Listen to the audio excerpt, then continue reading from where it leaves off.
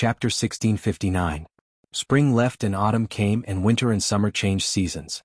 On the outside, Nyeyang looked like a young child, but on the inside he was an adult with deep schemes.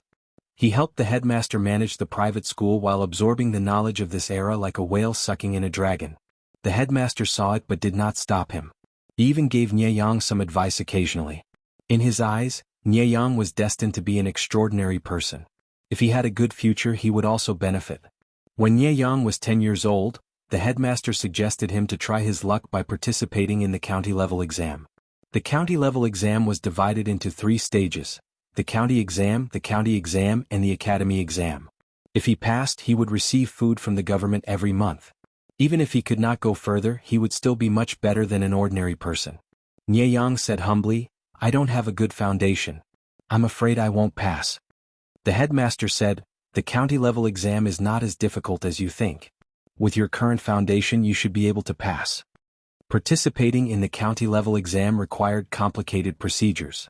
The headmaster told him to focus on his revision and ran around to complete all the procedures. Nyeyang watched from the side with an indescribable sense of melancholy.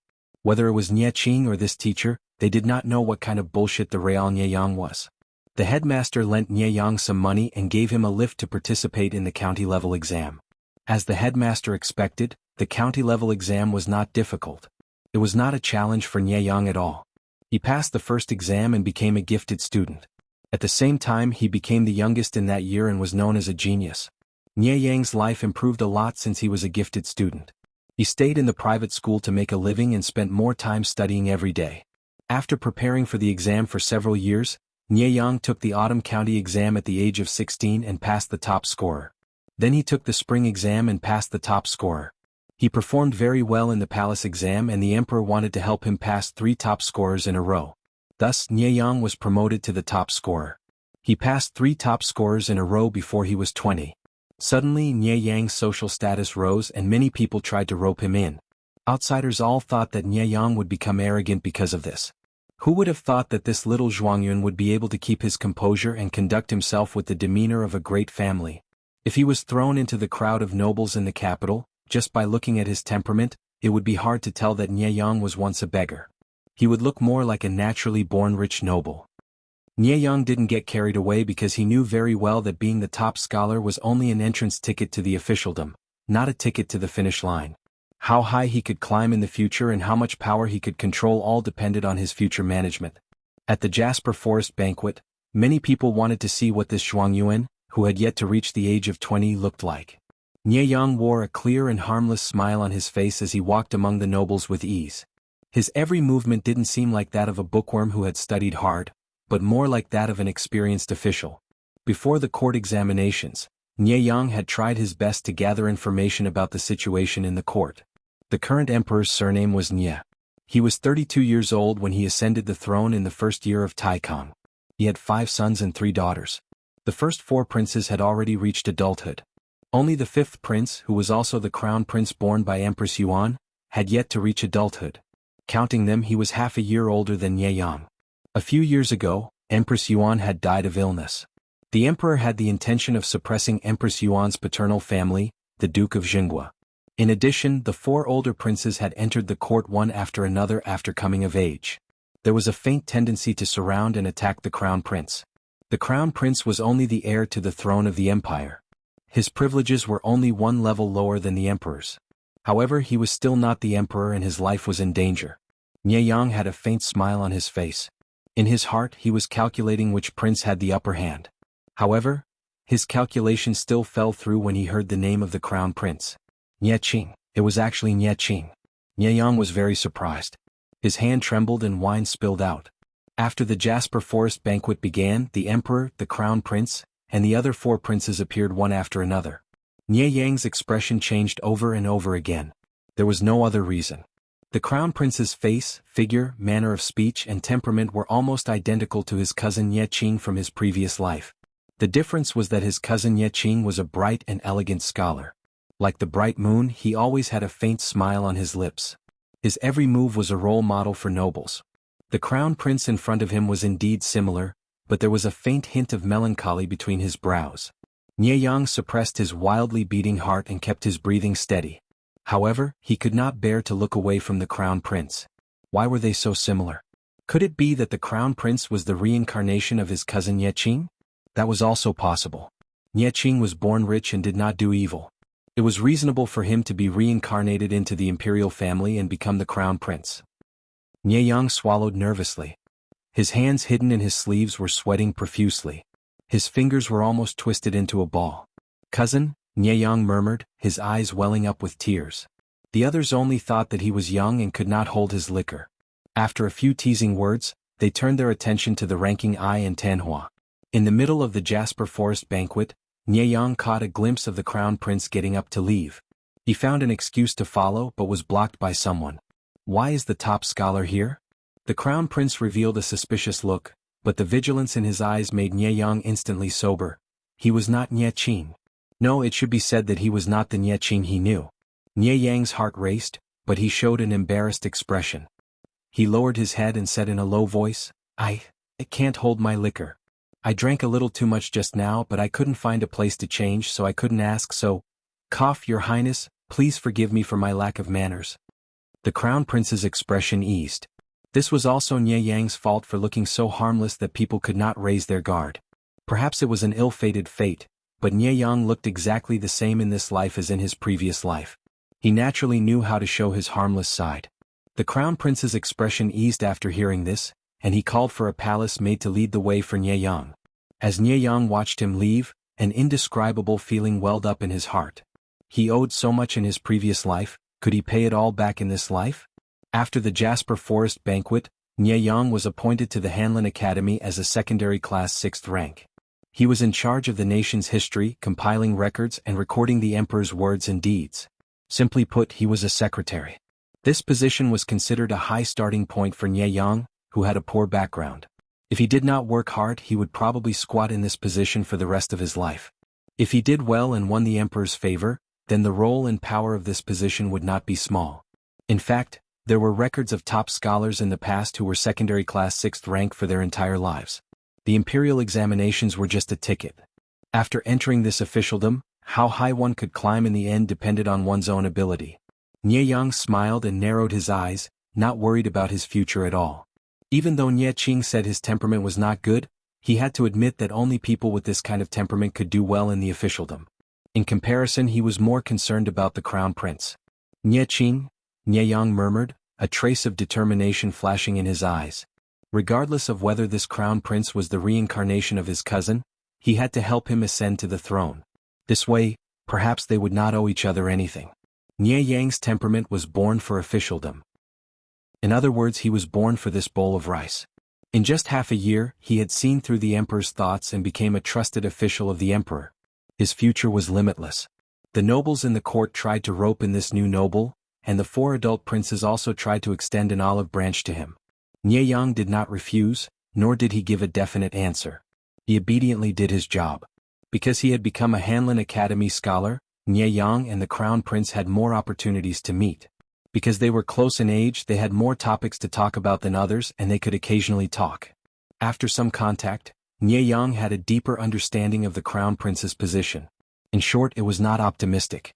Empress Yuan was dead, his mother's family was continuously suppressed, the 4 older royal brothers were pressuring him step by step, and the emperor's attitude towards the crown prince was becoming more and more ambiguous. In such a situation where he was besieged on all sides, not to mention this crown prince, anyone else would be forced to become irritable. Yang waited for the crown prince to recruit him, but after waiting for half a year, the crown prince did not even let out a fart. He really could not wait any longer, so Yang took the initiative to attack, hinting that there was a problem with Yeqing's camp. The crown prince was dazed for a moment, then smiled warmly. I heard that Zhongyi had refused 4 royal brothers in succession. This solitude was curious and guessed that Zhongyi had other plans, such as wholeheartedly loyal to imperial father. I did not expect that Zhongyi would like this solitude. This solitude's current situation will disappoint you. The crown prince was the heir to the throne and was outstanding in all aspects. In Yang's view, he was no different from his own cousin. If not for the surrounding scene reminding him, he would have thought that the 2 of them had returned to their previous life. Yang's heart moved slightly. He had not thought that the crown prince would be so clear about his situation. Since it was so, why didn't he think of a way to save himself? In Ye Yang's view, the Crown Prince's recent attitude was somewhat passive. Your Highness's words are incorrect. You are the Crown Prince, the legitimate son of Empress Yuan, the heir to the throne, the rightful successor. Ye Yang said word by word, as long as your Highness is patient and wholeheartedly serves the Emperor, Father, the court, and the people, how can the four princes surpass you? This was not passive resistance, this was called not changing, not fighting was fighting. Nye Qing's heart surged with waves of warmth, his eyes filled with rare sincerity. Grand Tutor, Grandfather and the others also said similar things, but at that time, this solitude felt distraught and did not listen. When Zhongyi said these words, this solitude had a different experience. When the Crown Prince met his gaze, he felt an indescribable sense of familiarity. He had not been in frequent contact with this Hanlin Academy cultivator, but he unconsciously trusted the other, as if they were old friends from a previous life. If your Highness pays attention to the fight for the throne, you will be at a disadvantage. Nye Yang said, you are the heir to the throne, this is what you were born with, why do you need to fight endlessly with the princes? There is no harm in looking at the world, the people's livelihood, this is the breadth of mind of an emperor. This subject thinks, His Majesty may be using this to train you. The foreign forces are powerful, they can help your Highness now, but in the future they will be a hindrance. The Crown Prince's brows furrowed, showing some anger. Nye Yang, do you know what you are saying? Sowing discord between him and his mother's family? Nye Yang said, I know very well. The Crown Prince said, then you still dare to say it? Nye Yang said, there are some things that I know should not be said, but I still have to say them. This subject serves the Emperor wholeheartedly, you are the legitimate heir, naturally I have to plan for you. The Crown Prince choked, but he could not deny that Nye Yang's words swept away the anxiety of recent years, calming his heart. I don't know why. The Crown Prince looked deeply at Nye Qing. This solitude has a feeling that you seem to be looking at someone. Nye Yang's smile became more difficult and he said awkwardly, this subject will say something offensive, this subject has a cousin, he is also called Qing. Last year at the Jasper Forest banquet, this subject heard your Highness's name and couldn't help it. Thus, this subject feels especially close to your Highness, please forgive me, your Highness. The Crown Prince did not expect this reason, and raised a hand to help Nye Yang, who was bowing in apology, up. It's not a big deal, the Crown Prince said, where is your cousin now? Nye Yang said, this subject made a mistake and my cousin unfortunately died young. Before he died, he said to this subject, our friendship is severed, and we will not meet again on the road to the Yellow Springs. The Crown Prince was not angry at being offended, but rather curious what Nye Yang had done to make his cousin say such harsh words. No, it is not my cousin's fault. Although this subject has a clear conscience to my cousin, this is indeed an unforgivable crime. Zhongyi is like a woman crying just like that? Probably because the matter had been explained, the Crown Prince's attitude towards Nye Yang became much gentler. Nye Yang was shocked to find that he had unknowingly shed tears, and he immediately felt somewhat embarrassed. Actually, I will not hide it from Zhongyi, when this solitude first saw Zhongyi, there was a faint sense of familiarity. When Nye Yang heard this, his eyes widened in shock. Regardless of whether this Crown Prince was speaking the truth or not, Nye Yang decided to bet all his chips on him. As the Emperor grew older, the fight for the throne became more and more serious, and Nye Yang took advantage of this demonic wind to soar. His official career was smooth, and the speed of his promotion was as fast as a rocket. At a young age he sat in the position of Yuanfu, the head of the civil officials. Although his relationship with the Crown Prince was good, it was limited to a personal relationship. When it came to politics they still fought. The civil and military officials were confused by this. The Crown Prince's presence was still very low, and his position seemed to be on the verge of collapse, but the old emperor did not show any intention of removing him. He was not anxious, but the four older princes were. Nye Yang smiled coldly as he watched on. He had secretly schemed, causing the first prince who had military power, to repeatedly make stupid moves, framing, well, it could not be said to be framing. The first prince did have the intention of forcing the emperor to abdicate, but Nye Yang had just materialized his thoughts and put them into practice. When the second prince supervised the imperial examinations, Nye Yang had exposed a huge case of cheating in the examination that year, and successfully removed him from the imperial examinations. The third prince was the son of the imperial concubine, so he had some influence in the imperial harem and the court. Nye Yang had started with the imperial concubine's mother's family. In this world, there were only stains that had not been found, and there were no clean and dignified nobles. The fourth prince was even simpler. Nieyang himself was an Oscar winner, so how could he not see that the fourth prince, who seemed uncompetitive, was actually very scheming and scheming? Nieyang would not be merciful to his own kind. In just a few years he had defeated all the princes. He had eliminated his political enemies at the front, and the crown prince, Nie Qin, had taken care of things for him from behind, so that the old emperor would not find out. After 2 years the old emperor abdicated as the crown prince. The court was shaken and Nieyang was stunned. On the eve of his ascension to the throne, the old emperor had looked at him meaningfully, but the crown prince had asked Nieyang if he had any plans for the future. Nieyang thought for a long time. First, I will be a powerful official. Second, I will block my cousin on the road to the Yellow Springs. He said that we would not meet again on the road to the Yellow Springs, but I insist on seeing him. Nieyang looked into the crown prince's eyes and said lightly, whether he admits it or not, I have repaid what I owe him. The crown prince laughed involuntarily. What if he doesn't admit it? Chapter 1660. Lu Jing might have known what Shui was thinking. However, what could he do even if he knew?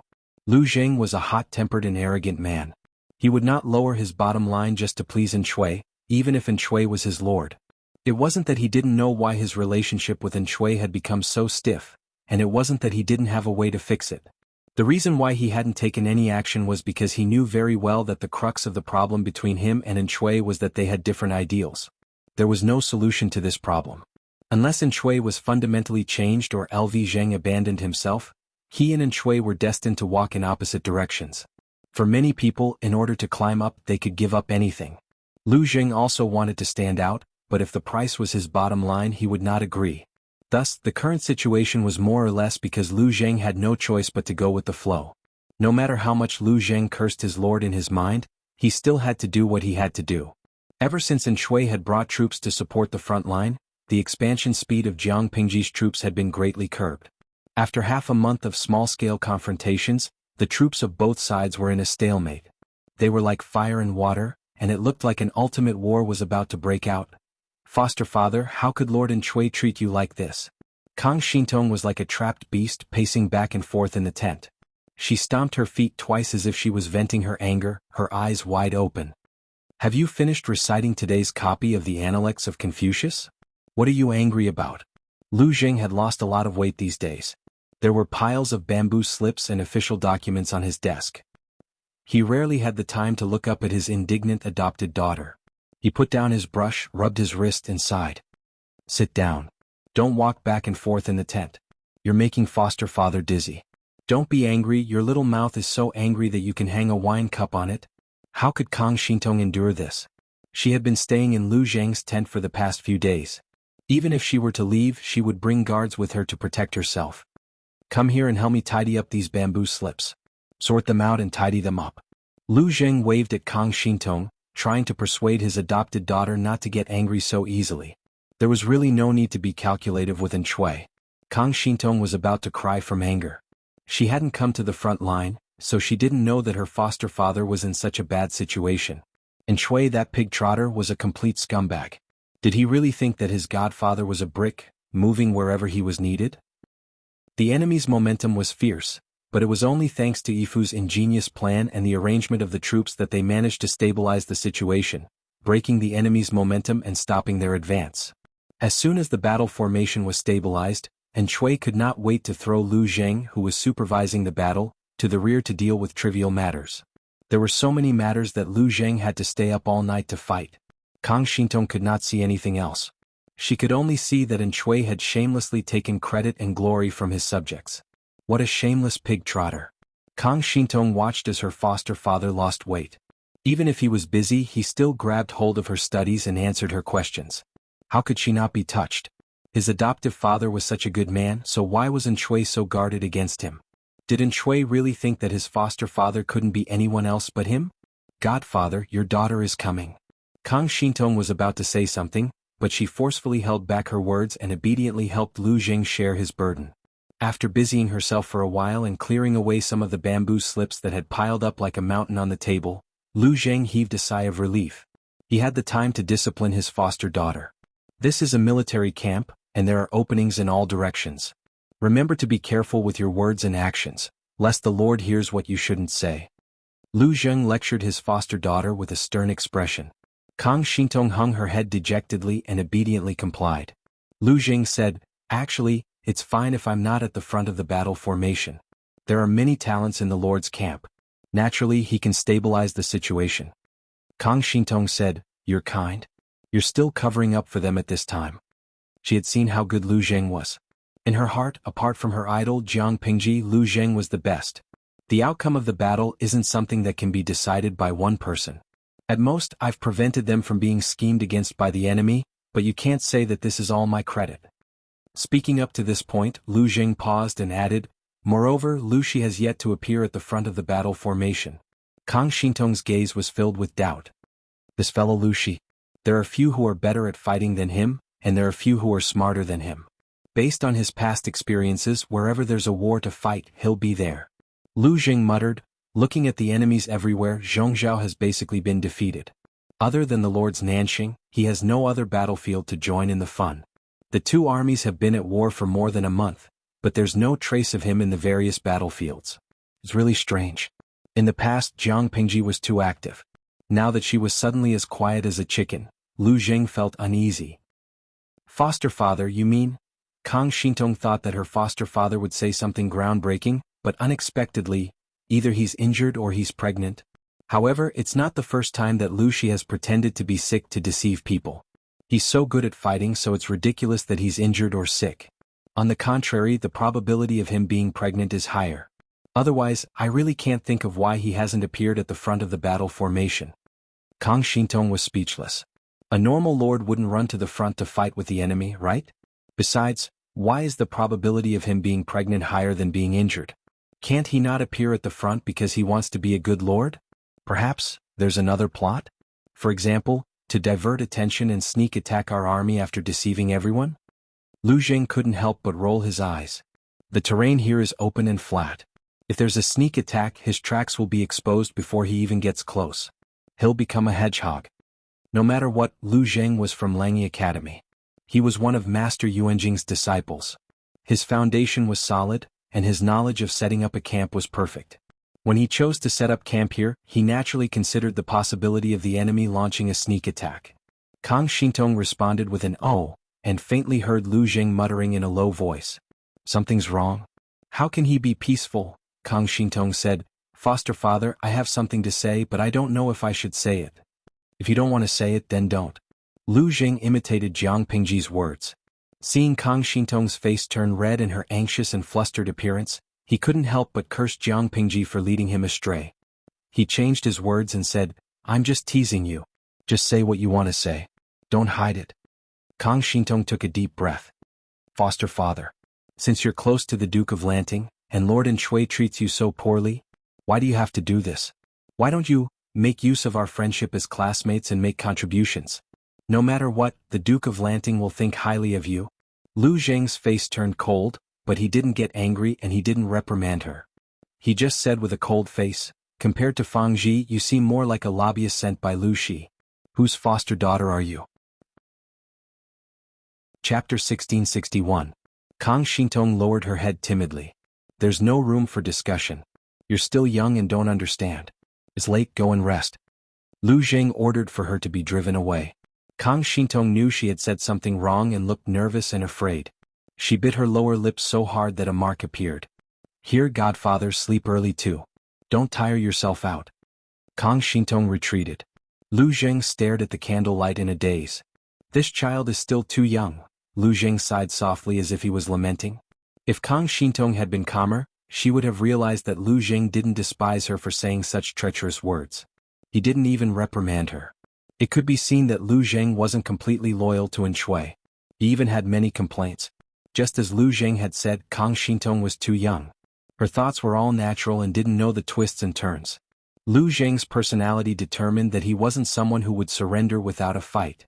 Flattery was better than death. It was the same even if Shui was a pig. After this conversation, Lu Zheng was no different than usual. Kang Xintong, on the other hand, felt guilty and regretful. She had been too impulsive. Even though it was for her godfather's good, he had assisted Shui for so long. He couldn't just give up. Kang Xintong was regretting when a loud horn sounded outside the tent. The drums were beating like thunder, causing the sand on the ground to tremble. Her heart tightened. She secretly opened the tent's curtain and looked outside.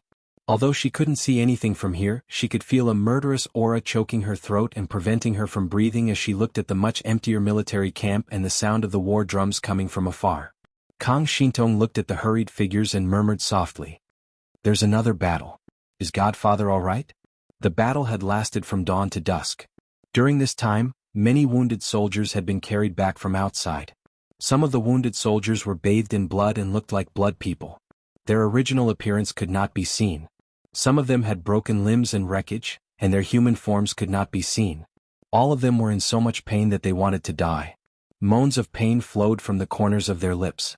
Almost none of them had their arms or legs intact. Their bodies were covered in wounds. If she wasn't still alive, Kang Shintong would have suspected that she had come to the underworld. Kang Shintong obeyed Lu Zheng's warning and did not dare to run around. Every time the battle started, she would hide in her tent. While his heart was beating like a drum, he listened to the movements outside. Even though Jiang Pingji was her idol, she knew that once Shui was defeated, the military camp would be in danger. Not only would she be in danger, but her godfather would also meet with misfortune. Therefore, every time there was a war, she would worry for a long time, from the moment the war drums sounded until the gong sounded to retreat. He was worried that Jiang Pingji would lose and that his foster father would be in danger. She asked someone to leave some food for Lv Zheng. She cooked a small stove to keep him warm so that he could eat hot food as soon as he came back. Perhaps it was because the enemy's offensive had become much fiercer and the war was in a tight situation. Lu Zheng did not deal with his chores for the past 2 days. He was summoned by Shui for a meeting before dawn and did not return even when the moon was high in the sky. Not knowing how the battle situation was, Kang Shintong yawned next to the small stove. When she woke up, she did not see Lu Zheng return. Could it be that we've lost today? Kang Shintong recalled the number of wounded soldiers she saw during the day. The number was indeed greater than the previous few times, and it looked even more tragic. She hugged her knees and waited for a while. Finally, she heard familiar footsteps coming from outside the tent. Kang Shintong was energized and her sleepiness disappeared completely. "Godfather," she called out. The tent flap was lifted.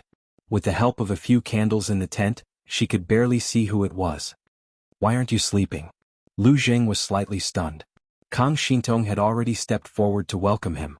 He subconsciously took a step back, but it was still too late. Kang Shintong smelled the scent of blood on his body and her expression changed drastically. Kang Shintong asked hurriedly, "Is Godfather injured?" Lu Zheng raised his hand to cover his left arm and shook his head. "Swords have no eyes in front of a battle. It's inevitable that he will be injured." Kang Shintong said, "Godfather is the military supervisor. He's in the middle of the army. How can he be injured so easily? Unless the formation of the 3 armies was broken by the enemy and the enemy rushed into their own formation, it was possible that Lu Zheng, who was heavily protected, would be accidentally injured." Lu Zheng's brows showed some fatigue. He said, "Today's battle situation is not optimistic. The enemy's combat power is extremely strong while our army," he wanted to say something but stopped. In terms of the number of troops in the 3 armies, Shui undoubtedly had a great advantage. They were almost twice as many as the enemy. But, in terms of overall combat quality, the elites under Jiang Pingji's command obeyed orders strictly. Their ability to carry out battles was extremely strong, and the combat power they displayed was naturally tyrannical. Even without Jiang Pingji, who was a bug in the game, charging and killing at the front, they gradually suppressed Shui's arrogance. Lu Zheng had seen countless storms and waves, but he had never wanted to curse like he did today. Look at the enemy's combat quality, look at his own people's ability to carry out their tasks. The troops under Jiang Pingji's command used their actions to tell Shui that numbers didn't mean everything. Their quality was inferior to the enemy's, and Shui had recruited so many ordinary young men in such a short period of time who were waving flags and shouting battle cries. They had forcefully lowered the overall quality of the troops. Over the past few days, Lu Zheng had tasted what it meant to be powerless. He almost couldn't suppress his negative emotions. In his mind, he had several formations to deal with the enemy. He cooperated with the chief commander to issue military orders, but the effect was far from what he had expected. It was as if his brain was active and he tried to control his body to counterattack and defend against the enemy, but his limbs wouldn't listen to him. He was either paralyzed and stiff or he was flailing about. He could only watch helplessly as the enemy's raised blade pierced into his body. Lu Zheng had returned so late that day not only because he was injured but more importantly, because An Shui had made him stay behind and reprimanded him. Everyone knew what the crux of the matter was, but no one stood up for Lu Zheng. They didn't dare to say it. What did they say? That the overall combat power of the army wasn't strong because the quality of the troops that An Shui had forcibly recruited was too weak. Not only did they not increase their combat power but they were also holding them back? If they said that, it would be tantamount to questioning An Shui's decision and ability. No one wanted to commit a crime when An Shui was furious. Lu Zheng became the scapegoat. Of course, An Shui still had a sense of propriety. Although he said it was a reprimand, he actually didn't say anything harsh. After all, his trusted aide and right-hand man Hua Yuan wasn't here. He still needed to rely on Lu Zheng now. He couldn't completely offend him and disappoint him. Kang Xintong was silent. She only brought the warm food to Lu Zheng, hoping that he would eat a little. I'm afraid that in this battle, I'll try my best to help you settle down.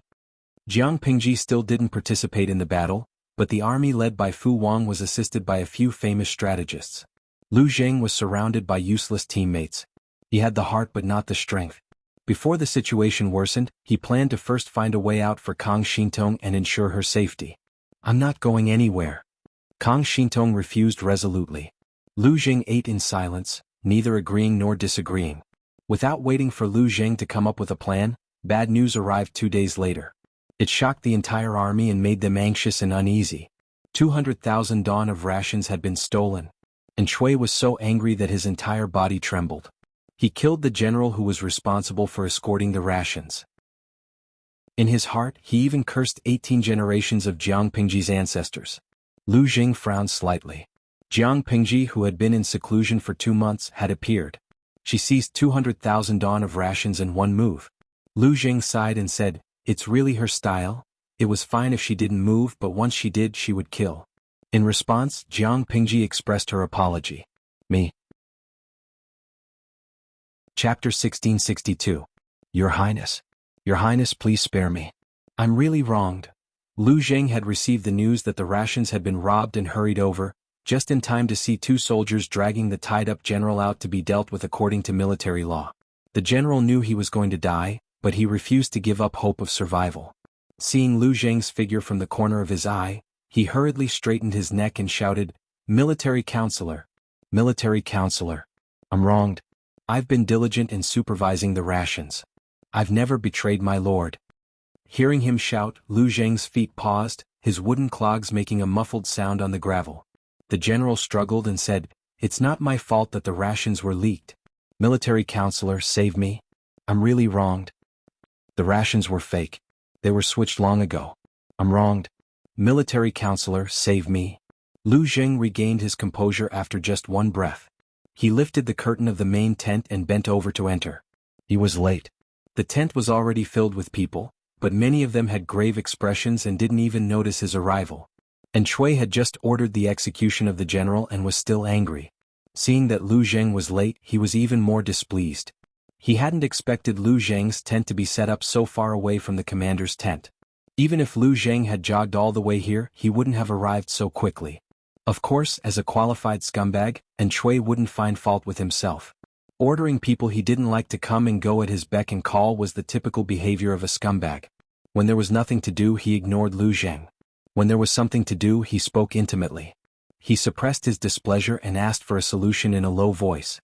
His eyes seemed to flow with pure trust. Lu Zheng had long been used to An Shui's behavior.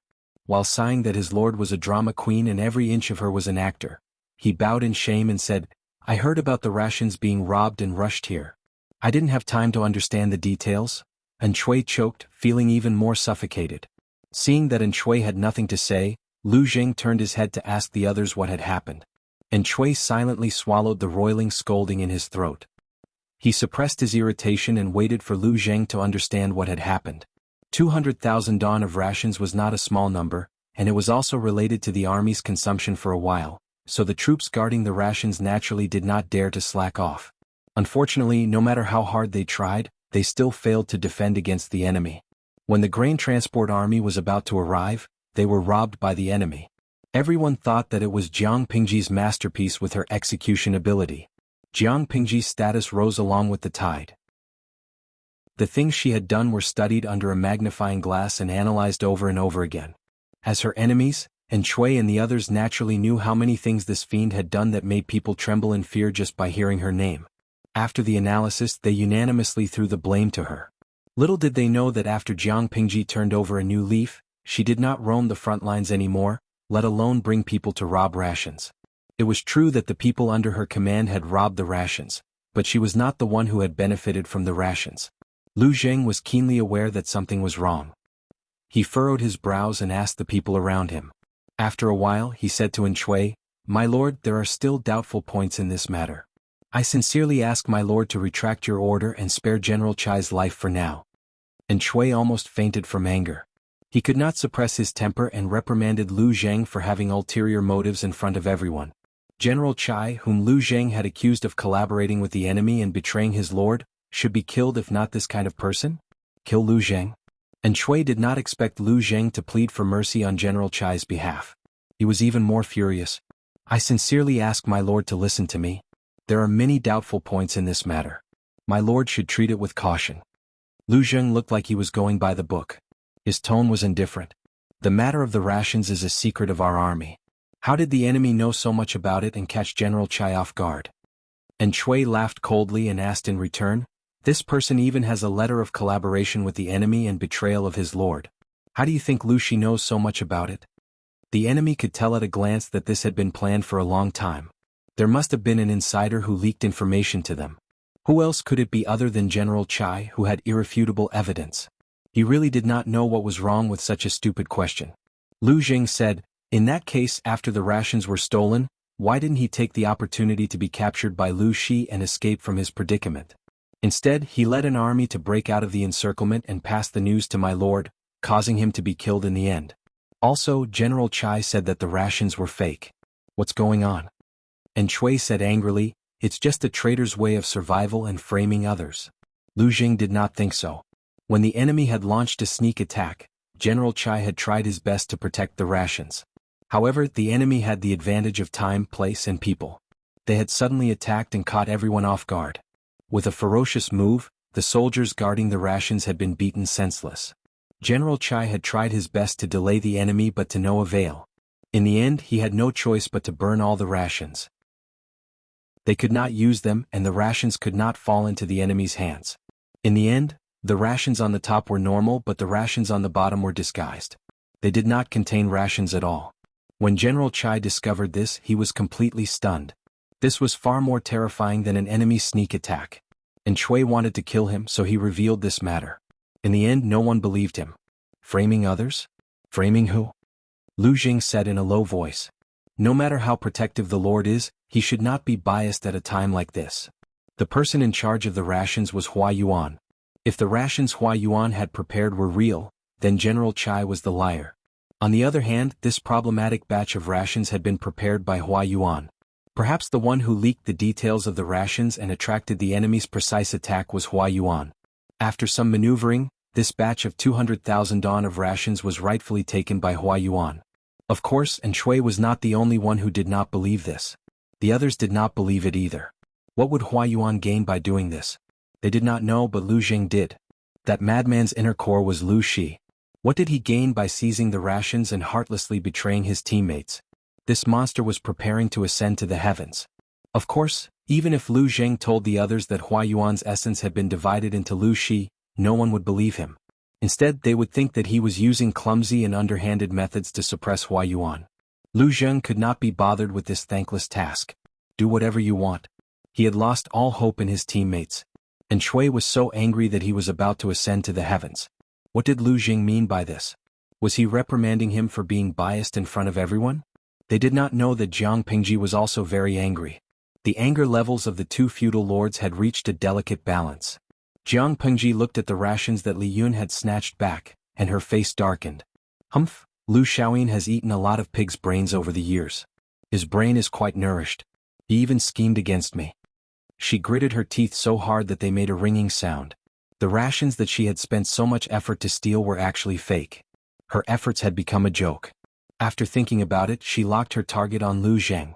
After all, this kind of underhanded plotting was indeed like him. No matter how big her brain was, she could not have guessed that Shui's official Hua Yuan's essence had created a Lu Shi and was secretly preparing to cause trouble. The real mastermind, Hua Yuan, stared coldly at the small porcelain bottle in his hand and smiled. "What is this?" the Xichang Emperor's concubine asked anxiously. Hua Yuan said, "Poison?" The Xichang Emperor's concubine stuck out her belly and trembled. She asked fearfully, "To whom?" Hua Yuan laughed. "Yes." The Emperor's concubine was speechless. Chapter 1663. This poison is for Shui? The Xichang Emperor's concubine knew that Hua Yuan was ambitious, but she didn't expect him to be so decisive. He actually wanted to poison Shui. No matter how bad Shui was, his trust in Hua Yuan and importance to him was unquestionable. He even valued Hua Yuan and neglected Lu Zheng. Now Hua Yuan wanted Hua Yuan dead for some unknown reason. The Xichang Emperor's concubine shuddered at the thought of it. On second thought, Hua Yuan had forced her to do something even more disgusting. It didn't seem out of line for this person to have the ambition to kill her lord. Hua Yuan glanced at the Xichang Emperor's concubine, his thin lips curving into a smile. The golden light shone on his face, forming a faint halo. He looked like a god. Xichang's emperor concubine felt even more complicated when she saw this. Heaven had given Hua Yuan an outstanding appearance, an elegant demeanor, and even extraordinary intelligence. Yet such a beautiful appearance hid such filth and filth. One could not help but sigh. As the Xichang Emperor's concubine's thoughts ran wild, she heard Hua Yuan's calm reply. "Why would the side lady think that I want to poison my lord to death?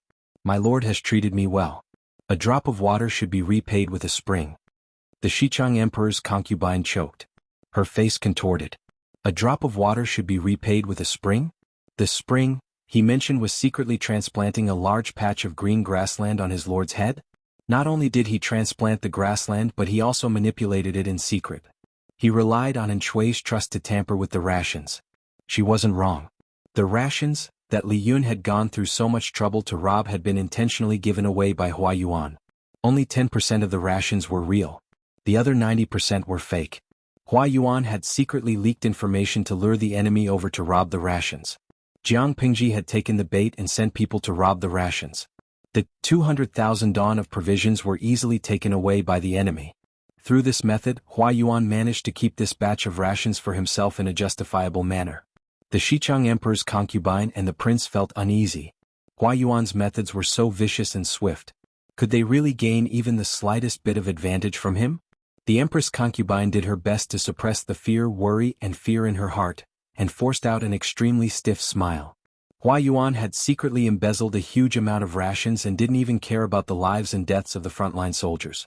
Even a 3-year-old child wouldn't believe that he didn't have the intention to rebel. "How could I not believe Sir's words? I misunderstood you just now." Although Emperor concubine Xichang said that, no one knew what she was thinking. "I'm stupid. I hope you can give me some pointers so that I can understand." "You don't know, but the Lord has been looking forward to the child in your womb for a long time." Hua Yuan stretched out his hand and used the back of his finger to caress Xichang's imperial concubine's protruding belly. The imperial concubine was so frightened by his actions that her entire body stiffened. She did not dare to move. Cold sweat broke out on her forehead, and her slender body trembled slightly. It was as if Hua Yuan was not using his finger but a sword to threaten her. Finally, when she realized that Hua Yuan hadn't harmed her, she heaved a long sigh of relief. She faintly felt as if she had escaped from death. "But Sir knows this child isn't?" Hua Yuan retracted his hand and took out a handkerchief from his sleeve to wipe his fingers. His movements were reserved and elegant, as if there was really something dirty on it. "The Lord doesn't know, does he?" he said indifferently. "He doesn't know. The child you bear is his flesh and blood." Emperor concubine shut her mouth because she realized that Hua Yuan's eyes were flashing with murderous intent. If she said one more thing that she didn't dare to say, she didn't doubt that the poison in Hua Yuan's hands would enter her mouth. As if he was murmuring carelessly, Hua Yuan said, "If only this child was a son.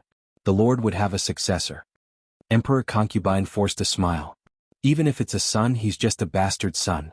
Lang Jun still has a legitimate young master." Because Shui's body was damaged, he could no longer impregnate women.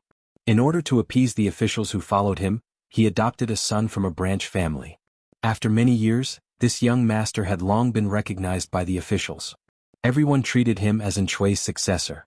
Even if Emperor concubine Shichang gave birth to Shui's biological son, he would only be a bastard son. He wouldn't be able to compete with the adopted son and nominal son of the legitimate wife. When her child grew up, who knew if Shui would still be alive? After all, there was a lunatic like Hua Yuan on the inside and Jiang Pingji on the outside. And Shui was sandwiched between them. No matter how you looked at it, he seemed like a short-lived creature. Even if Jiang Pingji didn't kill Shui, the young master would have grown up after many years. How could a young child be able to compete with him? Unless Emperor concubine Shichang's mind spun. An extremely daring idea suddenly popped into her mind. Could it be? Her eyes widened and she took half a step back in fright. If the poison in Hua Yuan's hands wasn't prepared for Shui, then it was prepared for the young master. If the young master died, Shui would stay at the front lines and be controlled by Hua Yuan. Wouldn't his life and death be at Hua Yuan's disposal? As long as the two of them died, the child in her womb could only be used as a bargaining chip for Hua Yuan to seize power. As expected, Hua Yuan said, "Young master." Sighed Madam, "The Lord values the child in your womb more. He has long had the intention to abolish Li." Abolish Li? Yes, this is indeed the Lord's intention. The young master is a stumbling block for the child in the Sighed Madam's womb. A stumbling block naturally had to be kicked out. Emperor concubine Shichang felt a chill in her heart. She didn't doubt Shui's ruthlessness. His intention to abolish Li was probably true, but whether it was Shui's idea or Hua Yuan's own decision to poison the young master was debatable. Shui was shameless, but he wasn't brainless. He favored his biological son, but before his biological son grew up, he wouldn't kick out his backup stepson early. An unborn child, no one knew how talented he was and whether he could grow up safely. In summary, this was most likely Hua Yuan's own intention. How can a woman like me understand these things? Everything will be decided by the master. Hua Yuan laughed. That won't do. I'll need a little help from the side, madam. Emperor concubine Shichang's eyelids twitched violently. What kind of help? Hua Yuan leaned forward and whispered a few words into her ear. Emperor concubine's body trembled slightly.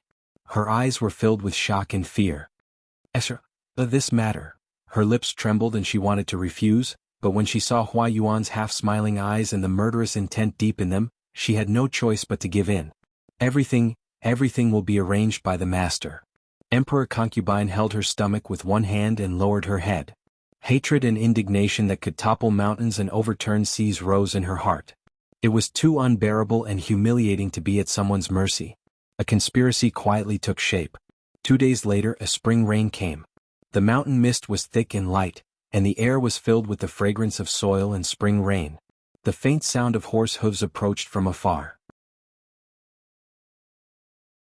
Chapter 1664. It's a pity that you didn't come hunting today. The weather had been good these days, so the youth had asked Hua Yuan out to hunt with him. However, Hua Yuan had been troubled by the looting of rations and could only decline the youth's invitation. The youth was disappointed, but he also understood that business was more important. He didn't dare to act recklessly. Ever since Shui's side wife had gotten pregnant, the youth could clearly feel that his father treated him differently. For example, during this war, as the heir who was about to reach adulthood, he had been left behind. It was said to be for protection, but honestly, did he need such protection in troubled times? A few years ago, the youth had gone to Dongqing with his master, Hua Yuan, to seek an alliance. At that time, there was no mention of protection. Why did Shui suddenly say protection when he was about to reach adulthood? On the surface, it was protection, but in reality, it was weakening the relationship between the youth and Shui's subjects. The youth wasn't stupid. He naturally realized it. However, he couldn't tell anyone about it. He could only suppress it in his heart. As an idler, and also to show his father how harmless he was, he had been addicted to hunting and pleasure. His master, Hua Yuan, had even lectured him seriously. Don't be addicted to pleasure and neglect your studies and government affairs. The youth could only smile bitterly. He didn't dare look up at Hua Yuan's disappointed eyes. He hadn't grown his wings yet and could only rely on Shui.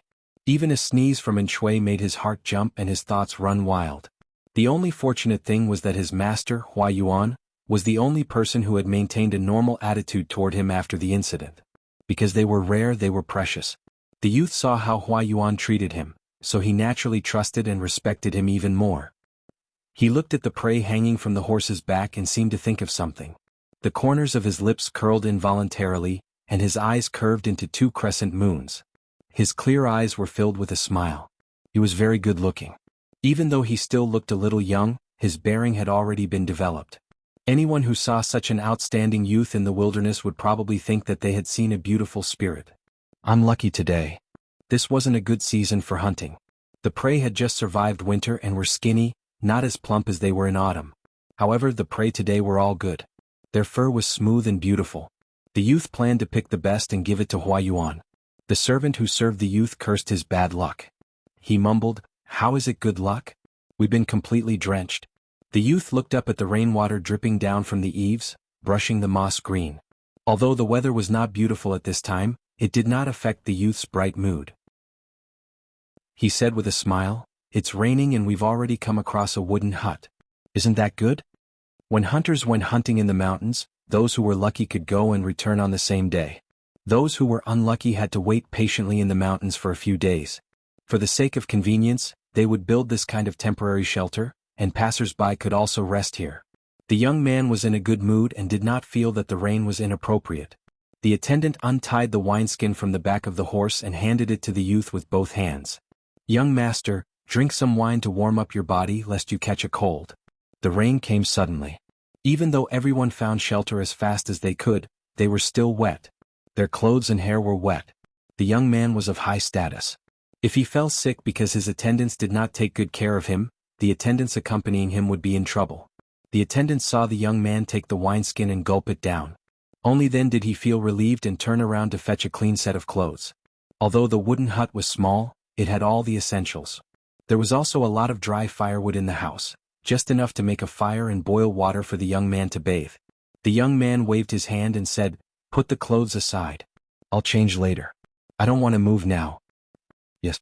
The attendant put the clothes where the young man could reach out his hand and respectfully stepped back to guard nearby. He did not know whether it was because his alcohol tolerance was too poor, or because the wine today was especially fragrant, but the young man finished the wineskin in a few mouthfuls. His white jade-like cheeks were slightly tipsy, and the drunkenness rushed to his head. Not long after, his white jade-like cheeks were covered with a thin layer of red, and his whole body exuded the unique youthful spirit of a young man. He did not care at first but soon noticed something strange. A familiar yet strange hot wave spread from inside to outside, making his skin hot and red. He could not help but raise his hand to loosen his clothes to cool down. This feeling, the young man was a little angry. "What's with this wine?" The attendant heard the commotion and rushed over. Hearing the young man's question, he was shocked. "Young master, wasn't this wine given by Master Huayuan?" The young man suddenly remembered something, and his expression became slightly unnatural. It turned out that this wine was found by the young man's concubine from somewhere and given to the young man. The young man knew that it was rare wine, so he gave it to Huayuan. Huayuan had been busy with the military rations recently and had not rested for several days. He was not in the mood to taste the wine, so he asked the young man to pack most of the wine back. In other words, this problematic wine should have been done by the young man's concubine. Thinking of this, the young man's cheeks burned like a burning cloud. He was ashamed, angry, and hateful. The women in the inner residence would really do anything to be favored. Fortunately, the teacher did not drink it. If he did, he might make a fool of himself. The young man's face turned pale, then green, then purple, and finally black. The attendant was a very discerning person. He did not know what had happened, but it did not prevent him from taking the opportunity to flatter the young man. He said flatteringly, "I see that the young master looks tired. Why don't you go in and rest?" The young man felt uncomfortable, but he nodded in agreement. Just as he was about to get up, his body suddenly froze on the spot. He did not know whether he should get up or not. It was very awkward. He had been dreaming since he was 13. 2 years ago, his father and Chui had prepared 2 intelligent and beautiful concubines for him to learn about human relationships. With these experiences, he naturally knew what the changes in his body meant. He immediately became even more embarrassed. He unnaturally tightened his legs. However, he was dressed more professionally today, so the reaction under his abdomen was slightly more obvious. The attendant's sharp eyes saw the small tent under his abdomen and understood. The young man was extremely embarrassed. He ran into the farmhouse as if he was escaping and slammed the door shut. This kind of farmhouse was a place for hunters to rest. The environment was simple, but it could shelter them from the wind and rain. There were guards outside, so ordinary hunters could not enter. The young man glanced at his abdomen, and his face became even more ashen. The attendant was a clever person. He asked in a low voice, "Young master, do you want to call for someone?" "We'll see. There's no need for now." The young man replied in a hoarse voice. Even his breath was hot. The accompanying attendants were all men in their teens or 20s. There were no women. Chapter 1665. Of course, this was not an absolute rule. It was just an unspoken rule. The young man had lived in such an environment since he was a child, so he naturally understood the hints of the servants. He asked someone to prepare cold water for him, intending to soak in it to suppress the rising desire in his body. However, a basin of cold water was not enough. He could not calm down no matter how he tossed and turned. Instead, he was so hot that his whole body was restless. The young man's body was the most sensitive. The tide of passion came violently and violently.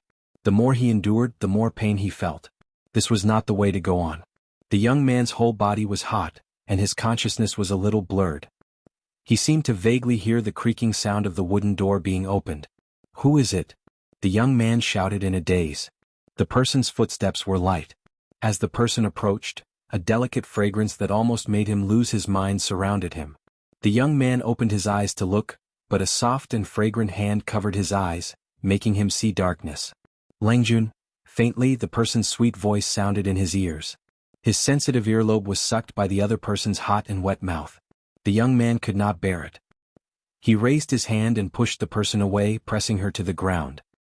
He looked closer and saw that the other person was wearing a thin veil. Her delicate outline was hidden behind the veil, faintly discernible. Only her eyes were clear and moving. The other person seemed to be frightened by his actions. She opened her mouth slightly and let out a short scream. It was as if someone was using a soft feather to tickle the young man's heart, making him lose his mind. It was drizzling outside, but the passion in the room was intense. Not long after, there was a movement that made people blush. The young man, who was occupied by his instincts, did not notice that the person's lower abdomen was protruding, and she began to struggle and call for help. When the drizzle outside stopped, the passion in the room also came to an end. The sunset outside added a bit of a ghost. The young man woke up from his sleep and got up in a daze. He keenly noticed that something was wrong. There was another person's breathing next to him. He turned his head and saw a woman with a protruding lower abdomen and tearful cheeks lying next to him. At first glance, this person's profile was slightly familiar. The young man's memories before he fell asleep quickly came back, and the memory of the passion also flashed in front of his eyes. The young man was shocked and shivered. He recalled the appearance of the woman before her hair was scattered. It was clearly a married woman. Then he looked at her lower abdomen. The youth's face was like an overturned palette with all kinds of colors. At this time, the woman moaned and opened her eyes. When she saw the youth's appearance, she screamed and sat up. She covered her stomach with one hand and grabbed the scattered clothes to cover her body with the other. Because of this, the young man also saw the woman's appearance clearly, and it was as if he had been struck by lightning. Wasn't this person his adoptive father and Chui's side wife, the Empress concubine from Xichang, his adoptive mother? Unfilial son. How could you do such a despicable thing? Are you worthy of your father? Without waiting for the youth to come back to his senses, Princess Concubine of Xichang cried and slapped him. At that moment, Princess Concubine Xichang's maidservant barged in. She was scared out of her wits by the situation. Anyone with a discerning eye would know what had happened to the two people in the room. One was Chui's concubine and she was pregnant. The other was Chui's adopted son, currently the rightful heir. These two were mother and son in name, but now they were actually together? Princess Concubine Xichang was in so much pain that she wanted to die. Her hair was messy and her exposed skin was bruised. It was obvious that she had been forced by her stepson. Because of the maidservant, the youth did not even have the chance to make up for it. There was only one thought in his mind: it's over. Ah, my stomach. Princess Concubine clutched her stomach, her face pale. Both the maidservant and the youth were scared out of their wits. The maidservant hurriedly wanted to find someone to take a look at Princess Concubine and protect the child in her womb. Nothing could happen to her. The scene was in chaos. The youth's servants had also been attracted by the maidservant's movements. Looking at the chaotic scene, the youth realized that he had missed a great opportunity to salvage the situation. If people knew that he had sex with his father's concubine, and that he had clearly forced himself on her while drunk, he would definitely be finished. Even if he was innocent. At that moment, The youth had already realized that this was a plot against him. He had fallen into someone's trap. Unfortunately, there were witnesses and material evidence. Even if he had mouths all over his body, he could not clear his name. At that moment, if the youth had half the decisiveness and viciousness of the mentally ill Hua Yuan, he could have killed Princess Concubine Xichang and her maidservants. Then he could come up with an excuse. As long as there was no evidence, no one would know what he had done to Princess Concubine Xichang. Although the servants knew, they were all the youth's people, so it was easy to clean them up. However, the youth was not Hua Yuan. He did not have the decisiveness to grasp this last opportunity. The price was that this matter would reach his master, Hua Yuan. If Hua Yuan knew, that meant that his adoptive father and Chui would know sooner or later. Sir, this student is really innocent. The youth could not defend himself. He could only hope that Hua Yuan would believe him. Hua Yuan said angrily, "Innocent? Bullying a concubine's mother is innocent? How many people saw what you did?" The youth's face was pale. Hua Yuan said, "I've already dealt with most of the blabbermouths who knew. This matter should be handled by the Lord herself." The youth panicked when he heard this. If Chui knew, he would definitely die. "Sir, why won't you listen to me? You raised me personally. How can you not know what kind of person I am? How can your student be worse than a beast?" The youth knelt on the ground and cried. This student was really set up. That pot of wine was drugged by the lowly servant in the backyard. Also, the concubine mother appeared at a very suspicious time. It must have been her. "You're so stupid." Hua Yuan rebuked him angrily. "She is pregnant with the Lord's son. Even if she sees you as a thorn in her side, she has to wait until after the baby is born. What benefit does she get from setting you up now? But because of you, the fetus in her womb is showing signs of instability. If it weren't for the doctor's superb medical skills and her good foundation, this fetus would definitely not be able to survive. Anyone with a discerning eye can see that no matter who schemes against you, she would never scheme against you. Not only can you not get away with this excuse, you even have a guilty conscience." The youth had already lost his mind. His mind was a mess and he trembled all over. Hua Yuan said, "Your attendants said that they heard a woman crying for help in the room. They went up to investigate but were scolded by you. There are witnesses and material evidence. How do you expect me to believe your words? Did you bully your concubine mother after drinking, or were you set up? What I think is not important. What's important is what outsiders think and what the Lord thinks. I will tell the Lord the truth and see what the Lord decides." The youth's lips turned pale. "Sir, Father, we'll never forgive this student. I don't want to die yet." Chapter 1666. Because of Hua Yuan's refusal, the youth could only leave anxiously. Before he left, he even looked back 3 times. Hua Yuan watched him leave but said nothing. His expression was solemn. The youth could only give up for now. "Sir, what should we do now?" Xichang's Empress concubine thought that Hua Yuan would poison the youth to death quickly. She had never expected that he would do nothing even after several days. As long as the youth did not die, Xichang's Empress concubine would live in fear.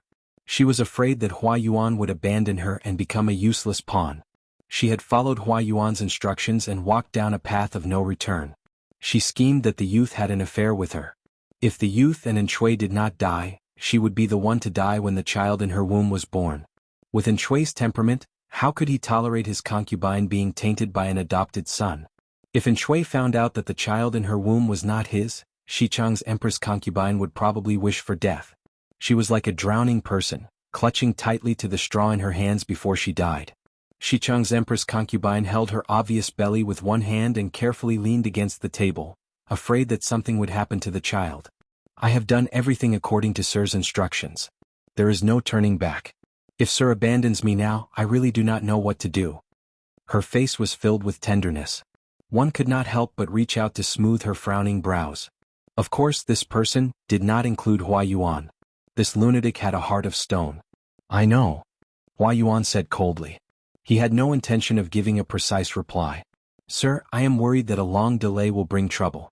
Although the young master is young, he is still a child personally raised by Sir and Chui.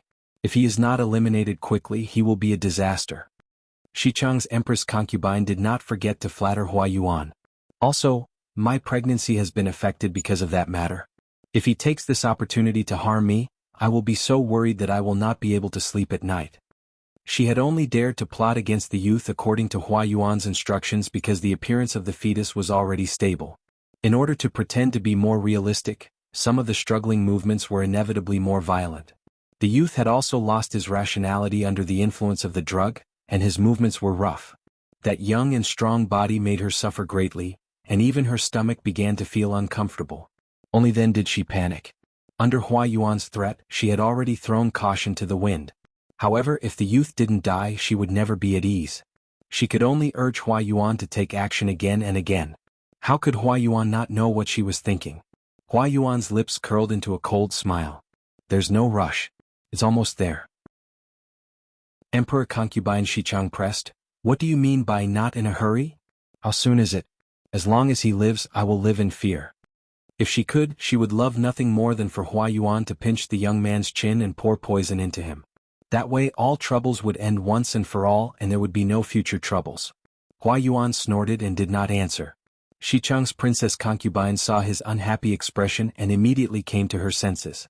She regretted being too impulsive. I'm just worried. I'm not doubting you, she explained dryly, trying to salvage some of the situation so that Hua Yuan wouldn't be in a bad mood and pour all his dirty tricks on her. There's no need to worry. Hua Yuan's expression softened slightly as he said, the time is ripe. This answer put Xichang's princess concubine's worried heart back to its original place. She and Hua Yuan had the same interests. At present, they were two grasshoppers tied to the same rope. If anything happened to her, Hua Yuan would not be able to escape. Reality proved that her worries were unfounded. Hua Yuan, that maniac, would definitely be able to scheme against anyone. The young man was still too young. In terms of skill and scheming, how could he compare to the scheming and maniac Hua Yuan? Xichang's princess concubine thought that Hua Yuan had not taken action, but that was not the case. Hua Yuan had taken action. However, he did not harm the young man's body but his mind. He suppressed his will and destroyed his psychological defenses, forcing the young man to lose all will to live in his panic. Finally, he consumed the poison that Hua Yuan had gotten someone to deliver to the young man. On this day the night was dark. The moon was hidden behind the dark clouds and the stars were dim. Hua Yuan stood under the window in a daze with his clothes draped over his shoulders. He was not in the mood to sleep. There was a letter on the table beside him. This letter had been delivered by the young man's attendant several hours ago. Because it was not personally delivered to Hua Yuan only saw it after he was done with all his work. The contents of the letter were not very useful.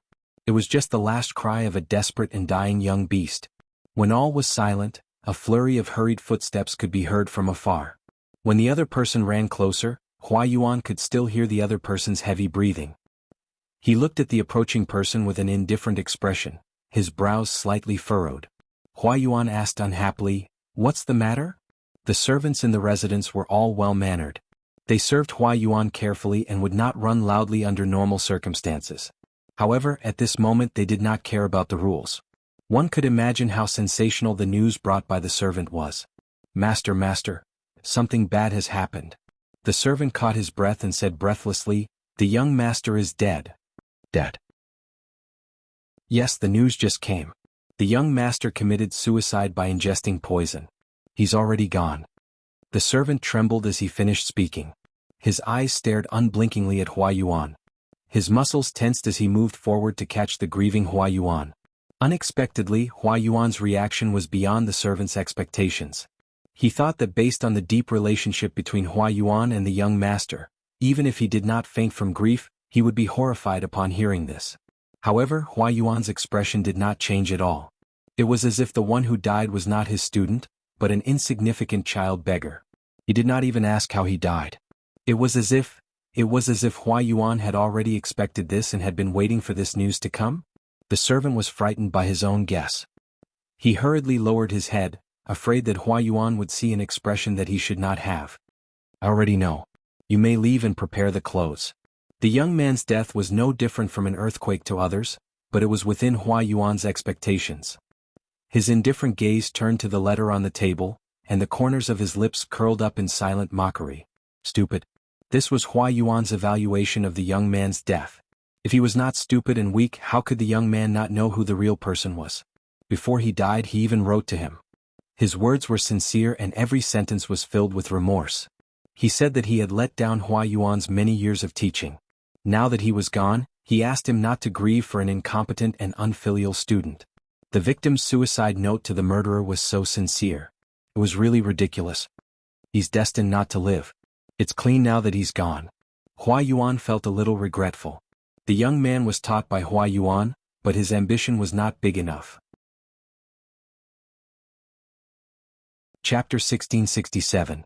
Without Princess Xichang, Shui would not kill the youth immediately out of consideration for the greater good. Because Shui needed a stable heir. If the youth lay low, he might have a chance to make a comeback in the future. Unfortunately, he was still too young. Faced with such mental pressure, the only way he could think of was to commit suicide. When Hua Yuan arrived, the youth's corpse had already been put away. He had changed into clean clothes and had light makeup on his face. Now that his eyes were closed, he did not look like he was dead, but more like he had fallen asleep. When the sun rose, he would open his pure and lively eyes, and Shui's officials who were guarding the rear crawled out of bed when they heard the news. Who killed young master? A hot-tempered old official dressed in plain clothes with a white belt around his waist rushed over with a murderous aura. The moment he arrived, he stared fiercely at Princess Xichang. Could it be you, vixen? The old official had heard of the scandal a while ago, but he would not abandon the young master he had watched grow up for a fallen country's concubine. Even if it was a scandal, it was the woman's fault. Abandoning Princess Xichang to protect the young master was a matter of course in his eyes. These days he had been thinking about how to save the youth's life, trying to find fault with Princess Xichang and push all the blame onto her. If that did not work, he could only take the risk and send a suicide squad to kill Princess Xichang. Unexpectedly, before he could do anything, the young master had already committed suicide by poisoning himself. Looking at the youth lying on the bed and seeing that his chest was no longer heaving, he immediately felt sorrow. Princess Xichang saw the old official draw his sword and was about to kill her. She was so frightened that her face paled and she screamed. Hua Yuan grabbed the old official's wrist and used a little force to make him release the sword hilt in pain. He said angrily, "Have you had enough?" The old official said relentlessly, "This vixen must die today." For some reason, ever since he had stepped into the house where the youth had committed suicide, Hua Yuan had felt a tightness in his chest. He did not know where this feeling came from, but it had pushed his rationality to the brink of collapse. He was easily angered and irritable. The old official had drawn his sword and caused trouble at this time, directly infuriating Hua Yuan. He pushed the old official away and almost lost his footing. It was as if his brain had lost blood, causing his vision to flicker. Scram! Hua Yuan angrily rebuked the old official. The old official said, "Young master was plotted against by that B***tch and forced to his death. Even if I have to risk my life, I will eliminate her." Xichang's Empress concubine screamed as she hid behind her maidservant. When she heard the old official's scolding, she could not help but agree. The old man's words were absolutely right. Wasn't Hua Yuan the B***tch she was referring to? The room was in chaos and people rushed over to stop the two of them. Some stopped the old official and some stopped Hua Yuan. Regardless of whether the young man's death was honorable or not, the deceased was more important. His body had just cooled down so they could not make a ruckus here and disturb the deceased. Moreover, it was really inappropriate for the two of them to fight in front of the corpse. "I told you to scram." Hua Yuan raised his hand and waved his sleeve, brushing away the people who tried to stop him. Before he could take half a step forward, he felt a sharp pain in the depths of his mind. The scenery in front of him blurred and turned scarlet. In Hua Yuan's eyes, the figures around him were all people made of blood without facial features. Their mouths opened and closed as they said something. One voice became two, two became four, four became eight. Gradually, the voices from all directions became thousands, interfering with his hearing. Hua Yuan's feet felt weak as he stumbled and fell forward. Fortunately, someone was quick enough to pull him up or he would have crashed to the ground. Everyone was shocked by this turn of events. Even the old official who wanted to take Xichang's Empress concubine's life was distracted. When they came over, they saw that Hua Yuan's face was abnormally pale. They thought that he was suppressing his grief, but they did not expect him to release his emotions. Everyone thought of the teacher-student relationship between Hua Yuan and the young man and felt very sad. They did not expect Hua Yuan to have such crazy looks. "Stop arguing. All of you stop arguing. All of you scram. Scram." Hua Yuan pushed away the people who approached him and shouted at the top of his lungs. His eyes were bloodshot and he looked deranged. "Young master has passed away. My condolences, military advisor. The dead cannot be remembered." Scram. All of you scram. Hua Yuan held his head in pain with one hand and pointed at the crowd with the other, telling them to stop talking. His head was really about to explode. His head hurt like there was a hand stirring his brain and crushing his skull. He was in so much pain that he was on the verge of death. After an unknown amount of time, Hua Yuan finally regained some of his senses. He knelt on the ground. His usual elegant demeanor was completely gone. All that was left was a strange madness and a dejection that came from his soul. Everyone thought that he had lost his composure because he could not take the blow. They did not expect Hua Yuan's next move to almost make their eyes pop out of their sockets. With a swoosh, he unsheathed his sword. Someone was so frightened that he shouted, "Military advisor, you mustn't." It turned out that Hua Yuan had taken advantage of the fact that no one was paying attention to pull out the sword from his opponent's waist and pretended to commit suicide. Judging from his expression and posture, he was clearly ready to die. In the nick of time, someone stepped forward to snatch his sword, but he was still a step too late. A long but not deep wound appeared on his neck. Seeing this, the others took the opportunity to rush forward and stop Hua Yuan, afraid that he would continue to seek death when he recovered. If Hua Yuan died, and Shui at the front lines would explode on the spot. Why are you stopping me?" Hua Yuan roared these words. His cheeks were covered in tears. Someone said, "The young master has passed away. My condolences, military advisor." How could the Lord's trusted aide commit suicide to follow the young master after he passed away? Not to mention that the young master had not died honorably. He had committed suicide to escape punishment after defiling his stepmother. "I am responsible for the young master's death. I deserve to die. Don't stop me." How could anyone take his words seriously? Instead, they thought that Hua Yuan was a loyal person. They did not dare to let go and let him seek death. Hua Yuan wanted to break down even more now. He was the one who had caused the death of his student. No, to be more precise, he had personally destroyed his student after he had lost his mind. He was the one who deserved to die.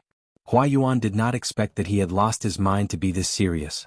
The last person to appear had killed the other people, in a deranged manner. If not for the fact that Hua Yuan's true body was special and could not be erased or replaced, he would probably have died. He had been in a daze previously. Today he finally appeared, but he did not expect his student to die. Hua Yuan knew that he had committed a grave sin. He could only confess to his student after he died. He did not expect that no one would believe him even after he spoke the truth. These brainless idiots even stopped him from committing suicide. Was he committing suicide? He was doing justice on behalf of the heavens. As long as he died and this body died, that dangerous person would not appear again. "Let go of me." "No. Military advisor, you must calm down." "Military advisor, we are also very sad that the young master has died. But you still have to help the Lord achieve hegemony. You cannot commit suicide." Shichang's Empress concubine, she suddenly felt that it was not unreasonable for Hua Yuan to be so arrogant. Look, in order to clear himself of suspicion, this person really used all his strength. The wound on his neck was still bleeding. If the crowd had not stopped him just now, Hua Yuan would have probably slit his throat when he recommended himself. Shichang's Empress concubine watched the show in a daze. Chapter 1668. Opportunities were fleeting. They could not be missed. Hua Yuan's main body took advantage of his student's death to temporarily regain consciousness. He had wanted to commit suicide and end all his troubles, but he did not expect to be stopped by the crowd. How could he fight against so many people alone? After a series of struggles, his sword was taken away, and his mouth was gagged when he tried to bite his tongue. All his energy was in vain and he ended up in a sorry state. He was filled with grief and indignation. He finally understood what it meant to be begging for death but unable to live. Hua Yuan only wanted to die. Why did everyone act as if he wanted their lives? Why were they fighting so hard? After a stalemate, Hua Yuan was exhausted. His arms and legs were weak and powerless, and he could only gasp for air through his mouth. Seeing that he did not have the energy to court death, the others secretly sighed in relief. Even though they did not like Hua Yuan, and Shui would lose an arm if Hua Yuan died. Their interest would be tied to Shui's. To put it simply, protecting Hua Yuan was protecting their own interests. Naturally, they had to try their best to stop him. You guys are unreasonable." Hua Yuan's head was spinning. Waves of dizziness and nausea washed over him. This feeling was too familiar. Before he lost consciousness, Hua Yuan felt a pair of murky red eyes open in the darkness. The owner of this pair of eyes was looking at him coldly. There was no sadness, no joy, no shock, no anger, but Hua Yuan felt as if he was being stared at by the nine hells. No, perhaps it was not a hallucination. The owner of this pair of eyes could really drag people into hell when he went crazy. Hua Yuan's heart trembled. All the hair on his body stood up in protest. He knew that that person was about to wake up. The advisor has fainted. Someone shouted. Only then did the crowd realize that Hua Yuan's face was pale, and his eyes were closed as he leaned back. He looked more like a corpse than the one on the bed. The crowd pressed him down, called into Hua Yuan's ear, and sent for a doctor. After all this, they were all drenched in sweat. It was as if they had run several kilometers with a 100-kilogram sandbag on their backs. Heaven did not disappoint those who worked hard. Their efforts were still useful. Before the doctor arrived, Hua Yuan slowly woke up and opened his eyes. Someone said, "Military advisor, the current situation is critical, and we still need you to put in effort to plan. How can you abandon the Lord for the young master?" The old official who had wanted to kill Shichang's princess concubine had also calmed down. He said a few words and did not continue fighting. They sincerely persuaded Hua Yuan to give up on the idea of dying, but the person in question had a look that said, "Are you all pigs?" "I'm fine." Hua Yuan propped himself up on his weak legs and noticed that there was some sort of sticky liquid on his neck. He raised his hand to wipe it off and brought it before his eyes to take a look. It was actually bright red blood. He curled the corners of his lips mockingly and said indifferently, "The young master has just passed away. Prepare the funeral rites and send someone to inform the Lord. The cause of young master's death is not honorable. To the public we will say that he suddenly died of a serious illness." When everyone saw that Hua Yuan had regained his composure, they could not help but feel relieved. Even if Hua Yuan's expression was deathly still, it was still better than drawing his sword and seeking death at the slightest provocation. As long as he didn't want to kill himself and sacrifice himself for his master, everything was fine. "Yes. Yes, your majesty." Just like that, the curtains fell on the farce. A doctor hurried over to treat the wound on Hua Yuan's neck. Hua Yuan did not move at all, allowing the doctor to do as he pleased. He was like a lifeless porcelain doll. When the doctor saw this, he thought that Hua Yuan had failed to sacrifice himself for his master and was disheartened. He sighed and said, "You must avoid eating for the next few days. Your wound must not come into contact with any filth to prevent bad luck from entering your body and causing your wound to swell and rot. I will prescribe some medicine for you. Take it regularly and you will get better." Hua Yuan asked him, "Is the wound deep?" The doctor replied, "It's not deep, but the location is dangerous." Hua Yuan remained silent when he heard that. However, the emotions that flashed in his eyes made the doctor's heart palpitate. "You may leave. I want to be alone and rest. I still have to arrange the young master's funeral rites later." Hua Yuan chased him away. The doctor's lips quivered, but he did not say anything to dissuade him. He could only leave quietly. The moment the doctor left, Hua Yuan flicked his sleeves and knocked everything in sight to the ground. His elegant and handsome face was filled with malevolence. "I'm not a lunatic, I'm not. I am me." He suppressed his roar in his throat. Even though his voice was not loud, it was extremely penetrating and infectious, causing the hair of those who heard it to stand on end. Unfortunately, he was the only one in the room. No one else could hear him. The chaotic night was dispersed by the morning sun. The news of the young master's sudden death from an acute illness spread everywhere as if it had wings. This news naturally reached Shui, who was at the front lines. Shui received 2 letters. One was a normal funeral announcement, and the other was a secret letter that Hua Yuan had kept under wraps for a long time. This secret letter described in detail how the young master had bullied his pregnant concubine mother, causing her to have an unstable pregnancy and almost losing her child. Apart from that, Hua Yuan also added the truth of the young master's death. He had not died a sudden death. Instead, he had committed suicide out of fear after doing something wrong. The 2 letters arrived one after the other. When he read the first letter, Shui felt grief and indescribable joy at the same time. His adopted son had died, and the stumbling block that had been weighing on his heart was gone. No one could stop his biological son from ascending to the throne. When he read the second secret letter, Shui's anger shot through the roof. The veins on his forehead swelled up and down, as if there were green snakes coiling around his forehead. He was so angry that his hands were shaking, his face was ashen, and his chest rose and fell rapidly. He wanted nothing more than to dig out his stepson and whip his corpse. He had bullied and humiliated his concubine mother while he was away, causing her to have an unstable pregnancy and almost have a miscarriage. And Shui did not know that he had actually raised an ingrate who could not be tamed. He had actually done such a shameless, treacherous thing. Well done. These 3 words were almost squeezed out through his molars.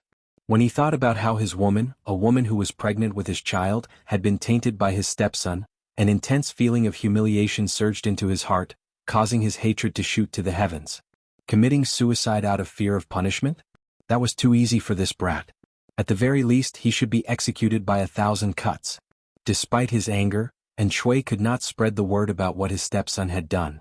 Similarly, he could not reveal the truth of his death to the public.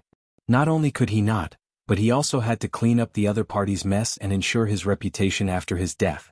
If he did not do this, the outside world would inevitably speculate that his stepson's death had been incited by Shui, that he had harmed his stepson in order to clear the way for his biological son. This would inevitably leave behind a negative impression that Shui was vicious and merciless, that he would do anything to achieve his goals. More importantly, the world would also know that Shui had been cuckolded by his stepson. For a man, being cuckolded was the most unbearable humiliation. For the sake of his own reputation, Shui could not act on impulse. At most, he would use some small methods to vent his anger behind the scenes. Chapter 1669. After all, he was someone who had climbed to the position of a feudal lord. Shui had his flaws, but he also had his merits. He couldn't be killed with a single blow. Not to mention what the unfilial son had done that violated human ethics. The impact his death had on Shui was not something that could be summed up by being cuckolded. With his death, Shui had no heir. His only bloodline was still germinating in the belly of the Xichang princess. The officials didn't know whether the child was a boy or a girl, or how talented he was. Everything was unknown. They couldn't help but feel anxious. Shui had an heir. This was the only advantage he had over Jiang Pingji. Now that the heir was dead and Shui was much older than Jiang Pingji, his remaining advantage was gone. Thinking of this, Shui felt pain and sorrow. He couldn't help but pull out the corpse of the Nanman tribe that he had exterminated. If the Nanman hadn't rebelled and overthrown Nanxing, he Shui was a man with both a son and a daughter. How could he have fallen to such a miserable state? When he thought of the scene of his children losing their lives in the Nanman tribe, he was so grief-stricken that he couldn't speak. Hatred grew wildly in his heart like weeds. Perhaps his luck had been too bad recently. Bad things happened to Shui one after another. First, 200,000 dawn of rations were plundered by Jiang Pingji. Then, his stepson bullied his stepmother and committed suicide to escape punishment. Following that, Hua Yuan almost killed himself for his master. This wasn't the end. Their enemies also increased their attacks in tacit understanding, causing Shui to be badly battered. The rations issue hadn't been completely resolved. The news of the rations shortage spread like wildfire. The morale of the soldiers at the grassroots level was greatly shaken. Shui was still a scumbag. He looked for Lu Zheng when he needed something. Little did he know that Lu Zheng only wanted to curse. Did he really think he was a fairy? Could he conjure rations out of thin air? If he could, he would be the first to conjure rations to drown Shui. Lu Zheng's anger burned fiercely, but anger couldn't change anything. The crisis before him was getting more and more intense. Therefore, Lu Zheng could only give Shui an ultimatum. He wanted Shui to urge Hua Yuan to replenish the rations as soon as possible. If he couldn't, everyone would starve to death together. How infuriating. Even a cup of cold water couldn't extinguish Lu Zheng's anger. Too many things had taken up Lu Zheng's energy recently, so he forgot that his schoolmate was a troublemaker. Jiang Pingji and Lu Zheng were both students from Langyi Academy. They were alumni of the same school, so they were naturally in the same camp. With a little effort, Jiang Pingji could make the relationship between Shui and Lu Zheng, which was on the verge of collapse, take a turn for the worse, or even completely collapse. From what she had seen, Shui was not a broad-minded person. His position and opinions were different from Lu Zheng's, and the two of them often had conflicts. This could be seen from the fact that Shui had placed Hua Yuan in an important position over the past 2 years, while Lu Zheng had been given the cold shoulder. Shui had a lot of opinions about Lu Zheng. If Jiang Pingji added fuel to the fire and sowed discord between the two, she might even be able to use Shui to force Lu Zheng into a desperate situation. Lu Zheng was not someone who would sit and wait for death. If that really happened, he might even jump ship at the last minute. Hence, when Wei Xi saw his lord bending over the table and writing a letter to his classmate, Lu Zheng, His heart was filled with mixed feelings.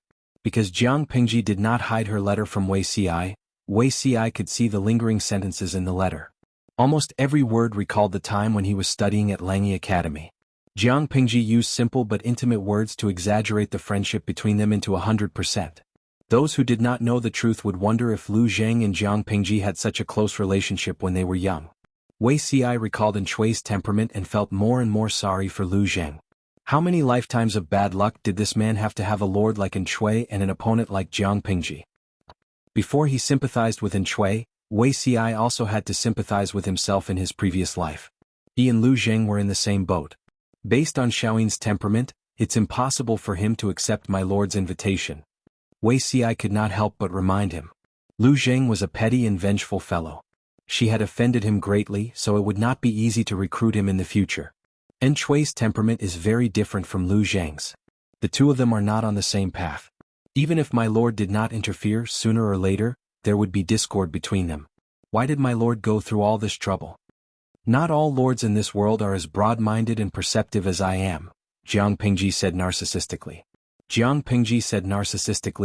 Shui has never been a gentleman. He doesn't walk the same path as Xiaoyin. I wanted to use Shui to force Xiaoyin into a corner and force him to leave Shui sooner. Time has dragged on for too long. I don't have the time to waste with Shui, this clown. Coincidentally, there was a problem on Shui's side. It was the perfect time to make them fall apart in one go. Don't you think that Xiaoyin is too much of an eyesore? Wei Ci was speechless. If Lu Zheng heard Jiang Pingji's words, he would definitely cry, wouldn't he? Jiang Pingji continued, you and I both know Xiaoyin's ability. Letting him stay by Shui's side won't do us any good. Wei Ci coughed softly and said, although it's the truth, my lord's way of expressing it is still unacceptable. To be honest, Wei Ci had been rather jealous of Lu Zheng for a period of time. Lu Zheng could approach her without any ill feelings and talk to her freely, but Wei Ci could only stand outside the safety line and watch. He could only experience all kinds of bitterness on his own. No one could confide in him. Jiang Pingji didn't know what Wei Ci was thinking about. She only smiled and said, there's only Zi Xiao by my side. Xiaoyin isn't here. Can you still repeat what he said? Even if he knows what I said, he can't have any opinions. In the future, I will be his master and he will be my subject. Wei Ci said, this is a good ending. In the previous life, Lu Zheng's ending was too tragic. If this life was perfect, it could make up for the regrets of the previous life. If Lu Zheng knew about the conversation between the adulterous couple, he would most likely be so angry that he would jump up in rage. Was there anyone more shameless than them in this world? As it turned out, there wasn't. Jiang Pingji was a textbook scoundrel. No one could compare to her. When Lu Zheng saw the letter that Jiang Pingji had written for him appear in Shui's hands, there was only one thought in his mind. That bastard was up to mischief again. It wasn't that Jiang Pingji hadn't written letters to Lu Zheng before. Not only did she write them herself, but she also sent Fang Ji to persuade him. Unfortunately, Lu Zheng's beliefs were firm and unwavering. This time Jiang Pingji gave him a strong dose of medicine. The contents of the letter were as ambiguous as one could imagine. More importantly, this letter appeared when Shui had just suffered a defeat. Shui's expression was as solemn as ink. Does Xiaoyin have any explanation? Faced with Shui's questioning, Lu Zheng was furious. It's just a clumsy method of sowing discord. It's not like it hasn't happened in the past. Is my lord going to doubt my loyalty based on this alone? Lu Zheng couldn't be bothered to defend himself. Every time Shui doubted him, his good impression of Shui wore away. Chapter 1670. In the face of Shui's calm questioning, Lu Zheng's reaction seemed to have a deeper meaning. Why didn't he confess to Shui that Fang Ji had come to lobby him? Did Shui really not know? When Fang Ji had come, Lu Zheng had still been thrown to the side by Shui. Was he crazy or stupid? Why did he confess? Lu Zheng looked at his lord calmly. He had put in years of effort and energy for this man, trying his best to maintain this relationship between the lord and his subject. In the end, all he got in return was vigilance, suspicion, and suppression. Lu Zheng was already in this state. How could he prove his loyalty? Did he really have to imitate his predecessors and stab a dagger into his heart, dig it out, and let Shui take a look? Ha, ridiculous. Shui attracted most of the attention. The real culprit, Jiang Pingji, was not so annoying. Fang Ji was my classmate and friend when I was young. He had a personal relationship with Lu Shi. He didn't serve Lu Shi. At most, it was a personal relationship. I didn't say anything about Fang Ji because I didn't want my lord to misunderstand and hurt Fang Ji. Up to this point, Lu Zheng was still calm and composed. He wasn't embarrassed or flustered at all after being exposed. He was even calm and composed enough to speak frankly with assurance and composure in front of An Shui. He enunciated each and every word to excuse himself. Moreover, I've never intentionally concealed the matter regarding Fang Ji. My lord doesn't trust me, but can you not trust Hua Yuan? He knows about Fang Ji but he didn't tell you. Why doesn't my lord think about it? Lu Zheng couldn't help but mock himself when he said this. He and Hua Yuan didn't get along, but now he had to use him as a shield to dispel An Shui's suspicions. It was really ridiculous. He knows that Fang Ji came to you? An Shui frowned slightly. He hadn't expected Hua Yuan to be involved. Lu Zheng nodded. Yes. When Hua Yuan went to the manor, Fang Ji was still there, but he didn't say anything. Hua Yuan was a good shield. Indeed, most of An Shui's suspicions were dispelled. His original thoughts began to waver. An Shui's expression softened, but Lu Zheng couldn't help but close his eyes. He didn't want to see An Shui's reaction. He didn't want An Shui to see his disappointment. An Shui muttered to himself, why didn't he tell me? Perhaps he thinks that Fang Ji is harmless, or perhaps he thinks that my loyalty to you is unquestionable, or perhaps he thinks that this is something that can be used against me in the future. As Lu Zheng spoke, the mockery on his face intensified. Which one does my lord think it is? Lu Zheng's question was rather blunt, and he even seemed to be reprimanding An Shui to his face. Hearing this, An Shui was secretly dissatisfied. Shaoyin, are you blaming me? An Shui asked despite knowing the answer. Hearing this, Lu Zheng sneered inwardly. Complain? He, Lu Zheng, had suffered so many grievances, but in An Shui's eyes they were merely complaints? He now regretted his blindness back then. Even Jiang Pingji, that unreliable and fickle woman, was more reliable than An Shui. An Shui was truly a fighter among scumbags. He took it for granted that he would be able to enjoy the blessings of having two wives. With his left arm around Hua Yuan and his right arm around Lu Zheng, the two strategists would hold hands and become good brothers. For his great cause, they would do their utmost until the day they die. All personal conflicts must be put aside and he could not neglect the public for personal reasons. He said, from what you said just now, you seem to have a deep misunderstanding of Hua Qin. Both you and he are upright people who uphold justice. Why would he use underhanded tricks to frame a colleague? I heard that the two of you were at odds in private, but I didn't expect you to be like water and fire. Shaoyin, both you and he are my right-hand men. You are like my lips and teeth. Although there are conflicts between our lips and teeth, we depend on each other and support each other. Lu Zheng was speechless. Could An Shui stop talking when he didn't know how to speak? He was about to vomit from An Shui's analogy. Damn it, Hua Yuan and I are like lips and teeth. Forget it. With An Shui the peerless scumbag serving as a foil, Jiang Pingji the scumbag could even claim to be his favorite, the White Moonlight. Lu Zheng said, my lord, do you really not know about the conflict between me and Hua Yuan? An Shui furrowed his brows and said, I've heard about it occasionally, but I don't think Shaoyin is the kind of person who would delay public affairs because of a personal grudge. Lu Zheng's previous personal image was too bright and lofty. Not only An Shui but everyone else took it for granted that Lu Zheng would sacrifice his personal grudge for public affairs. They had completely forgotten that Lu Zheng was human, not a saint. He also had emotions and desires. He couldn't be selfless. After Lu Zheng heard this, he felt especially tired. Even though An Shui had met with misfortune in his middle age, the habits he had developed in his early years had long been deeply ingrained in his bones.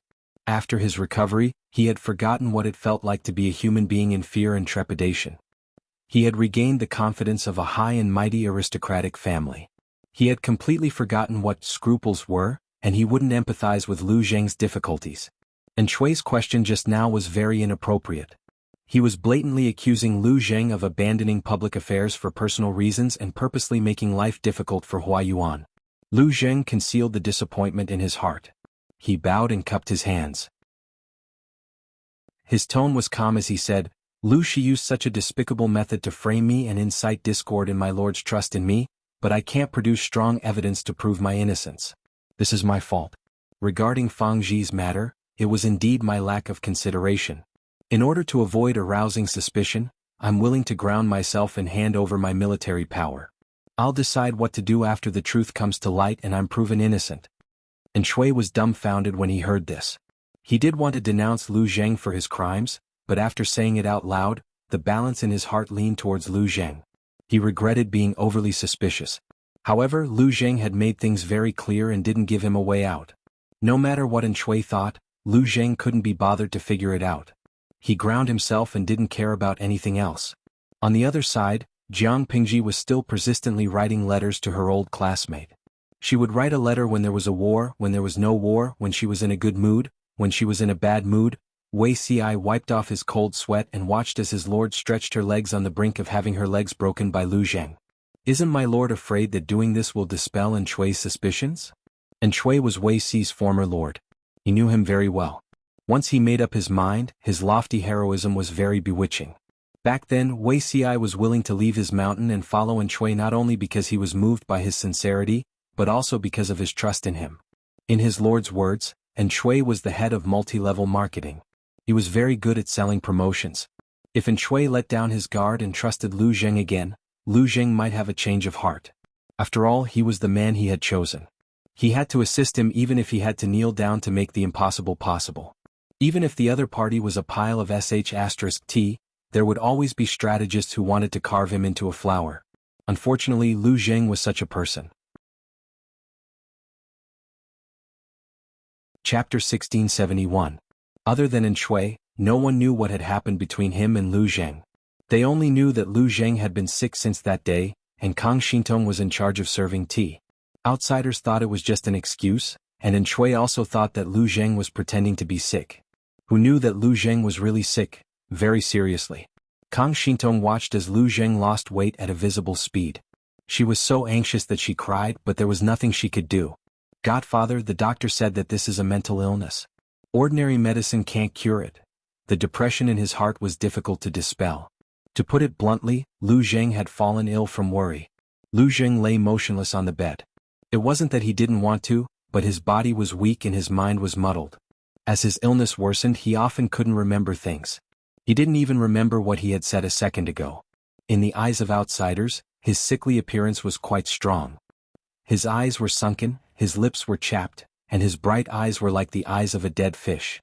There was no trace of his former elegance. Shui came to visit twice. Each time he only stayed for a short while before leaving with a sigh. A few days ago he even asked about Lu Zheng's illness. When he heard the doctor say that it was caused by a mental illness, Shui realized something and stopped asking. Why should he continue asking? Shui was a proud person. He knew that Lu Zheng's illness was caused by his dissatisfaction with him, so why would he seek trouble? Lu Zheng drank medicine for a few days and his illness was under control. He stayed awake longer and longer, but his spirit was still weak. Kang Xintong took care of him seriously and didn't ask him to do anything big or small. This filial piety was rare. Lu Zheng said, I was just angry and couldn't get over it. When I get over it, my illness will naturally get better. Kang Xintong asked, outsiders say that Godfather is wise and resourceful. What else in this world can make you feel bad? Lu Zheng said, how can I take the flattery of outsiders seriously? There are many things that I can't get over. For example? Lu Zheng raised his hand to push up the band that had slid down from his forehead. He sighed and said, for example, you spent a lot of money to buy a raw stone and treated it like a treasure. You carried it with you every day and spent years carving and polishing it. On the day you succeeded, you thought it would be the most dazzling jewel in the world, but someone told you that there were as many latrines as you wanted. Kang Xintong shivered. She felt that her foster father was scolding her. Lu Zheng said faintly, no matter who it is, they will most likely take things too hard when they encounter such a thing. Kang Xintong wanted to say something but hesitated. She was hesitating between selling it or not. Your daughter feels that, since it's a stone from the latrine pit, it's filthy and dirty. Why not throw it away as soon as possible, lest it's an eyesore? Lu Zheng said, I can't afford to lose this face. Kang Xintong, so foster father was suffering because he wanted to save face? Lu Zheng said, Lu Shi to Zixiao, Huang Song to Yumo, Su Bei to Wenbin and Shui to your father. Kang Xintong asked in an untimely manner. Lu Shi, Huang Song and Su Bei. I know who they are, but Zixiao, Yumo and Wenbin are, for example, and Shui and his adoptive father. Could it be that both of them had the relationship of ruler and subject? Lu Zheng said, my fellow apprentices, the four of us are all disciples of Master Yuanjing. We will never forget Master Yuanjing's kindness in knowing and educating us. However, Master Yuanjing is such a good teacher, but in the end he taught 3 blind students. I'm ashamed to face Master Yuanjing. 3 of his 4 disciples died in battle. This was the biggest stain on Master Yuanjing's teaching career. Kang Xintong counted with her fingers. The numbers were not right. Why are there 3? Lu Jing almost choked. Was this the main point? He endured his internal injuries and said, Wei Zixiao doesn't count. He had perfectly inherited Master Yuanjing's good point of having a good eye.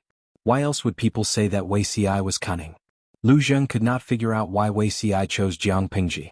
In the academy, the relationship between the two was quite cold.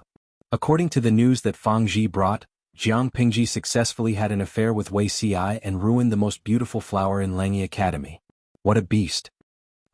Kang Xintong responded obediently, but the corners of her lips could not help but reveal a smile. Lu Zheng almost suffered an internal injury from holding back. He had forgotten that the little girl in front of him was Jiang Pingji's poison. She looked obedient on the surface, but who knew if she was crazy for her beloved disciple and banging her head against the wall for her beloved disciple? It's fine if she embarrassed herself in front of others, but it had to be that mischievous bastard Lu Shi, Lu Zheng said gloomily. Look at what she did. Being a lord is really idle. She writes letters to sow discord all day long. How can she not know what kind of person An Shui is? Every letter is written just right. She says it's for me, but in fact, it's for An Shui to read. If Lu Zheng was not smart enough to retreat in order to advance, he might have been tortured to death by An Shui in secret. Jiang Pingji hated betrayal the most. Was An Shui generous to betrayers? Kang Xintong said, Then, what do we do now? Lu Zheng said, Let's take it one step at a time. An Shui's rear is going to be in great trouble. I'm afraid they will collapse. Kang Xintong was shocked. I'm slow-witted. I can't see where the trouble is. Lu Zheng reminded her of the key words. Rations. Rations. Kang Xintong repeated in a murmur. The general who was killed by An Shui out of anger was innocent. There was a problem with the rations before they were plundered. The person in charge of the rations was Hua Yuan. Looking at the overall situation, he was the only one who had the motive and ability to tamper with the rations. At this critical moment, An Shui's only adopted son died suddenly. It's hard not to suspect a conspiracy. An Shui refuses to listen to advice. He will die without a complete corpse. At this point, Lu Zheng did not address An Shui as lord in front of his adopted daughter. Instead he called him by his name. Kang Xintong said, Hua Yuan? What's in it for him to do this? Lu Zheng said, How would I know what a lunatic is thinking? Then, aren't we in great danger? Kang Xintong did not like An Shui, but if An Shui was toppled, the father-daughter duo would be in a difficult situation. Lu Zheng snorted. Lu Shi owes me a debt. Does she dare to burn the bridge after crossing it? A debt? Lu Zheng said, You'll know when the time comes. Kang Xintong did not ask further after hearing this. The root of Lu Zheng's illness was in his heart. If he refused to get over it, it would be difficult for ordinary medicine to work. Because An Shui had courted death, Lu Zheng had given up. The latter watched coldly as he recuperated from his illness. As the battle escalated, An Shui retreated step by step. The rations predicament became more and more severe. Hua Yuan, who was at the rear, was slow. In addition, Jiang Pingji had sent people to interfere with the rations several times. An Shui was attacked from all sides. Why is it so noisy outside? Lu Zheng closed the bamboo scroll and looked up to ask. Kang Xintong said, The rations have arrived. They've solved our urgent problem. Lu Zheng frowned. His eyes revealed his deep thoughts. Godfather, we're having meat porridge for lunch today. Kang Xintong came in with 2 bowls of fragrant meat porridge. She picked up some pickled vegetables as a side dish. The meat tastes a little sour. Lu Zheng picked up the meat porridge and took a bite. He seemed to have bitten into something.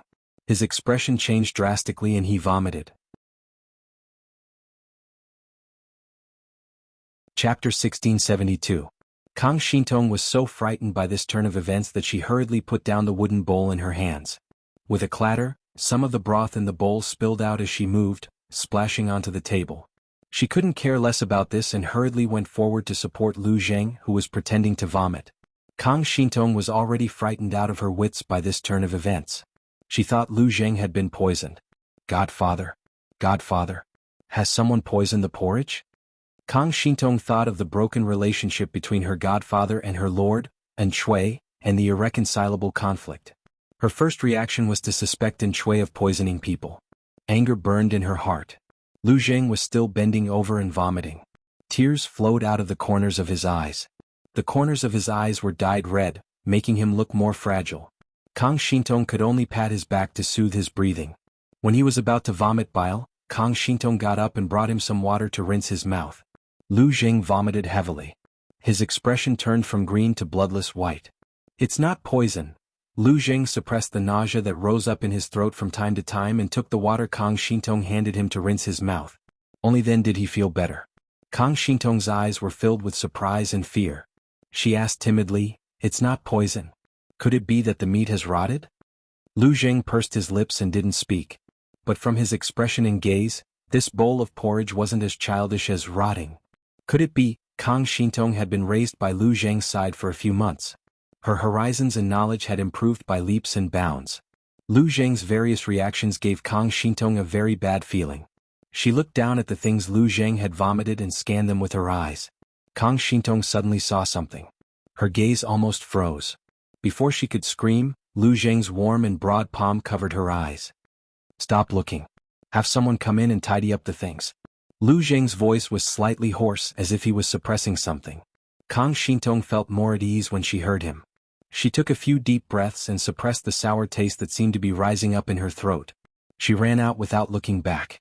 LV Zheng distinctly heard the sound of Kang Shintong vomiting outside the tent, and a sense of disappointment and mockery surfaced in his heart. He picked up a pair of chopsticks and fiddled with the vomit. A flat armor-like object rolled out with a small piece of bone attached to it. This was the foreign object that Lu Zheng had just bitten. If he was not mistaken, this was clearly someone's little finger bone, and the fingernail was still on it. Lu Zheng stared at it for a long time. Although he did not vomit, his face turned pale. Lu Zheng was lost in thought as he sat on the bed. No one knew what he was thinking. He did not even hear the sound of Kang Shintong lifting the curtain and coming in. When he came back to his senses, he hurriedly hid the item. Unfortunately, he was a step too slow and Kang Shintong still saw it. "Godfather, the meat porridge that I mistakenly ate just now was actually mixed with human flesh, right?" Kang Shintong asked with a trembling voice. Her watery eyes were filled with panic and fear. "There are many dead in the war between the two armies. And Chui is short of rations and the supply lines are often obstructed. They are already at the point of running out of ammunition and rations. Hua Yuan is also secretly obstructing them from the rear. The people who are collecting rations mixed human flesh into the porridge and made it into minced meat.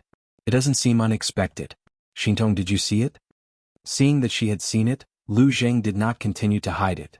Instead, he straightened his body and a bitter smile appeared on his pale face.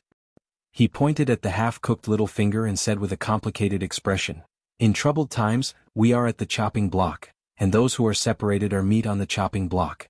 Be it in Chui or Lu Shi, in the end they are just people who are pushed by the world to struggle. The most pitiful are these people who can't even be buried in peace after their deaths. They have to be made into dried meat for the three armies to eat. We have to get rid of it." Kang Shintong's body trembled in fear. She thought that the scene she had experienced was the most tragic. That was until Lu Zheng brought her to a dark alley for a stroll, which refreshed her view of the world. She thought that was the cruelest side of troubled times. Only now did she realize that this not-so-bloody scene in front of her gave her an impact that the former couldn't compare to. "Shintong, find someone to inquire about the source of this batch of rations. I want to see when this farce will end." Seeing that Kang Shintong was slowly calming down, Lu Zheng's expression softened a little. He instructed, "Remember, you must inquire carefully and don't alarm others." Kang Shintong nodded heavily. She went forward to clean up the 2 bowls of porridge and the vomit on the ground. Although the things were cleaned up, the memory that was deeply engraved in her mind was not so easy to forget. The more Kang Shintong didn't want to think about it, the more the little finger and the half-hanging nail swayed in front of her. It made her face pale and her spirit weak. After spending a lot of effort to inquire about the detailed information, Kang Shintong didn't delay and immediately informed Lu Zheng. She repeated clearly, "Godfather, I've inquired about the news. According to the rumor, Hua Yuan sent someone to inform us that the new rations will arrive in 3 days, but the army's rations are almost depleted. And Chui had no choice but to send people to the nearby towns to plunder the surplus rations of the commoners." Lu Zheng sat on the bed with his clothes draped over his shoulders. He couldn't help but sneer. Ridiculous. Let's not talk about how many commoners there are in the nearby towns. Even if there were many commoners, the war last year affected the crops, and Wuxia destroyed the spring plowing this year. The food stored in the commoners' homes isn't enough for them to last an entire year, much less the hundreds of thousands of soldiers under Shui's command. Kang Xintong said, "In the end we had to use extraordinary means to gather a batch of rations. If it's not enough, we have to make up for it with human breasts." Kang Xintong frowned when she said the word human breasts. She looked like she wanted to vomit. Compared to Kang Xintong's reaction, Lu Zheng was much calmer. It wasn't that he was more accepting than Kang Xintong, nor was it that he was cold-hearted. It was just that he had seen more things. Human breasts were not rare in history books. There were even records of people trading their children for food and cannibalism. More than 10 years ago, the four factions of Nanman had wreaked havoc on the commoners of Nanxing. Wherever they passed, not even a blade of grass would grow. Wherever they went to war, they would burn, kill, and pillage. Similarly, they would eat people wherever they went. The allied army of Nanxing had conquered Nanman and plundered countless spoils of war. At that time, the relationship between Lu Zheng and Shui hadn't completely fallen apart. At most, there was some conflict. The latter knew that Lu Zheng liked books, so he organized all the books and spoils of war he plundered and threw them all to Lu Zheng. Later, Lu Zheng stayed at home and organized the books out of boredom. After sorting them into different categories, he unintentionally discovered a gourmet guide written by a scholar of a different tribe in Nanman. He named it Cannibal Rhapsody. It wasn't very literary, but every word he wrote made the reader's hair stand on end. Chapter 1673. A baby's flesh was brittle and could not be boiled for too long. Baby girls were the best. Children's flesh was tender and cooked to a certain extent. Ginger garlic rice wine removed the fishy smell. Boys were the best. Adults' flesh was sour but chewy. Men's lean flesh was especially outstanding. Women had more white flesh and were slightly greasy. They were suitable for human oil. The flesh of old men was unbearably stinky and sour. It was tasteless. Only human bones were boiled into soup with spices. The soup was rich and fragrant. Apart from these, the author had also tried unborn fetuses in women's wombs. There were fetuses every month. The entire Cannibal Rhapsody had less than 500 words, but each word was filled with the greatest malice and evil in the world. After reading the Cannibal Rhapsody, Lu Zheng's desire for peace grew stronger. He had staked everything on Shui, hoping that such a tragedy would not happen again. In the end, Shui disappointed him again and again. Shui and Nduoshi could not bear Lu Zheng's ambition. Kang Xintong sobbed. Human breasts. How could they make them? Lu Zheng said calmly. That depends on the situation. Kang Xintong was shocked by the information revealed in Lu Zheng's words. Her red eyes widened. She called out hesitantly, her voice trembling, "Foster father." If Shui was a wise ruler, there would naturally be people who would stand up and take the blame for the matter of mixing human breast milk as army rations. Lu Zheng sighed. We are not the other tribes. They are unscrupulous and cannibalism is a common occurrence. But we are different. There are some things the other tribes can do and we can't. Using humans as food to fill one's stomach, even if it's an expedient measure, is an act that goes against human ethics. It's extremely cruel. Not only will it be criticized by the world, but it will also be reviled by future generations. Even so, it depends on whether it's worth it. Kang Xintong's voice was as soft as a mosquito's. Foster father, you mean? Lu Zheng said, if we're really at the end of the line and Shui is worthy of being reviled for generations, human breasts are also worth it. He didn't care about using human breasts as army rations, but that Shui wasn't worthy of others taking the blame for him. This was Lu Zheng's worldview. It wasn't just him, many strategists were the same. After Kang Xintong heard this, her body slightly trembled. It was unknown what kind of battle was going on in her heart. If you think it's cruel, wait until these matters are settled and you can stay in the inner courtyard until you are of age. I will find a good marriage for you. Lu Zheng's expression was calm as he said, Hua Yuan said that the provisions will arrive in 3 days, but this person's words cannot be trusted. He is not loyal to Shui and even has the ambition to murder and replace him. 3 days later, the rations would still be nowhere to be seen. Lu Shi has secured his victory in advance. Even though Lu Zheng thought it absurd, he had to admit that his classmate was more suitable than Shui to be the ruler of the world. It was time for this dispute to come to an end.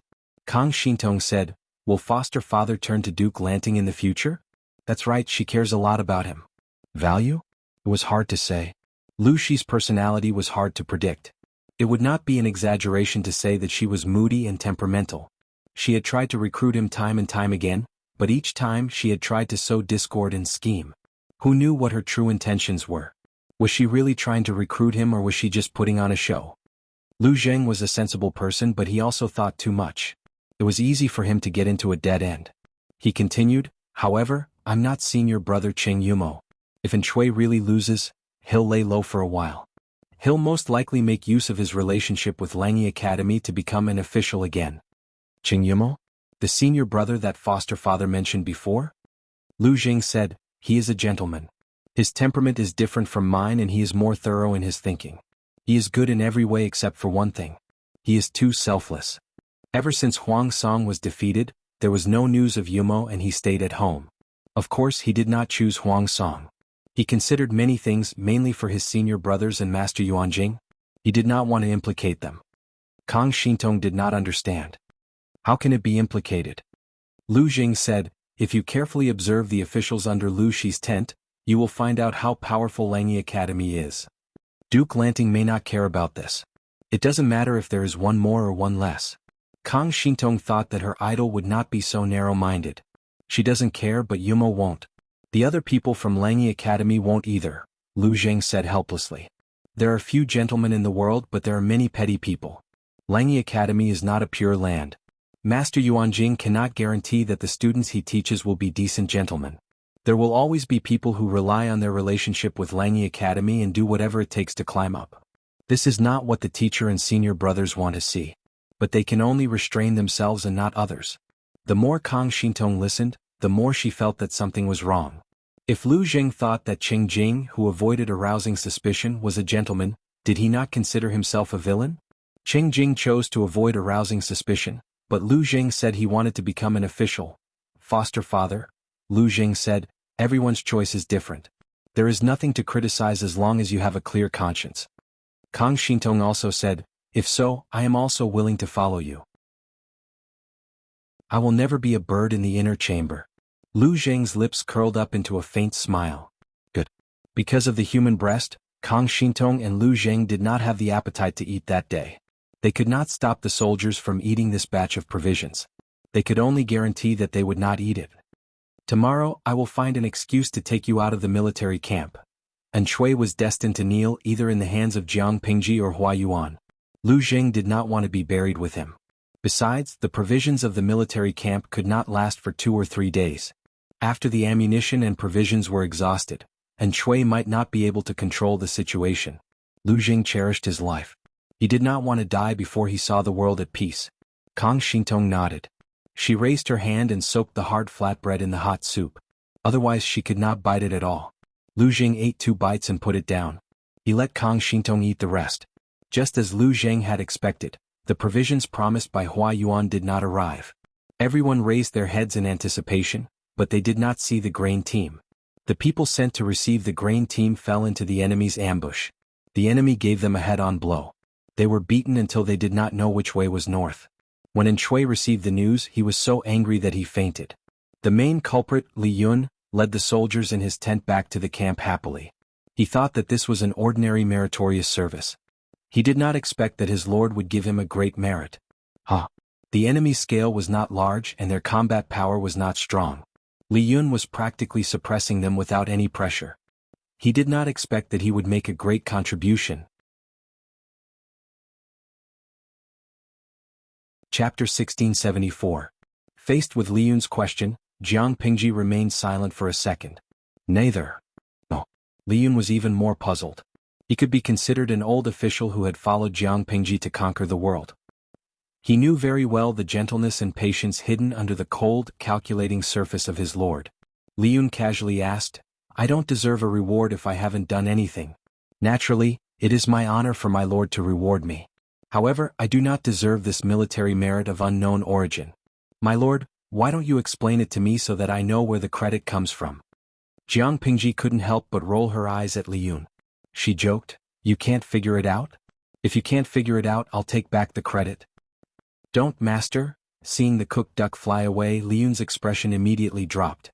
He had an extremely disappointed look on his face. Jiang Pingji didn't have to look to know that the bullet screen in the streaming room would be full of "Little Angel Han Mei touch me, little angel Han Mei don't cry, ow ow ow, how can a little angel be so cute? Streamer, I advise you to be kind, don't bully my little angel." One had to admit that Li Yun did have the capital to rely on his beauty and cuteness. He had perfectly inherited the good features of his parents and had always been one of the plastic surgery templates for male stars in the entertainment circle in Salted Fish's world. Even though he was approaching his 30s, his face hadn't changed much from when he first saw him. The older people get, the less attractive they look. But the older Li Yun got, the more attractive he looked. When he smiled brightly, he looked like a sunny and healthy Prince Charming. He was good at both literature and martial arts, handsome and cute. Once he put on a straight face, there was no need for him to pretend to be aloof. His temperament also made him look dignified without being angry. He was a cold and aloof Prince Charming. The key was that he looked slender, but the muscles under his clothes made people want to vomit blood. Such a contrast made the group of salted fishes love her even more. Of course, salted fishes were a group of mystical existences. Some claimed to be Li Yun's mother fans, some claimed to be his career fans, some claimed to be his girlfriend fans. What was even more mystical were the poison junkies. Jiang Pingji had seen a couple article on the bullet screen about the cute and sunny Han Mei and the cold and aloof General Li Yun. The slogan of this group of fans was that they couldn't get Li Yun. If others couldn't get Li Yun, then let Li Yun suffer the consequences of his own actions. Jiang Pingji was speechless. There was simply nothing to say. Under the strong request of her fans, Jiang Pingji was magnanimous and did not continue to make things difficult for Li Yun. "I'm just kidding. Do I look like someone who goes back on his word?" Jiang Pingji had always treated the generals who came from the military very well. Even if the military expenses were overspent every year and she had to use her private treasury to make up for it, she never mentioned cutting the military supplies. She was even more generous with the generals who could be of use. She never lacked rewards during the New Year and other festivals. This habit had been going on for so many years, how could it be possible to cheat and blackmail Li Yun's military merits? She said sternly, "Does Han Mei know who the troops you led attacked?" Li Yun saw that Jiang Pingji had become serious and could not help but retract his smile. He said in all seriousness, "I don't know about that." Jiang Pingji was dumbfounded. If An Shui heard what you said, he would most likely vomit blood in anger. "Why?" Li Yun asked when he did not understand. Jiang Pingji said, "You ambushed them by chance.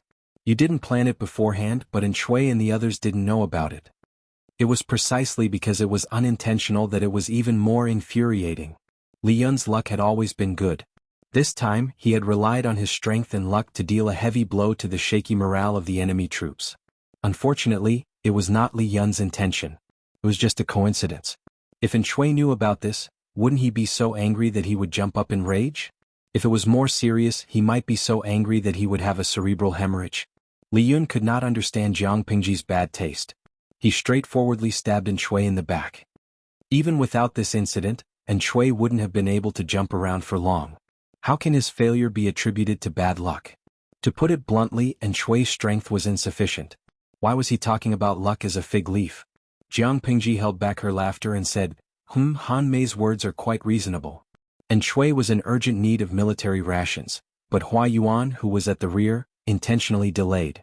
Coupled with Jiang Pingji's precise attacks, An Shui had lost more than he won in the past 6 months. He was swallowed up by Jiang Pingji every few days. In the past 6 months, An Shui had lost a considerable amount of territory. The front lines suffered successive defeats, and the supply of military rations was intermittent. In the end, they could only mix human flesh with military rations to delay time. They never expected that the large amount of rations they had high hopes for would not arrive on time. The troops sent to receive the rations were even intercepted and killed by Li Yun and his men. One could imagine the heavy blow to their morale. If not for the fact that they were in different camps, the salted fish in the live stream would sympathize with An Shui. Zwa de Mani Manicure, Sai, which elder named Boss An Shui. He really spent his entire life trying to explain how unlucky the word Shui was. Even though he later chose the word Duo Shi, he still could not change his fate in this lifetime. Although I'm a hardcore fan of the streamer's camp, seeing how unlucky his opponent was, I could not help but want to climb over the wall to sympathize with him for 3 seconds. The salted fish had long been displeased with An Shui's name. Which elder would give their child the name Shui? Shui meant worry. He was destined to be unlucky for the rest of his life. Meng Meng de Xiao Bai Tu, and Shui with the word Duo Shi. This naming style was quite common in ancient times. For example, Lu Gua with the word Gaoji. The meaning of a name is the opposite of the word. It is both a warning and a restriction but also a blessing. Of course, looking at it now, and Shui's name was indeed not well chosen. Fu Chi Duo Duo, the level of education of the father's generation can be seen from their names. Lu Shi with the word Lanting, Li Yun with the word Han Mei, Feng Jin with the word Huayu. Which one of them was not pleasing to the ear, beautiful in writing and perfect in meaning? However, Shui was a maverick and was destined to fail. The salted fish complained to their heart's content. Anyway, only they and Jiang Pingji could see the bullet screen. Shui could not see it, so what was there to be afraid of? Indeed, Shui could not see it. So, was this the only consolation they had? Why haven't the rations been delivered yet? Even if Shui trusted Hua Yuan so much, when Hua Yuan did not perform well and endangered his life and ambitions, all his trust in him collapsed. Although there was an enemy ambush along the way, how could such a small ambush intercept the rations team? When Shui was dissatisfied with Hua Yuan, he disliked him in every way. He wished he could drag him in front of him and roar at him. Unfortunately, Hua Yuan was at the rear. It was extremely inconvenient to communicate between the two places, let alone pursue Hua Yuan's responsibility immediately. Shui's anger rose. The civil and military officials in his tent were also at their wits' end. It was not that they were incompetent, but even the cleverest housewife could not cook a meal without rice. How could they fight a war without rations? Of course, in the early stages when there was sufficient rations, they did not gain any advantage from Fu Wang and the others. Now that there was a shortage of rations, they had even more reasons to find excuses for their defeat. At that moment, an official who was on good terms with Lu Zheng stepped forward and said, "Has my lord ever suspected Hua Yuan?" Chapter 1675. Your Highness, why don't you think about it? When Advisor Lu was in charge of the army provisions, he never made such a huge mistake. Ever since Lu Zheng had been frozen, all sorts of problems had popped up. Shui didn't want to hear this. If he acknowledged Lu Zheng's ability and denied Hua Yuan, wouldn't that be slapping him in the face and admitting that he didn't know people well? In Shui's opinion, Hua Yuan's ability was not inferior to Lu Zheng's. However, they specialized in different fields and couldn't be compared. The official didn't have mind-reading skills and naturally didn't know what Shui was thinking.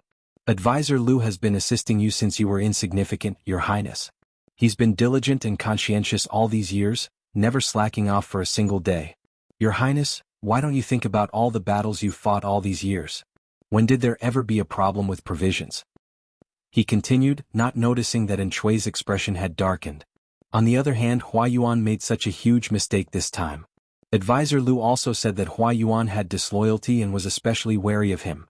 Shui said, "The most important thing now is how to get through this, not shirk responsibility." What's the point of saying all this? The official choked on Shui's words. It was Shui who had reprimanded Hua Yuan first. He hadn't started this topic, but now it was his fault?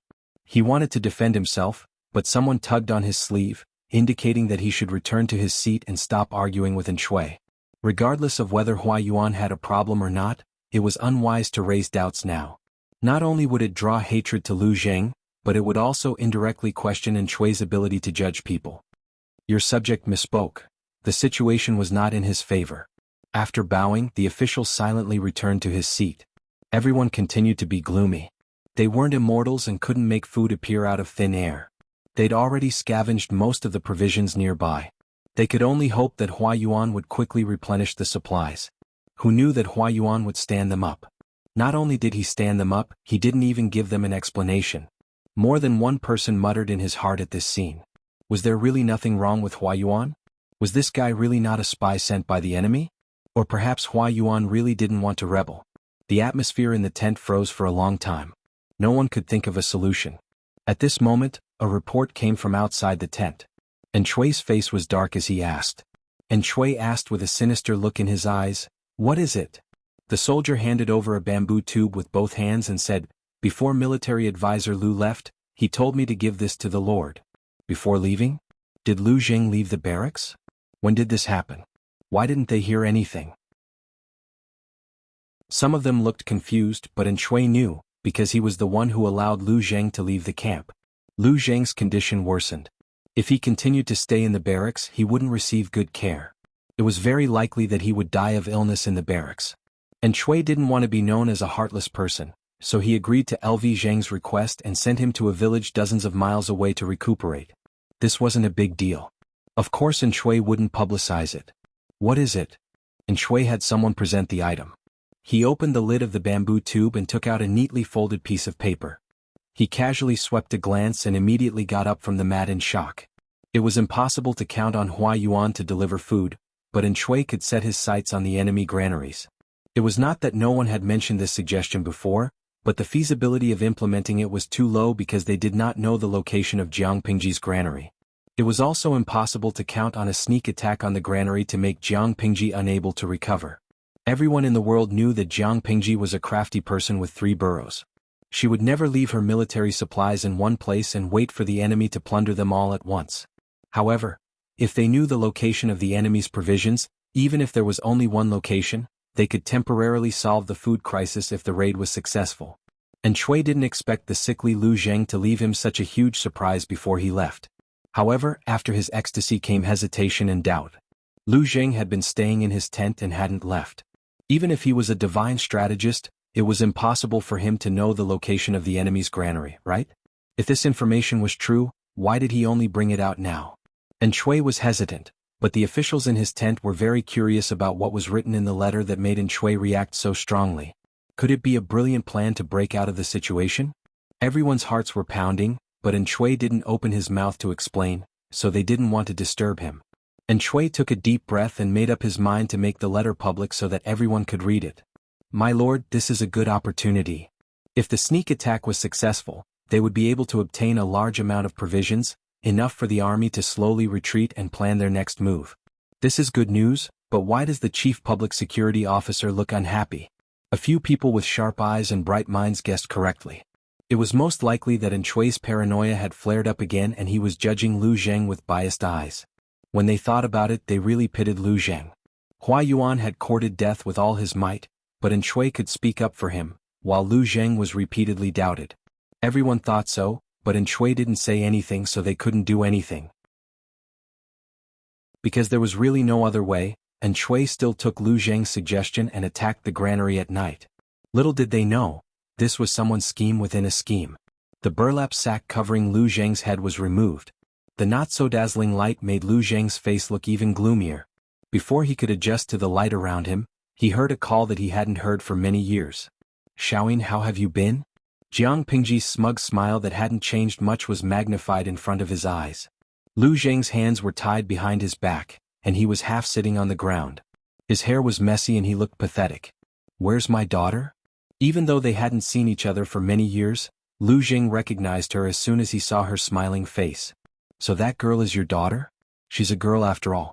How can she be treated like you? Jiang Pingji squatted down and leveled her gaze with Lu Zheng. She smiled and said, she's been tied up and placed somewhere else. I'm not a heartless person like Shui. I won't be cruel to the family of my enemy. Speaking of which, your daughter is really pretty. She doesn't look like your child at all. Lu Zheng took a deep breath and tasted the pain in his stomach that he hadn't felt in a long time. He pretended to be calm and said, because she's my adopted daughter. I quite like that little girl. She treats you extremely well.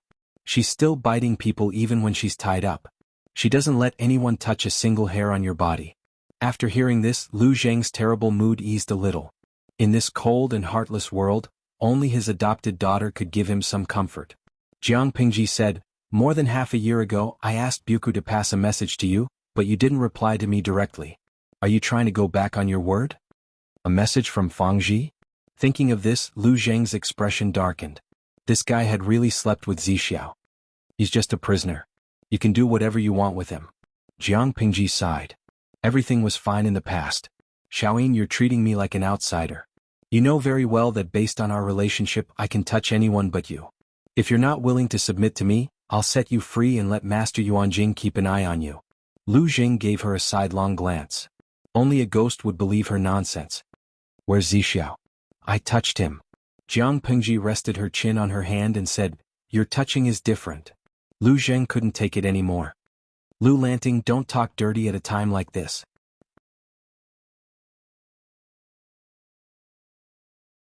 Chapter 1676. I haven't seen you in years. I missed you so much that I couldn't help but tease you. Jiang Pingji raised her eyebrows and chuckled. She untied the rope that bound LV Zheng and tossed it aside. LV Zheng shivered and his eyebrows twitched.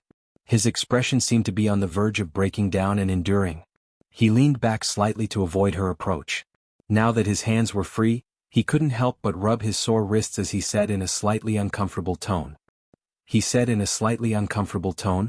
Lanting, do you still think of yourself as a 12 or 13-year-old? This was the military camp, not a brothel where she drank and listened to music. She could not be so unrestrained. If I walk among the crowd, it's an exaggeration to say that I'm 12 or 13-year-old, but I can still say that I'm 15 or 16. Jiang Pingji teased him with a smile. If I remember correctly, you're about the same age as Zixiao, but you look much more haggard than he does. People will believe you if you add 10 years to your age. Enkui is a troublesome person. You've helped him clean up his mess all these years, haven't you? You wake up earlier than the chickens, sleep later than the dogs, and do more than the oxen. You really live up to the saying, sleepless all day and night, wasted in the morning. LV Zheng looked up at Jiang Pingji.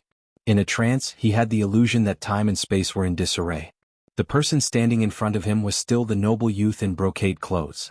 It was as if the person in front of him had stayed in the past. More than 10 years had not left a mark on her. Your mouth is still as unforgiving as ever. You always like to pester others endlessly. When she was 12 or 13, she was pestering others endlessly. That was called naive, cute, and innocent. More than 10 years had passed, but she was still pestering others endlessly. He was not Wei Zixiao. Why would he indulge her? I'm arguing with reason. I'm presenting facts and reasoning. Since when was I pestering others endlessly? Jiang Pingji extended her hand and said, my tent is indeed clean, but the mud is dirty. How long do you plan to sit on the ground? Aren't you afraid of the cold? LV Zheng looked at her hand and tried hard to suppress the urge to slap it away. You're a scholar. I've taught you for 3 years. I didn't teach you to talk about Enkui every day. Jiang Pingji could not help but laugh.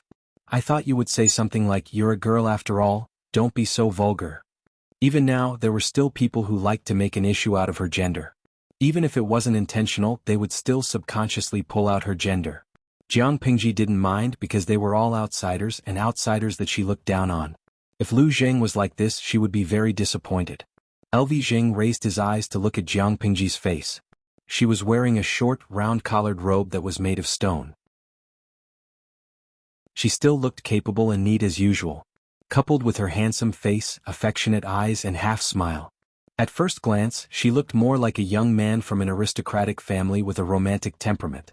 There were no feminine labels that people were familiar with on her, such as delicate and lovely, dignified and generous, but it was undeniable that she was indeed a woman, and she embodied another kind of rare beauty of women. Don't you know what you look like?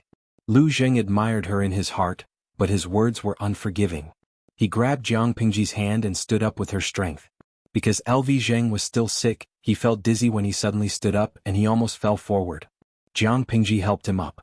LV Zheng tilted his head to look at her profile, and he muttered to himself.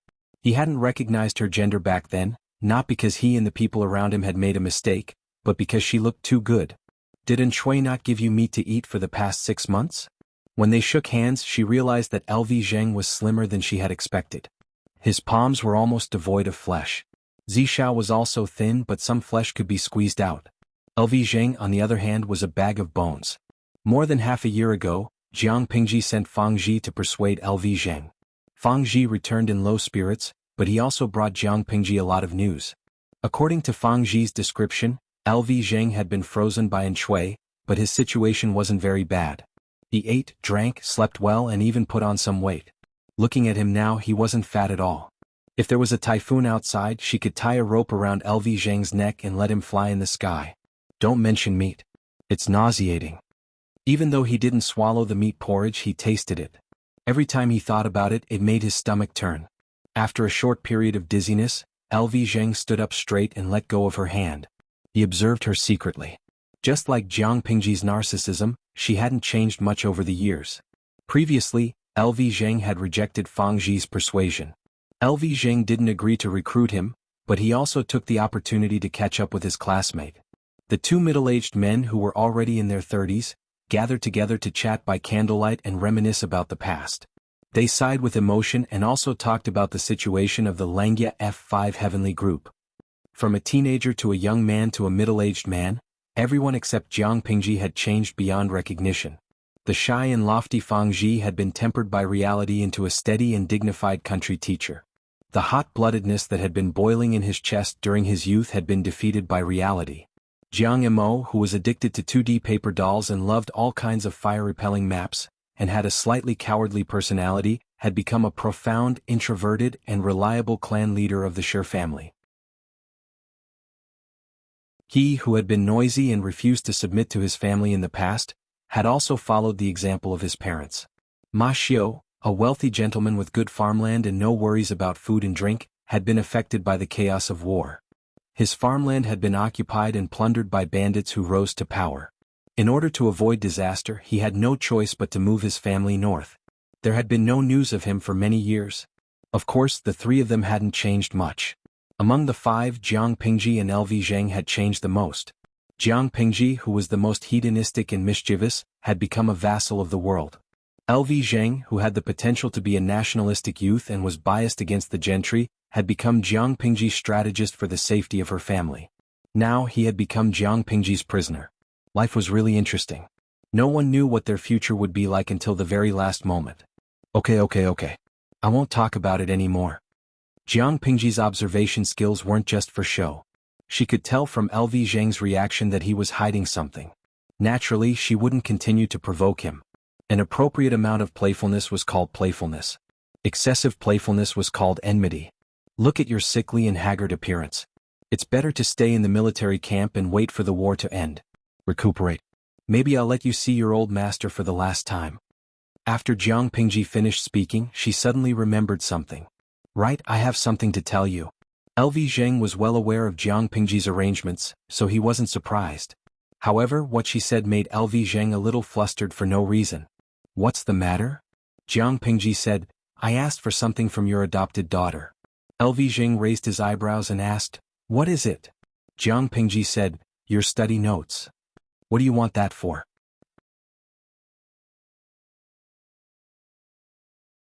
Chapter 1677. Send his former master back to heaven?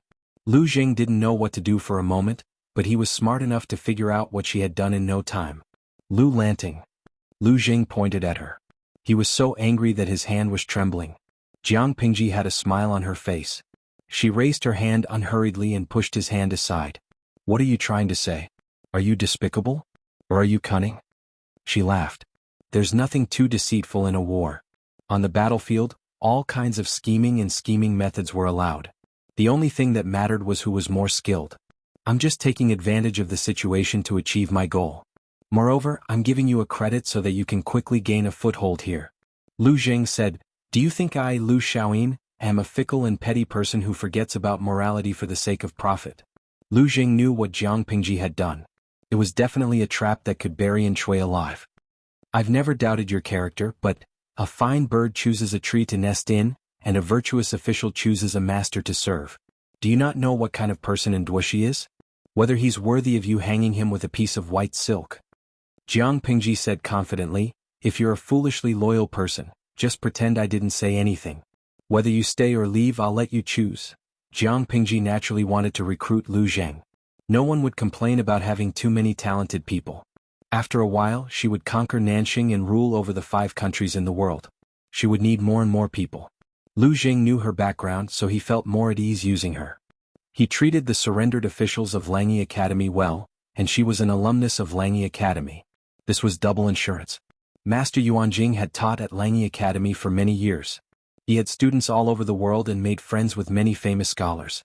With double insurance, it would be much easier to recruit people from this circle in the future. Jiang Pingji naturally would not fall out with Lu Jing due to all these reasons.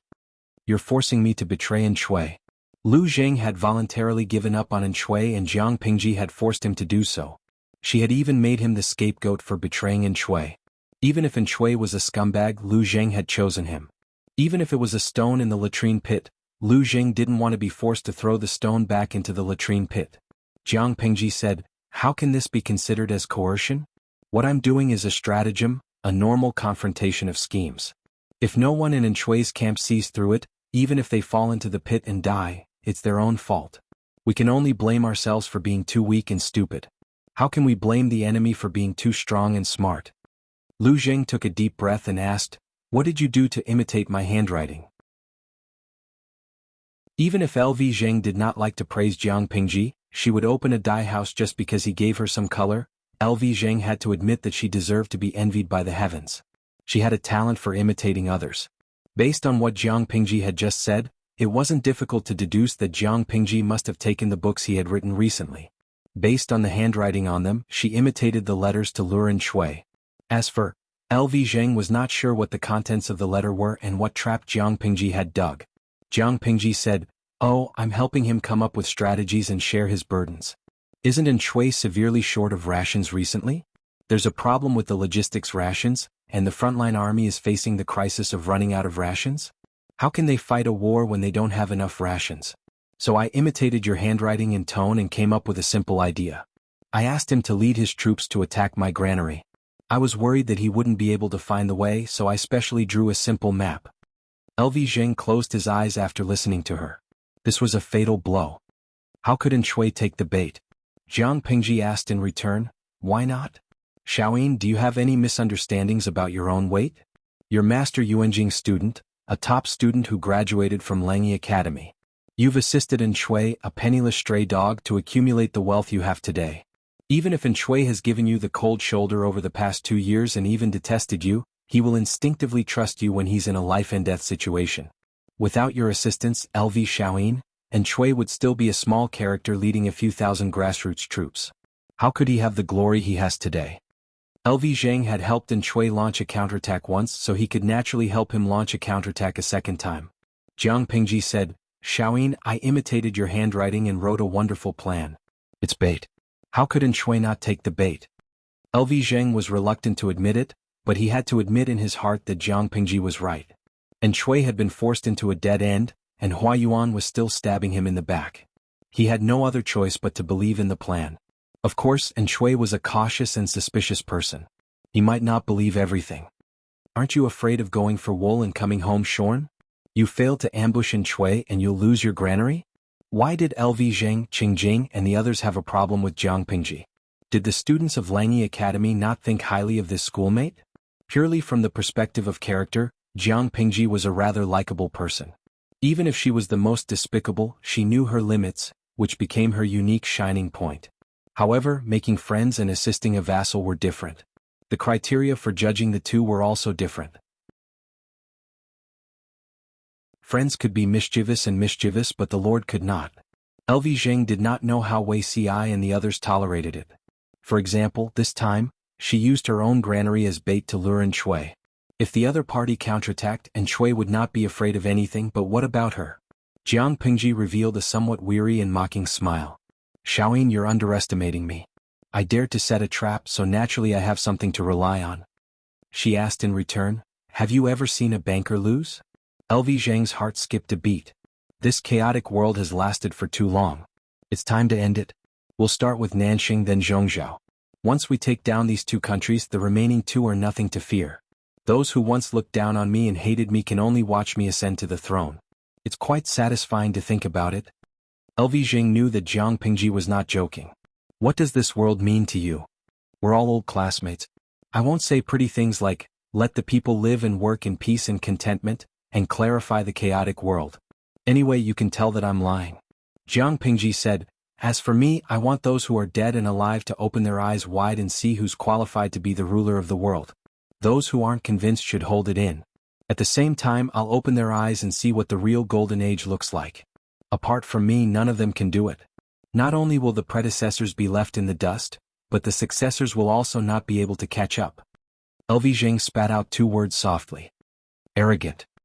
His ambition was written all over his face. Jiang Pingji made a gesture of shaking off her cigarette smoke. She smiled and raised her eyebrows. "Xiaoyin, I'll give you a warning." LV Zheng was speechless. Even though he did not know what a warning from Xinxiang was, he had a feeling that it would not be anything good. "Recuperate well. I'm going to meet an old friend."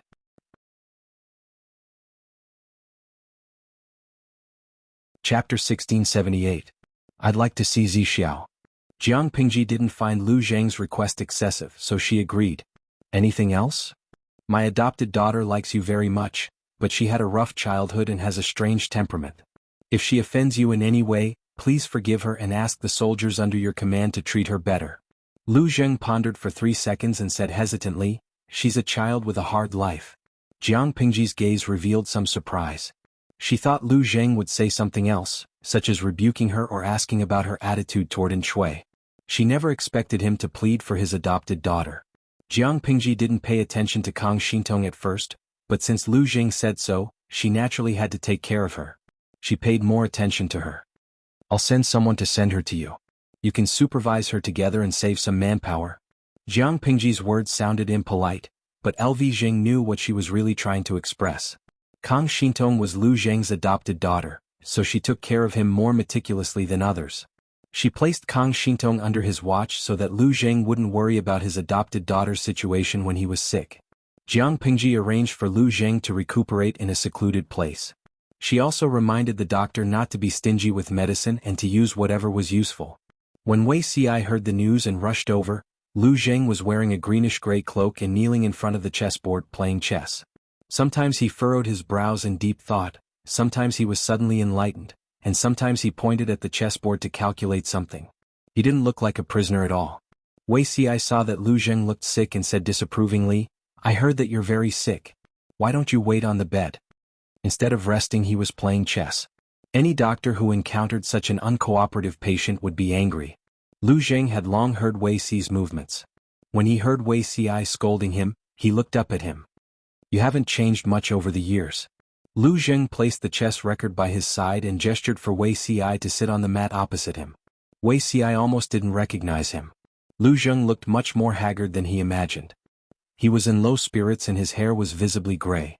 There was not much of a difference in their ages, but when Wei Xi and Lu Zheng were compared, the latter seemed to be almost 10 years older than the former. Wei Xi said frankly, you look much older. LV Zheng had the urge to treat the chess piece as Wei Xi and crush it. One is marked by the company one keeps, one is blackened by the company one keeps. Lu Zheng was implying something. Wei Xi had been with Jiang Pingji for a long time. How did his glib tongue change toward the latters? Wei Xi did not know about the bet between Jiang Pingji and LV Zheng, but he was good at reading people's minds. LV Zheng's words carried a subtle meaning. After hesitating for 3 breaths, Wei Xi asked cautiously, does Xiaoyin know? It's hard not to know. Lu Zheng's fingernails were well manicured. At this moment he was playing with a black chess piece, which made his fingernails look even paler. He placed the chess piece in the designated position and said, how could Lu Xi be worthy of your attention? Back then you were quite distant from her. After all, they were from the same sect and were taught by the same teacher. Lu Zheng's understanding of Wei Xi was incomparable to that of an outsider. In the eyes of an outsider, they might think that Jiang Pingji was forcing Wei Xi and that Wei Xi had no choice but to succumb to her tyrannical power. However, Lu Zheng understood that if Wei Xi had no intentions towards others, he would not easily succumb even if a knife was placed on his neck, let alone using force. The two of them had an affair. It could only be said that both of them were interested in each other. Not to mention Jiang Pingji, Lu Zheng had heard Jiang Pingji say that she would drag Wei Xi down with her 800 years ago. But what about Wei Xi? When did he develop feelings for Jiang Pingji that were beyond that of a ruler and an official? Wei Xi said, maybe it was in my previous life. He told the truth, but Lu Zheng thought that he was being glib. Instead of learning from the good, you learn from the bad. Are you learning from Lu Xi in your eloquence? Lu Zheng gestured for Wei Xi to choose a chess piece to play with him. Among his fellow apprentices, Wei Xi's chess skills were the best among them. Lu Zheng was ranked last and was often beaten by Wei Xi, Qing Jing and Han Yu. The shadows of his school days were Jiang Pingji and Wei Xi's, playing a game of chess with their hands. He was always beaten badly. In order to avenge his previous humiliation, he put in a lot of effort in this aspect. He did not know if he could gain an advantage today. Wei Xi was speechless. No one believed him when he told the truth. It was not easy to be an honest person. The two of them did not talk much. They just played 2 games in silence. Lu Zheng still lost miserably. After cleaning up the mess, Lu Zheng looked up at Wei Xi, whose temperament was becoming more and more stable. He was like a pearl that had been polished until it became rounder. Although it was not dazzling, it could not be ignored. This person looked like a decent person. Who could guess that he had tons of evil ideas in his mind? I will be careful about the matter with the Lord. I will try not to affect her as much as possible. I will also try to protect myself. He wanted to accompany her until her hair turned white and she died of old age. Both of them would be fine. Lu Jing nodded. My teacher often says that you have your own views. Since you have said so, you must have made up your mind. It is not good for outsiders to persuade you. He was Wei Si's fellow apprentice, so his standpoint was naturally more biased towards Wei Si. As long as it was Wei Si's own choice, Lu Jing would respect it. But he could have chosen anyone to have a relationship with, but he chose Jiang Pengji, who was the most difficult to conquer. She was a vassal now, but she would become an emperor in the future. Her identity meant that if Wei Si wanted to walk to her side, there would be thorns under his feet. Maybe he would kneel halfway. Thank you. Wei Si's words came from the bottom of his heart. Whether it was Lu Zheng, Qingjing, or Han Yu, their respect and understanding warmed Wei Si's heart. Lu Zheng stroked the cold chess piece and let out a sigh. He said to Wei Si, I know that you have a soft temperament and some things can't be said openly. Since we are from the same school, I will say one more thing. Lu Shi's temperament is different from ordinary people. If you really want to be in harmony with her, remember this. Don't get involved in anything. In the future, whether it is the civil and military infighting or the struggle between the gentry and the common people, you'd better not intervene and don't express your opinion. If you really can't help it, it is best to ask for Lu Shi's opinion. Don't do anything that goes against her will. Ordinary couples have some difficulties and quarrels at most. But if you have a conflict with Lu Shi, it will affect more than just a small family. Lu Zheng's words were not only the way of a ruler and a minister, but also the way of a husband and wife. As long as Wei Si always stood by her side and supported her, their interests would be firmly bound. Harming Wei would be harming Jiang Pingji's interests. In this way she would become Wei Si's most powerful shield. Wei Si was stunned after hearing that. If he had understood this in his previous life, he would not have thought himself clever and got involved in the affairs of the Wei family. Would the meteorite have fallen from the sky? Most likely not.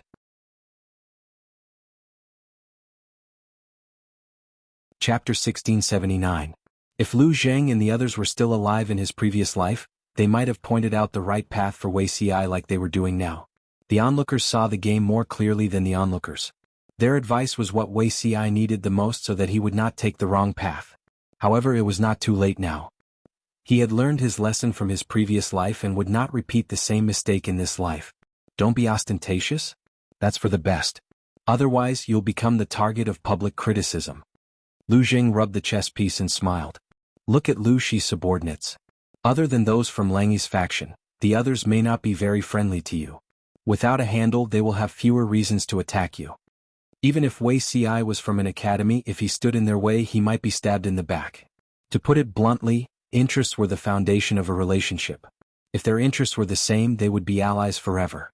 Wei Si coughed lightly and reminded him, My lord doesn't like to form cliques. Because of this, Yumo is still helping my teacher. Qing Jing refused to become an official mainly because he was worried that he would implicate his fellow disciples from Lang Yi Academy. When Lu Zheng casually said the words Lang Yi's faction, Wei Si trembled with fear. It's one thing to dislike him, but it's another thing to form a clique. Lu Shi's temperament was too wild and arrogant. She might not take the so-called clique seriously. So what if they form cliques? Can they escape her grasp? As long as they do not cross the line, she will most likely not make a big fuss. If they cross the line, even if they do nothing, she will still find a reason to get rid of them. Yumo is too cautious. Lu Jing sneered. That's why. Lu Lanting is really not a likable person. Humility and politeness were the main qualities. Someone like Jiang Pingji, who could not wait to write, I'm the best in the world, on her face to attract hatred, was naturally not likable. She was a heretic. Lu Jing even had some malicious thoughts. He hoped that Jiang Pingji would fail miserably. Sooner or later, she will fail miserably. If she failed miserably, he wondered what expression she would have. Although he did not want to admit it, he had to admit that Lu Zheng's judgment was correct. Whether it was his majesty in his previous life or his lord in this life, both were so confident that they were conceited. Why would she care about the clique of her subordinates? If someone really did violate her taboo by forming a clique, needless to say, they would end up with weeds growing 3 feet high on their graves. Thinking back to his past life, the relationship between the officials and the imperial court was indeed a little subtle. Wei Ci even suspected that the other party had deliberately allowed the officials to form a clique.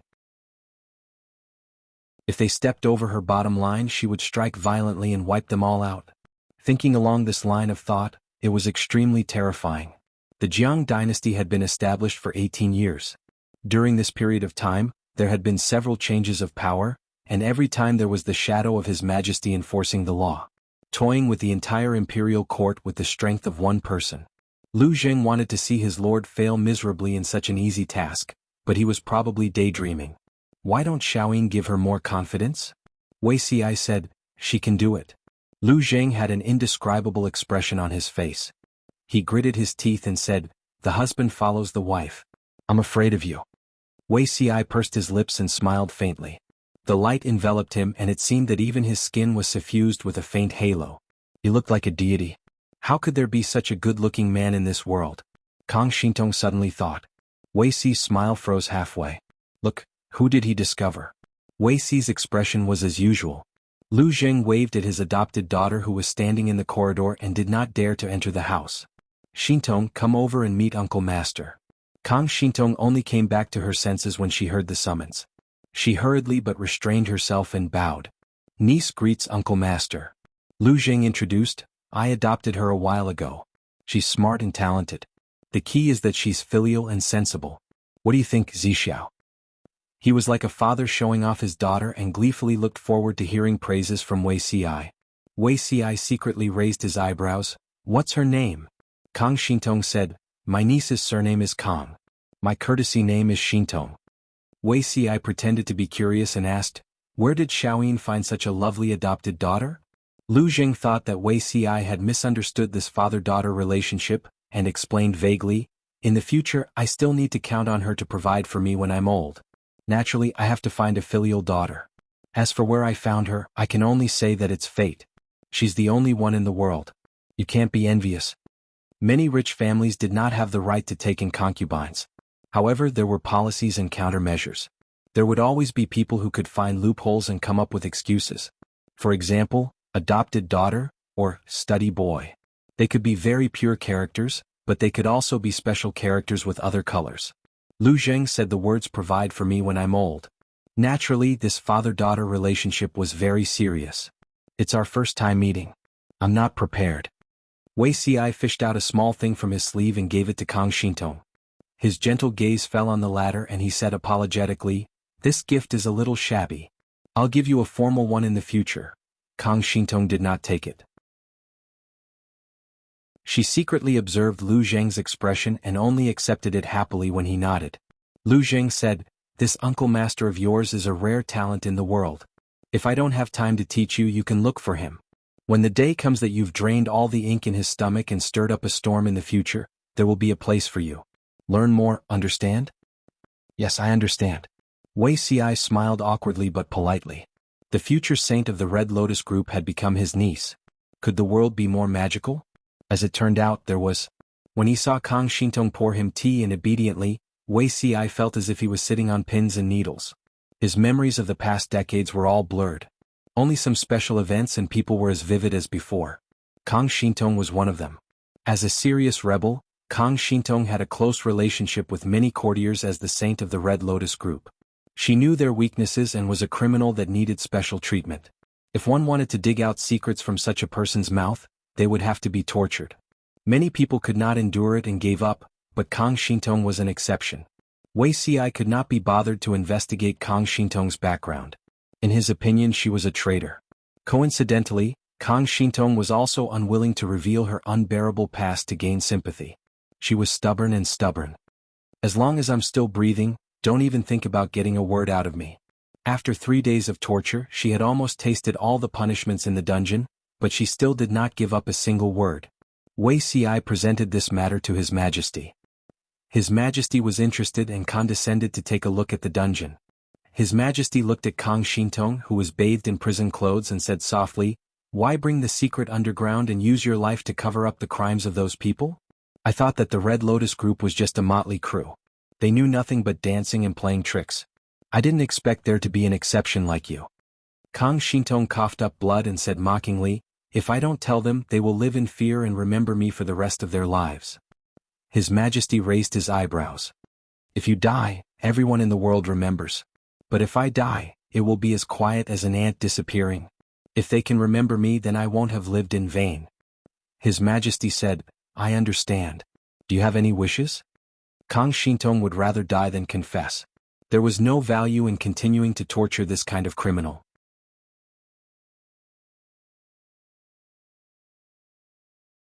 Chapter 1680. You want to be cremated?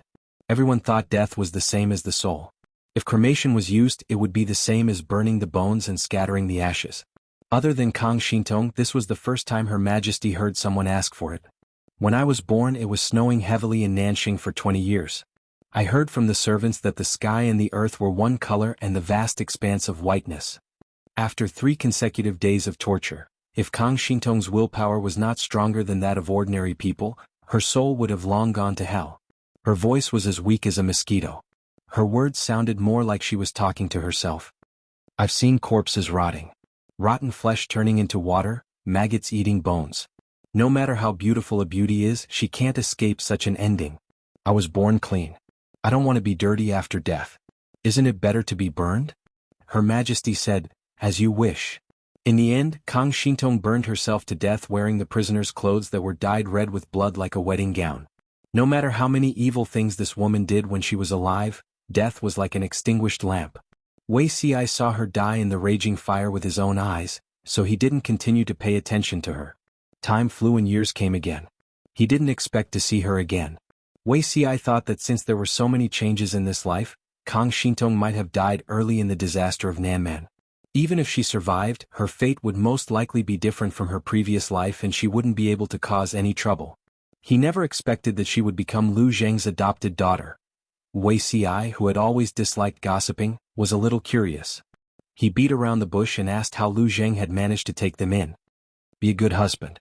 Lu Zheng looked at him sideways and warned him calmly, you're a man with a family. Wuxia almost choked on Lu Zheng's words. Just now there was a brotherly love between them. How did they end up hurting each other in the blink of an eye? He dared to bet that Lu Zheng learned the term husband's way from his lord. What are you thinking about, Xiaoyin? Wuxia couldn't help but interrupt to prevent Lu Zheng from letting his imagination run wild. I only saw that this woman's face is strange and her birth chart is also strange. That's why I asked. Since she's your adopted daughter, she's your junior. Why would an elder have any thoughts about a little girl who hasn't reached marriageable age? Moreover, this matter isn't something to joke about. My lord will take it seriously. Lu Zheng was stunned. He had forgotten that Wuxia was a quack. There's something wrong with Shintong's physiognomy? After all, she was his adopted daughter, and LV Zheng did not want anything to happen to her. If he could avoid it, he would try his best to avoid it. Wuxia said, beauties are full of ups and downs. Needless to say, Lu Zheng naturally understood. He faintly sighed and concisely explained Kang Shintong's past experiences. Wuxia's words, beauties are full of ups and downs, matched Kang Shintong's previous experience. Naturally, Lu Zheng did not doubt it. This is also a child with a hard life. If it was possible, Lu Zheng naturally hoped that Kang Shintong would agree to his request. You said that her appearance is strange and her birth chart is also strange. Could it be that there are other variables? Was it a blessing or a curse? Will we be able to turn misfortunes into blessings in the future? Wuxia said, she met a benefactor and her destiny changed greatly. It will be better than what she had originally planned. Lu Zheng smiled and said, now that you've said that, I'm relieved. While they were talking, Kang Shintong had already prepared dinner. Wuxia conveniently stayed behind to freeload. After dinner, the sky gradually darkened. Kang Shintong stood up to send Wuxia off on behalf of her adoptive father, Lu Zheng. She was so nervous on the way that she could not speak. After she watched Wuxia leave, she hurriedly went to look for her adoptive father. Adoptive father, are we going to stay here from now on? She had thought that she would be imprisoned, but she did not expect that the treatment after being captured by the enemy was better than staying at Shui's side. If she had known earlier, she would have continued to persuade her adoptive father to change jobs. Lu Zheng felt that it was better to have a short-term pain than a protracted one. He frowned and drank the bitter medicine. He did not know if it was an illusion, but he felt that the medicine prescribed by the doctor was much more bitter than the medicine he had drunk before. You look rather happy? Lu Zheng could not help but remind his adoptive daughter. They were now prisoners, what was there to be happy about? Kang Xintong said, I observed that martial uncle. He has a good temperament. If we become colleagues in the future, wouldn't it be much better than before? Lu Zheng was speechless. How much did his adoptive daughter despise her lord and Shui? After a while, Kang Xintong cleared the dishes for him and suddenly thought of something. Adoptive father, adoptive father. What's the matter? Speak. Kang Xintong asked, did Master Lanting personally come to recruit you? His adoptive father was a talented person with a strong presence. The Master of Lanting would surely come personally to show his respect. Lu Zheng turned to look at his adoptive daughter, an indescribable feeling in his heart. What if the child always sided with an outsider? Was fine. She was most likely retarded. A beating would be enough. Of course, Lu Zheng could not bring himself to beat the child. He could only suppress his feelings. It was not enough that Lu Lanting had harmed Wei Ci and him. Now that she had become capable, she had harmed his adoptive daughter. Ha, but what a sentimental and promiscuous woman. Lu Zheng sneered coldly. Jiang Pingji sneezed loudly. Her eyes looked even more watery. It was the season change and the number of sick people was much higher than usual. Li Yun and the others were worried that their lord would be affected. They asked with concern, are you feeling unwell, my lord? Jiang Pingji waved her hand and rubbed her nose. I'm fine. My nose suddenly itched. Li Yun and the others relaxed when they saw that her expression was normal. Jiang Pingji said, tonight and Shui and the others will definitely send men to launch a sneak attack. Is the granary ready? Li Yun replied, General Fu has already brought men to set up an ambush. It's guaranteed that nothing will go wrong. And Shui had already run out of ammunition and food. Jiang Pingji had pointed out a clear path. And Shui, who had nowhere else to go, had no choice but to take the bait. Tell Jing not to be careless. Whether this battle can end cleanly depends on him, Jiang Pingji reminded him. Jiang Pingji exhorted. She had no intention of getting involved. Li Yun cupped his fists and said, understood. Jiang Pingji did not personally lead the troops to set up an ambush, but she did not wait quietly in the tent for news either. How she get to AZ? TSK, didn't the streamer say that she would not wander the battlefield? Yes, Hen Fengquang. Judging from the streamer's posture, it doesn't seem like she's going to lead the troops to smash in Chui's head. The idle people thought that Jiang Pingji was going to return to the martial world. Who knew that she would only lead 1,000 troops out to guard a certain mountain valley? Just as they were puzzled, Jiang Pingji opened her mouth to explain.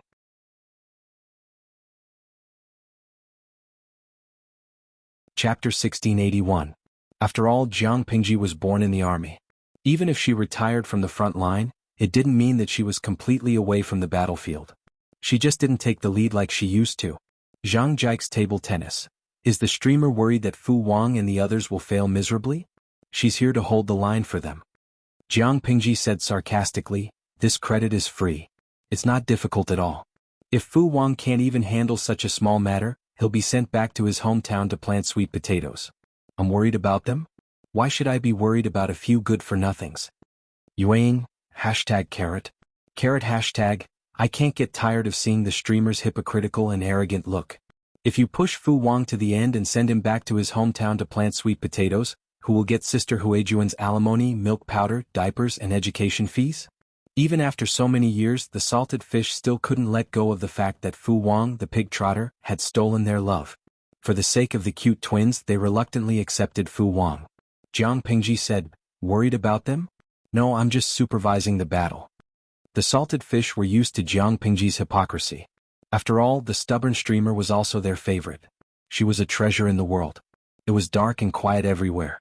Only the sound of the patrolling cavalry's hooves and the crackling of the torches could be heard. Fu Wang wore a dignified and heavy armor with beast rings. It made his burly body look like a small mountain. The march was tough. He could only squeeze out time to clean his face for half a month. The last time he shaved was 8 days ago. Because he hadn't shaved for a long time, the green stubble on his cheeks was a little long and messy. The helmet pressed against his stubble, making him very uncomfortable. If he wasn't rational, he would have pulled out the long knife at his waist and shaved his face. Xieze patrolled everywhere. When he came back to report, he found Fu Wang scratching his face from time to time. He thought he had been bitten by a mosquito in the forest. I still have some insect repellent powder here. Would General Fu like to use some? Xieze took off the medicine bag hanging at his waist and handed it to Fu Wang. Fu Wang was stunned. After 2 breaths, he realized Xieze had misunderstood. He waved his hand and said, "It's not a mosquito bite. I don't need it." Xieze looked surprised and asked curiously, "Then why does General Fu keep scratching his face?"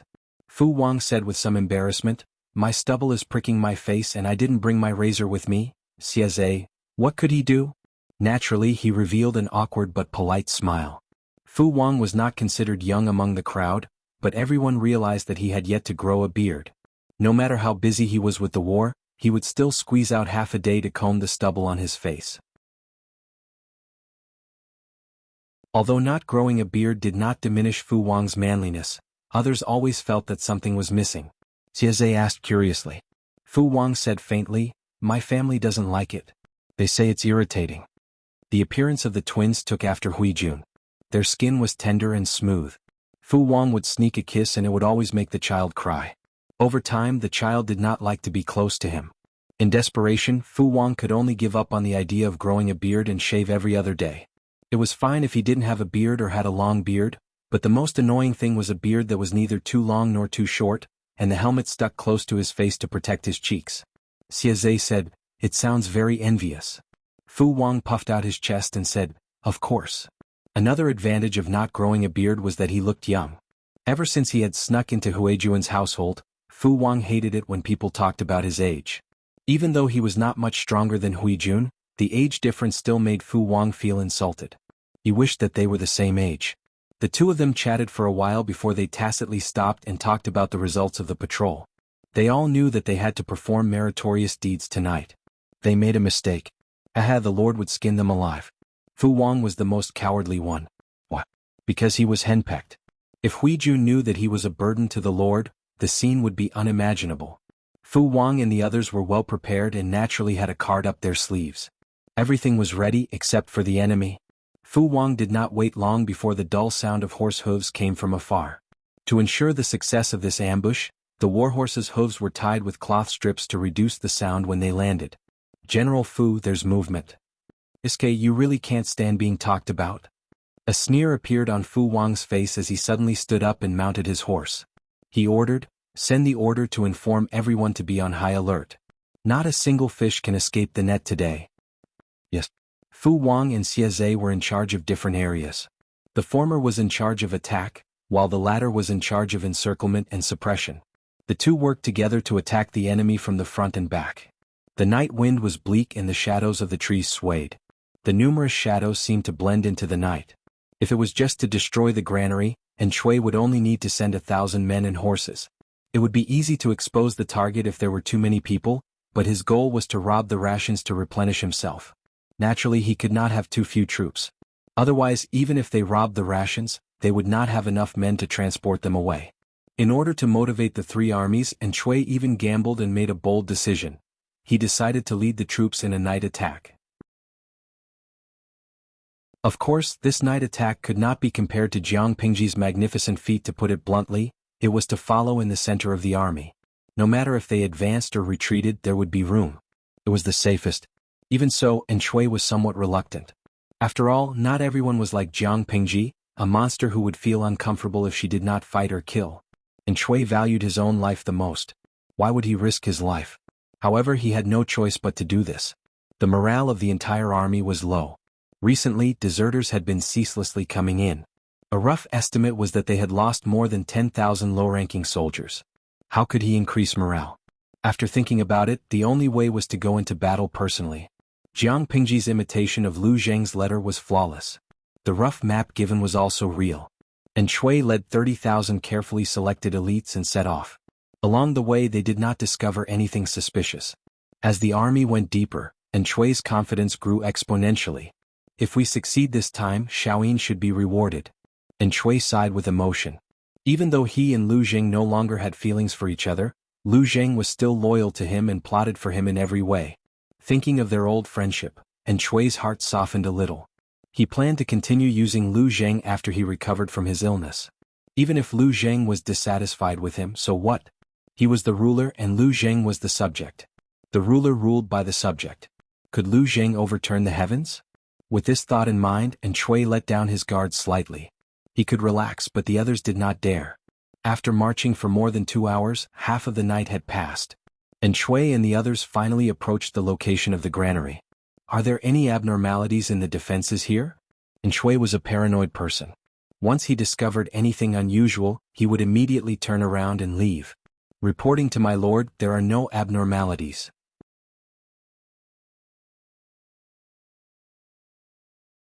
Chapter 1682.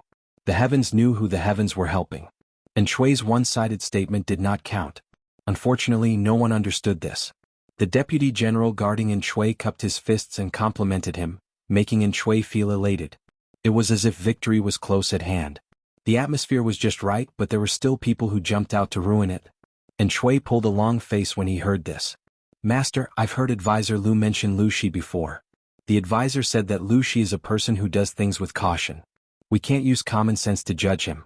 Also, the granary is related to the outcome of the battle.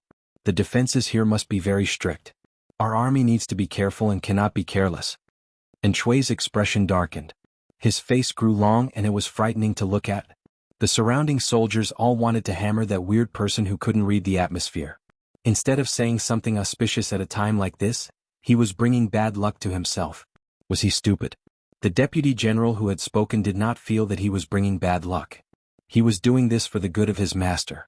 He spoke from the bottom of his heart and was speaking the truth. Good advice was unpleasant to the ear. He had to listen even if he didn't like it. And Shui could only respond with an awkward but polite smile. He remembered this deputy general in his heart. Perhaps it was the influence of this crow's mouth, but In Shui's mood turned from sunny to cloudy.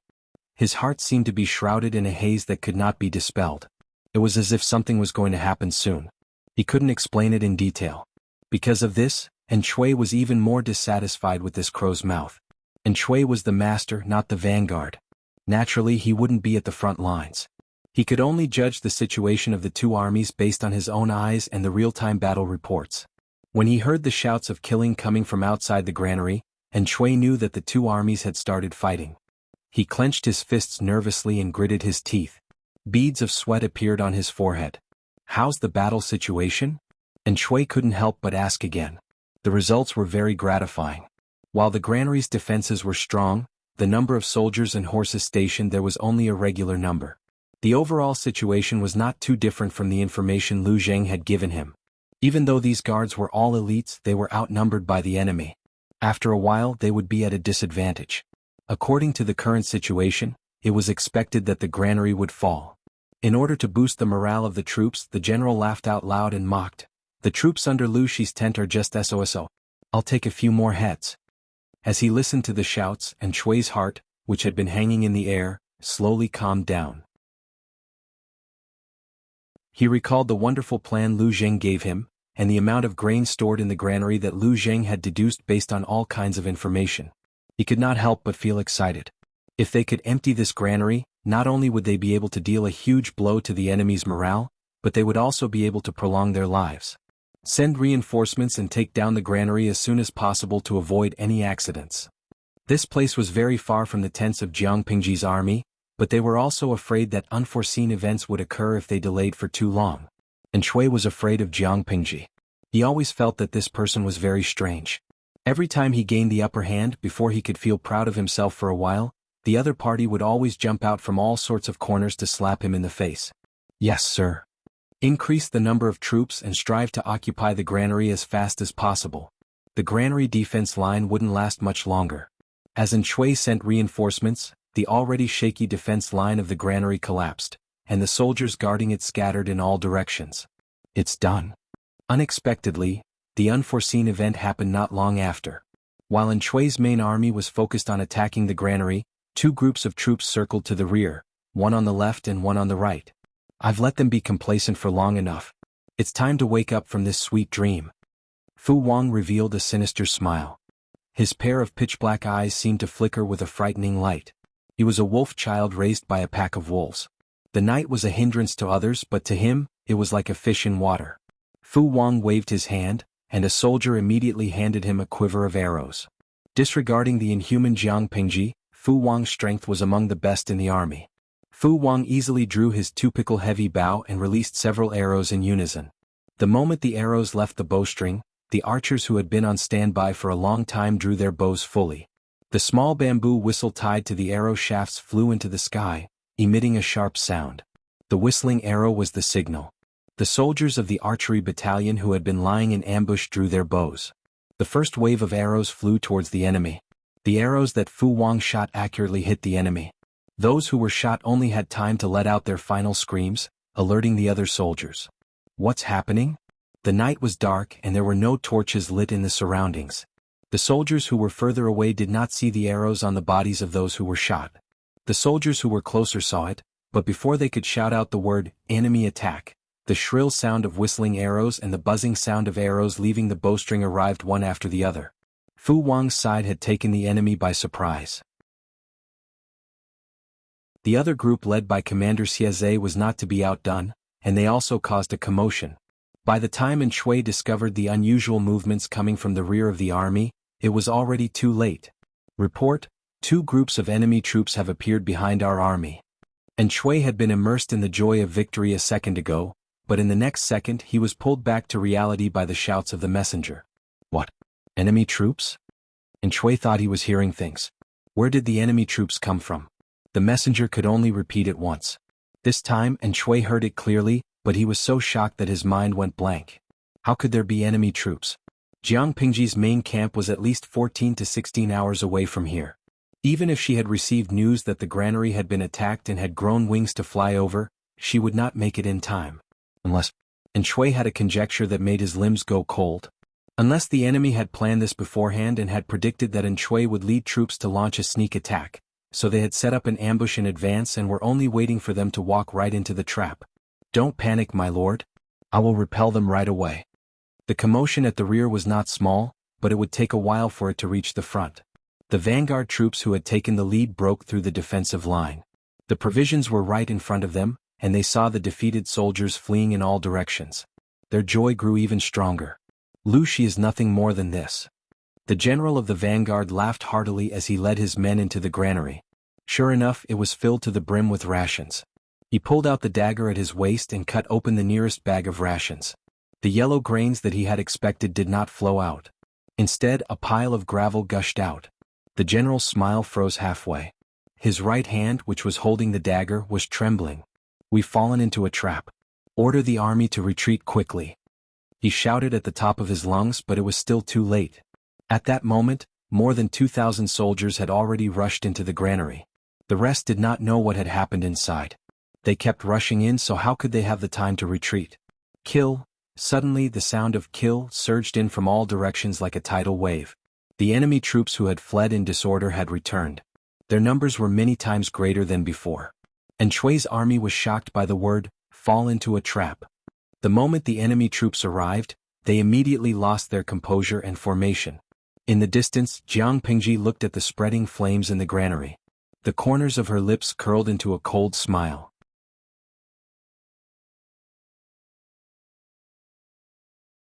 Chapter 1683. Yuyita, receiving guests?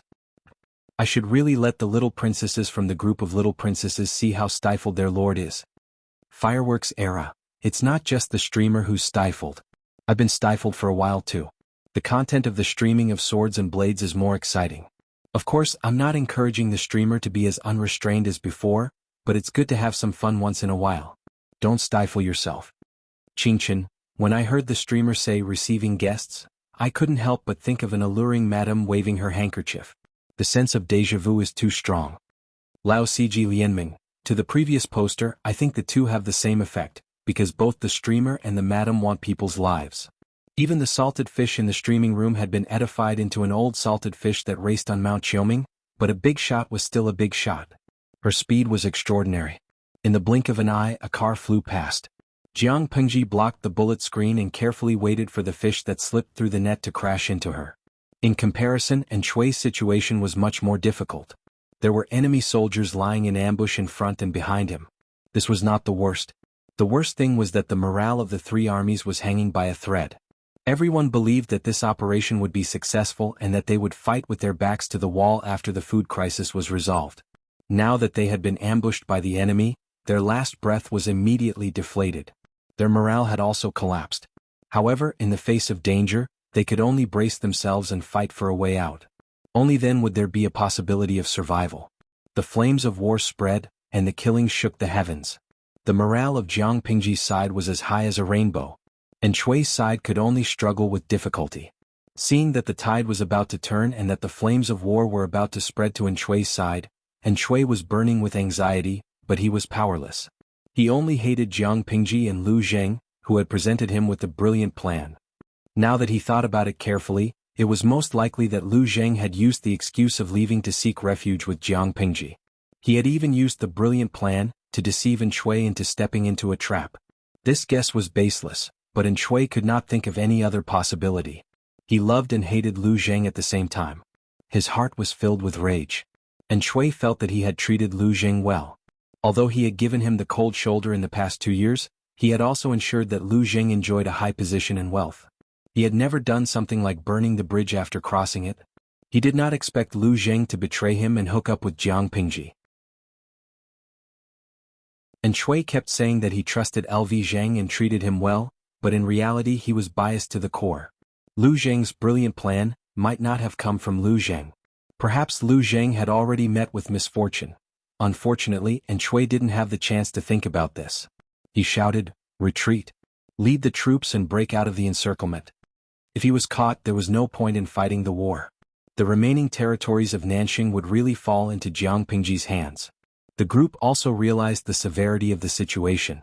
They could only try their best to organize a counterattack and break out of the encirclement, attempting to escort Chui out of the encirclement. Even if the soldiers under Jiang Pingji's command were of high quality, they were no match for the enemy's human wave tactic. The soldiers under Chui's command focused on one direction to break out of the encirclement.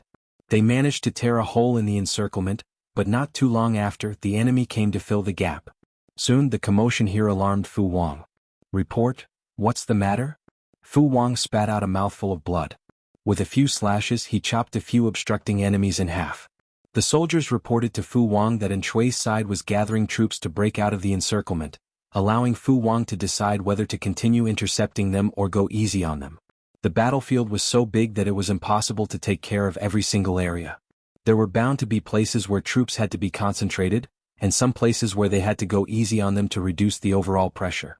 They had to use the limited number of troops to deal the greatest blow to the enemy. If they sent troops to fight to the death in one area, the troops in other areas would be thinned out. Even though the morale of Chui's troops was low and their combat ability was not up to par, it did not mean that they would surrender without a fight. For example, Chui's attempt to break out of the encirclement was very stressful. Many soldiers had been sacrificed to stop them. Fu Wang rubbed his chin with his blood-stained palm and muttered to himself. His hands, face, armor, and the warhorse he was riding, lightning chasing, were all stained with someone's blood. He looked as if he had crawled out of a mountain of corpses and a sea of blood. It was very frightening. When he was deep in thought, his oppressive aura became even stronger. "Ah, looks like it's a big fish." Fu Wang picked up his weapon and urged his horse forward. "What are you waiting for? Grab your weapons and follow me." Fu Wang was a meticulous person despite his coarseness. The morale of Chui's troops was so low that they could not withstand a single blow, but the troops they had gathered to break out of the encirclement had almost torn apart their own army's defensive line. What did this mean? This meant that the person they were protecting had an extraordinary status. The soldiers had to raise their fighting spirit, which was why Fu Wang's side was feeling so pressured. With such a deduction, would Fu Wang let them go so easily? The people on Chui's side were the first to realize that something was wrong. The enemy was targeting them. When he realized this, Chui could not sit still. Riding on his warhorse, he gripped the reins tightly, his face so dark that it seemed as if it would drip water. "Master, the enemy has caught up." Fu Wang and the others were very fast, but because of the darkness, reinforcements could not come as quickly. Chui had managed to temporarily escape danger under the protection of the soldiers. Before they could celebrate, they discovered that the enemy had already caught up. They could only send out some troops to delay the enemy for a while. However, this method was not a long-term solution. On the way to escape, a soldier came up with an idea in a moment of desperation. He suggested that Chui take off his luxurious clothes and change into the tattered clothes of an ordinary soldier. His face would be smeared black, his hair messy, and he would disguise himself as an ordinary soldier.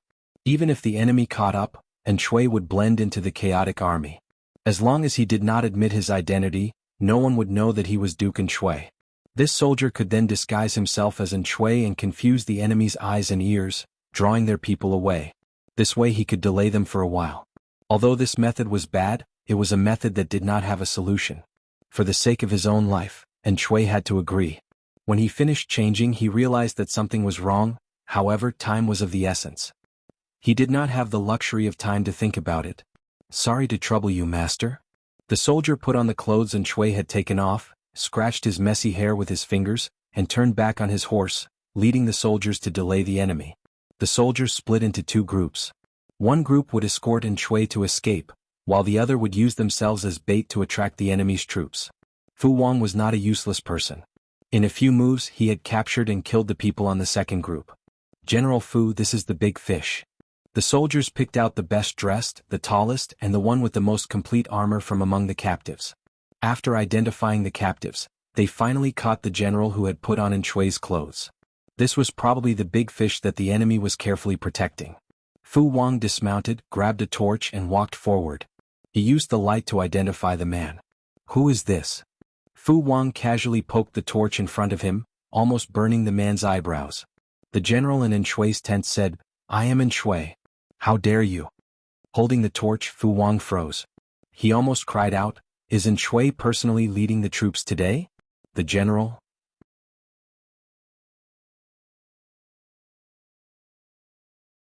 Chapter 1684. "No, that's not it." The general's face darkened, but it was too late to make up for it. Fu Wang would not listen to his excuses.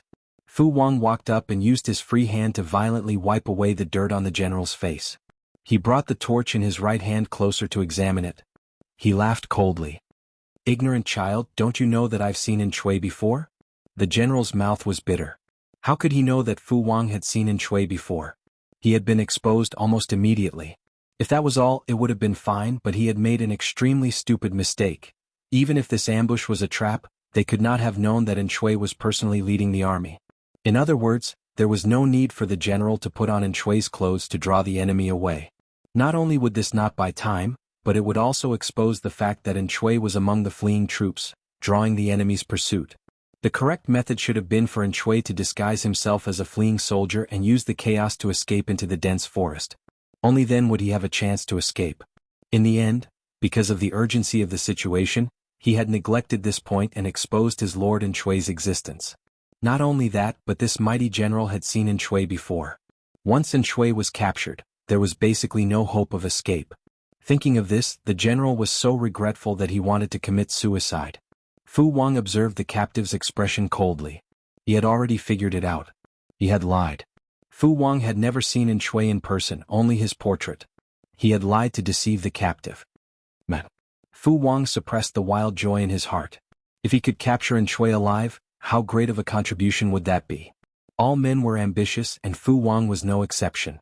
The general heard the commotion and hurried forward to receive orders. Fu Wang ordered him to send more men to hunt down the fleeing fish. "You go first, I'll follow soon." Military merit was very attractive, but Fu Wang would not abandon the battlefield for military merit. What if he accidentally tricked Xieze? The general was ordered to retreat. When Shui's general heard this, his vision darkened and he almost fainted. Fu Wang glanced disdainfully at the captured enemy general. He was stupid, but he still thought himself clever. It was time for him to train his brain. The deputy general had been Fu Wang's right-hand man for many years. He had once followed Fu Wang's adoptive father, Fu Yang, when he was young. Now he was also an experienced and prudent old man. Fu Wang was completely at ease, leaving the heavy responsibility of pursuing Shui to him. Even if Si Jiang could not catch Shui, he would not let Shui escape so easily. Once Fu Wang settled the situation on this side, he would quickly catch up to them. Fu Wang's plan was undoubtedly very comprehensive, but he had forgotten one thing.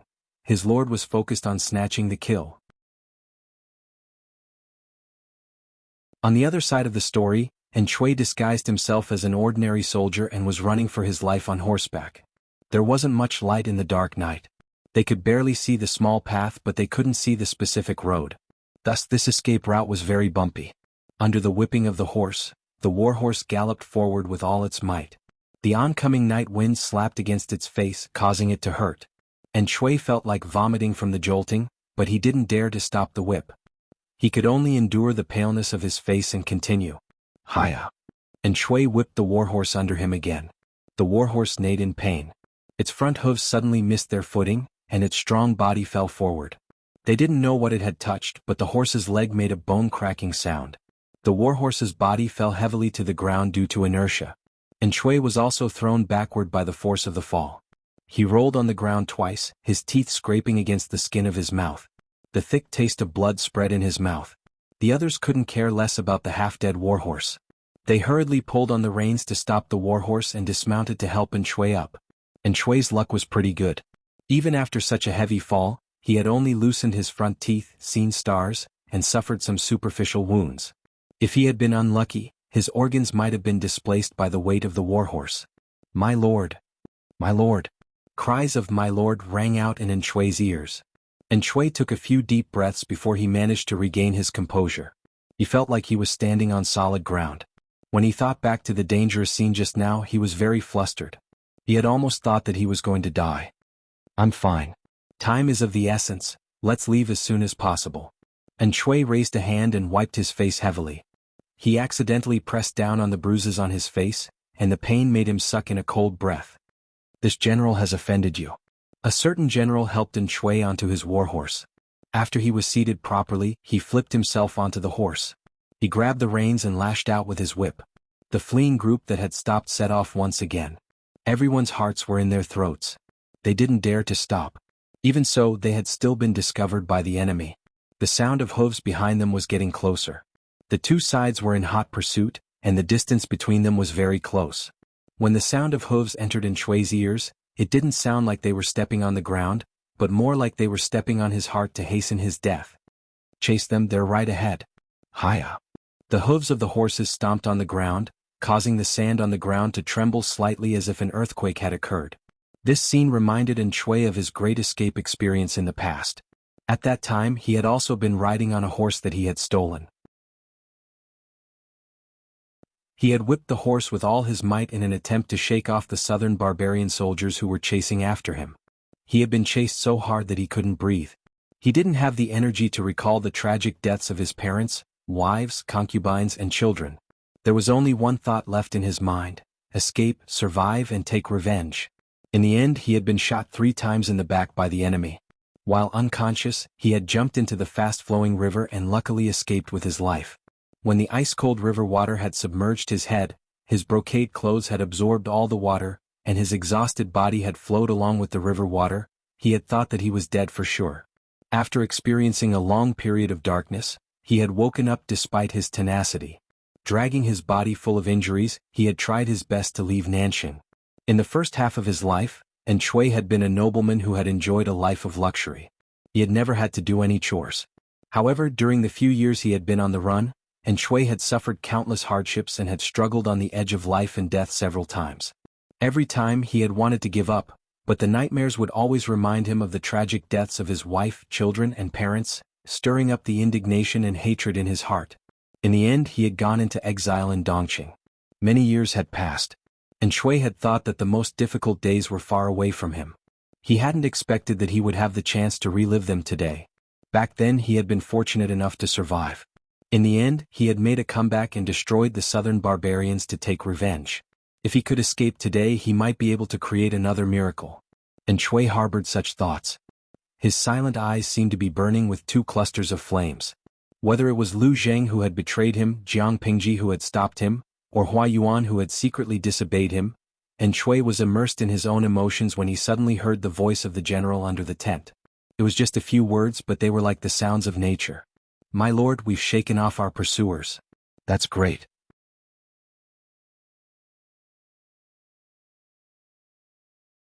Chapter 1685. Jiang Pingji had discovered Shui's existence a long time ago. Just as she had expected, the other party had chosen her direction in a panic when they were escaping. Everything was as perfect as he had planned. My lord, the front line has already started fighting. Should I send troops to support the generals? The general who spoke used to be Yang Tao's subordinate. Of course, he was now Jiang Pingji's man. Currently, he was mainly responsible for protecting Jiang Pingji. To put it bluntly, he was the leader of the security team. Combat was secondary. Although this position was not very close to the battlefield, it was related to Jiang Pingji's safety. Only her trusted subordinates could take up the post. Sitting in this position not only meant that he had Jiang Pingji's trust, but it also meant that he could make his presence felt in front of the new master. His future was bright. Regarding Jiang Pingji's trust and importance, not only was this person extremely touched, but the old officials of Yang Tao also completely submitted to her and no longer had any suspicions. After all, if Jiang Pingji was really suspicious of Yang Tao's old officials, she would not entrust her own safety to Yang Tao's faction. This was an analysis from an outsider's point of view. Only Jiang Pingji and the audience in the streaming room knew the truth. Her battle prowess was too tyrannical, and most of the guards were just decorations, completely useless. It didn't matter who sat in this position. If promoting the old officials of Yang Tao's faction could make the internal affairs more harmonious, Jiang Pingji didn't mind making them feel touched for a while longer. No need. Let them fight. We have a more important mission. Jiang Pingji spat out the dog's tail grass in her mouth and mounted the horse. She said sternly, "Gather the troops and follow me. I'm afraid there's a big fish today. I'm counting on him for supper tonight." The big fish Jiang Pingji was referring to was naturally in Shui. She was the lord and the people around her had to listen to her. They would go wherever she wanted them to go. The captain of the security team obeyed the order and went to gather the troops. After a while he came back with some excitement in his eyes. He had long heard of how powerful this lord was. She was the chosen one, so following her would definitely not go wrong. The dark night posed no obstacle to Jiang Pingji. Her spirit was firmly locked onto Yin Shui. She calculated his route of advance and arrived at his destination early, waiting for him to walk right into her trap. The terrain here was relatively flat, and there was a shallow pool not far away, so there were mosquitoes everywhere. "Your Highness, we are here too." The captain of the security team hesitated. There were so many mosquitoes here. Were they here to feed the mosquitoes? Even though he was wearing a mighty and heavy armor with thick clothes underneath, he still couldn't stop those little fellows from invading his body. Not long after, he felt the back of his hand itch a little. He swatted at the mosquitoes with his other hand and killed 3 of them at once. The leader of the security team grimaced, but he did not dare to spit at Jiang Pingji. He did not want to provoke her. He couldn't help but mutter. His lord was dressed tightly, but her skin was soft and tender. Those mosquitoes should like her more, right? Squatting in such a place, he was actually able to maintain his composure and straighten his back. As expected of someone with firm confidence. Little did they know that no mosquito dared to bite Jiang Pingji. She had been fishing for more than 10 years and had not caught a single mosquito. It could be seen how afraid the animals were of her. Which mosquito would dare to bite her?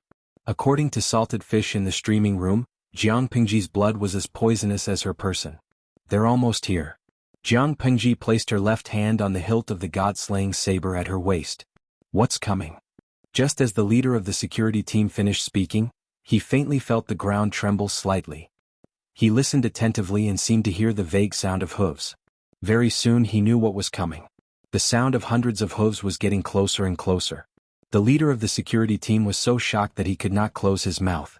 Because they were prepared, and Jiang Pingji used the reeds on the beach as cover, the enemy did not notice them at all.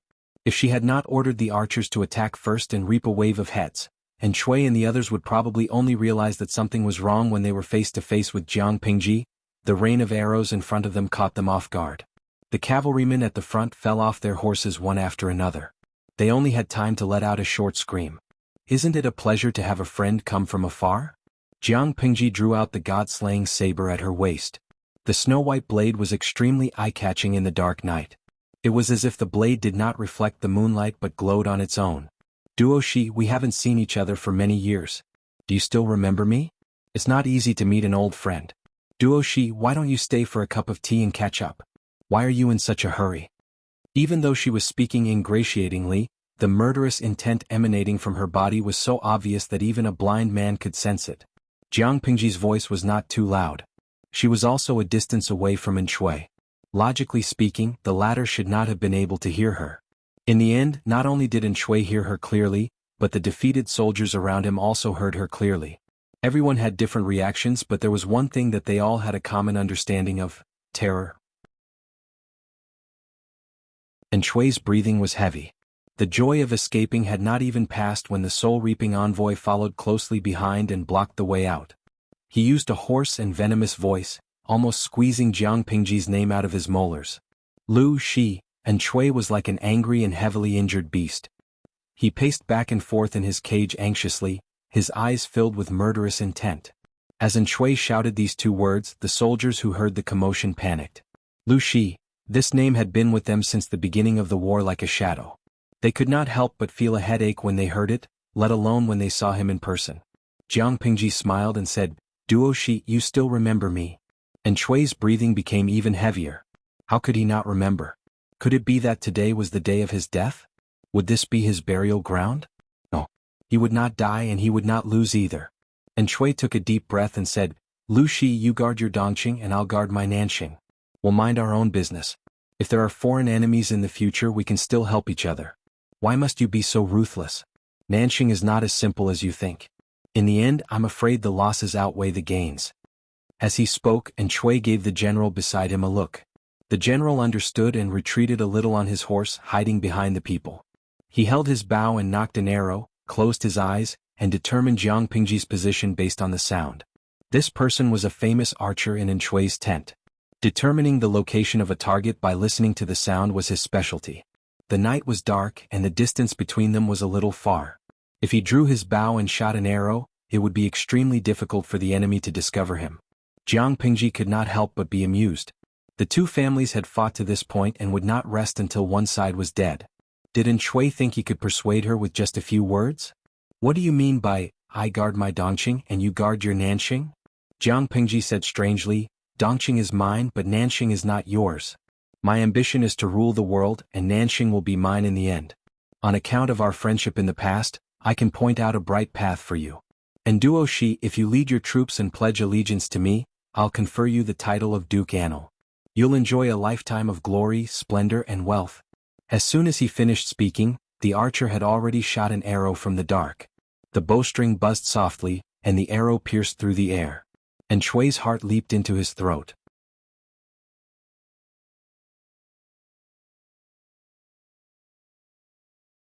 Chapter 1686.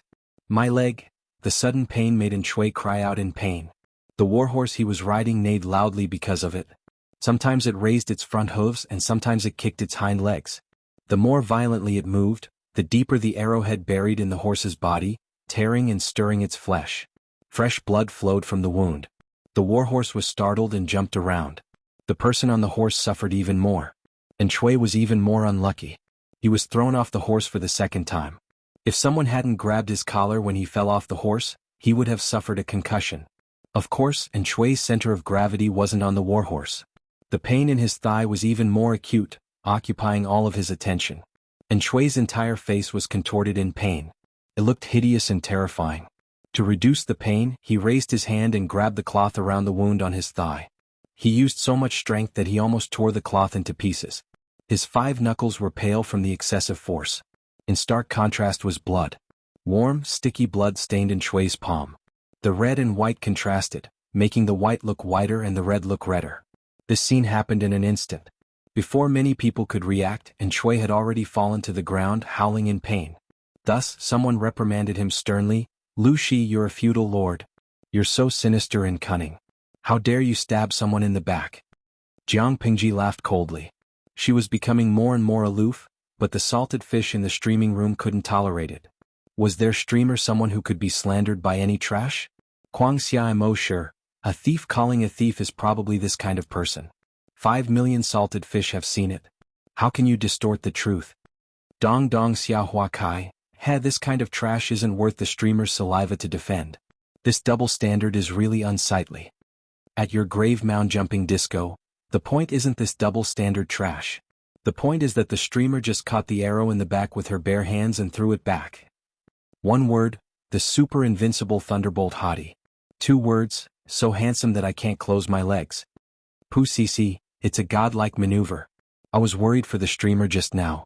I didn't expect her to throw a slap back at me. Our spicy streamer is handsome to a new height every time. That scene just now was so noble and cool that he had no friends.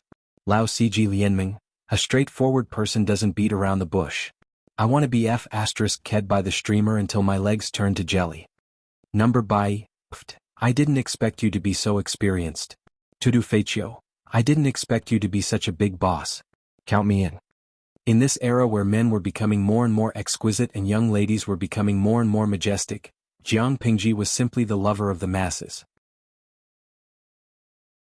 The host's arms were the harbor where they could fight for their entire lives. Not only did this scene cause Shui and the others to be in a frenzy and speak indiscriminately, but the leader of the security team beside Jiang Pingji was also so angry that his eyes were about to split open. It was impossible to defend against the enemy's sneak attack. Even though it wasn't aimed at Jiang Pingji's face, it was still dangerous to aim at her.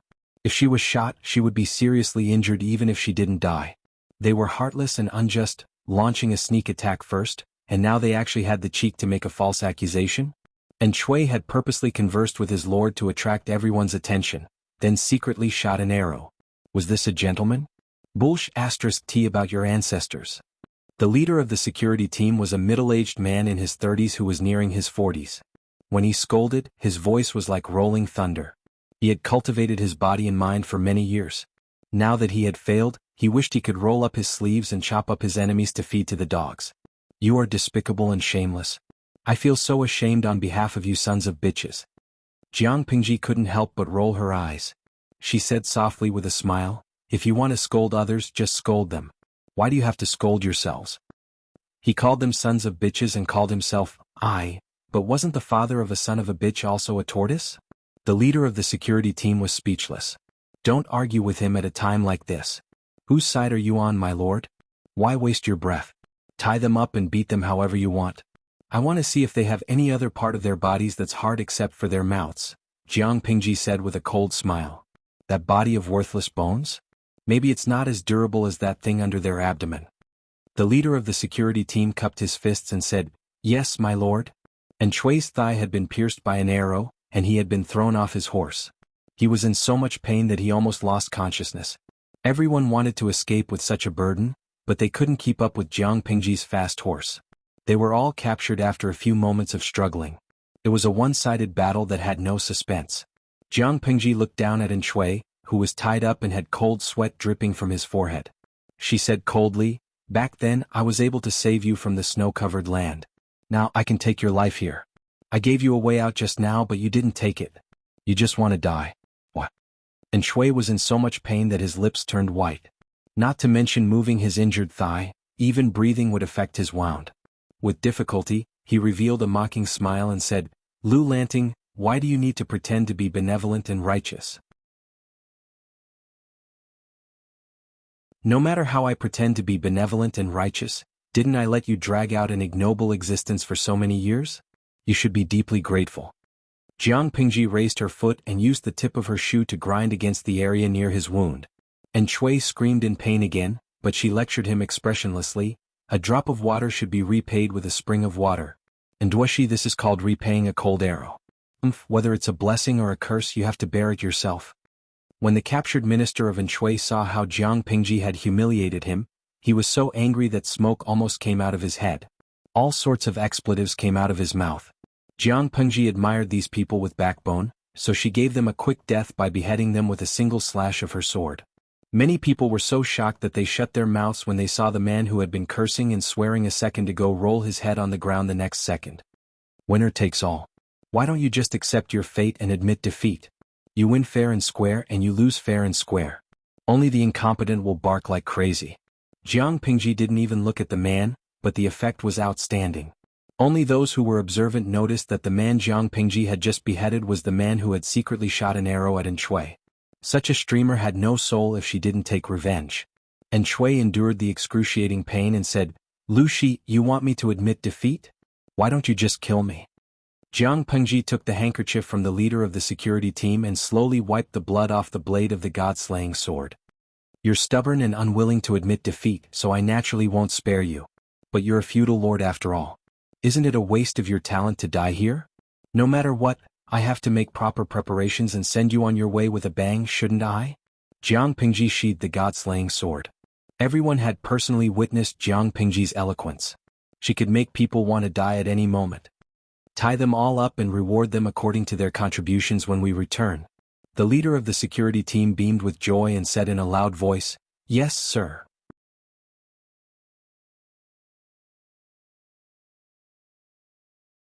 Chapter 1687. My lord, someone's coming? The leader of the security team tensed up and ordered the soldiers to be on standby. Just as they finished packing in Shui and the others up, they noticed a group of people rushing towards them. The leader of the security team was worried that it was in Shui's reinforcements. They didn't have many men on their side. If they really fought, they would easily be at a disadvantage. However, Jiang Pingji wasn't worried, because this group of people was none other than the pursuing troops that Shui and the others had shaken off not long ago. Fu Wang had just met up with them. When Fu Wang heard that General Shui had lost Shui, he was furious. He wanted nothing more than to capture them and beat them up to vent his anger. It was infuriating to lose such an important, fat fish. Fortunately, the enemy had fled in such a hurry that there was no time to erase any clues. They could follow the traces all the way. Halfway through the chase, the vanguard discovered that someone was blocking the road ahead. He immediately reported to Fu Wang, "General Fu, there are people ahead, but it doesn't seem like an ambush." When Fu Wang heard this, he raised his hand to tighten the reins. He sighed, and the well-trained warhorse quickly came to a halt. "Doesn't seem like an ambush? Go and ask them which battalion they are from." There were tens of millions of people participating in the battle. Although the troops of the various battalions were in contact, the battlefield was chaotic and news traveled slowly. Fu Wang couldn't know every place and every person's movements. If the people ahead were not in Shui, then they were other troops in the army. It was late at night, and it wasn't convenient for them to use battle flags to distinguish between friend and foe. It was better to understand the situation before deciding on their next move. Perhaps Xieze had also discovered Shui's deserter and had specially sent people to capture him. When the vanguard received Fu Wang's order, he rode forward and asked loudly, "I am General Fu Wang's subordinate. What are you waiting for?" When the leader of the security team heard this, his tense nerves relaxed, and a hint of joy appeared on his face. "My lord, so it's General Fu Wang's men." Jiang Pingji didn't smile. Instead, she revealed a trace of embarrassment. She seemed to have accidentally stolen Fu Wang's victory, causing the credit to fly away from his hands. "Go and tell him that I'm here." "Yes, my lord." The leader of the security team hadn't realized that he had stolen the victory. "General Fu Wang is here. Hurry and pay your respects." The leader of the security team was in charge of Jiang Pingji's security. Naturally, he would interact with Fu Wang. Both of them were familiar with each other's voices. Hearing this voice, Fu Wang knew that the person in front of him was his lord. Half of his worried heart was relieved. The other half was naturally in Shui, whose whereabouts were unknown. If the lord knew that he had lost track of the enemy's leader, not to mention a reward, it would be good enough if he didn't suffer. Fu Wang braced himself and led his men forward. He dismounted from his horse when he was still 2 to 3 feet away from Jiang Pingji and walked forward. Both sides lit up their torches. With the light dispelling the darkness, they could finally see each other clearly. General Fu Wang greets the lord. Fu Wang put away his weapon and bowed. He was a little nervous. Jiang Pingji raised her hand to help him up. Her lips curled into an awkward but polite smile. "No need to be so polite, Jingtu. Are you here for Shui?" Fu Wang was stunned. He didn't know how his lord knew, but he quickly understood Jiang Pingji's meaning from her expression. "Master, what you did was too unethical." Fu Wang felt wronged. He still wanted to say it out loud. Jiang Pingji coughed softly and said, "The fire in the granary rose to the sky. I was worried, so I brought some people over to take a look, but I met them halfway." The captain of the security team listened silently and silently refuted in his heart. How could it be a spur-of-the-moment thing? They had clearly come prepared, and they had specifically come to stop Shui. Fu Wang could not say anything bad about his lord. If she brought up the matter of him losing Shui, he would not be able to get away with it. Thus, the pitiful Fu Wang could only silently accept the fact that his lord had snatched his kill. He could only hold back his tears of blood. He couldn't vent his anger on his master, but he could vent it on Shui. If it wasn't for the fact that this old fellow was so good at running, Fu Wang would have caught him long ago. Would it have been his lord's turn to snatch his head? "My lord, where's Shui?" Jiang Pingji pointed her thumb behind her and pouted. "He's lying there half dead. I'll take care of him when we get back." Fu Wang said, "Is Shui willing to submit?" If he submitted, Fu Wang would probably be so depressed that he would vomit blood. He did not want to see Shui continue to jump around.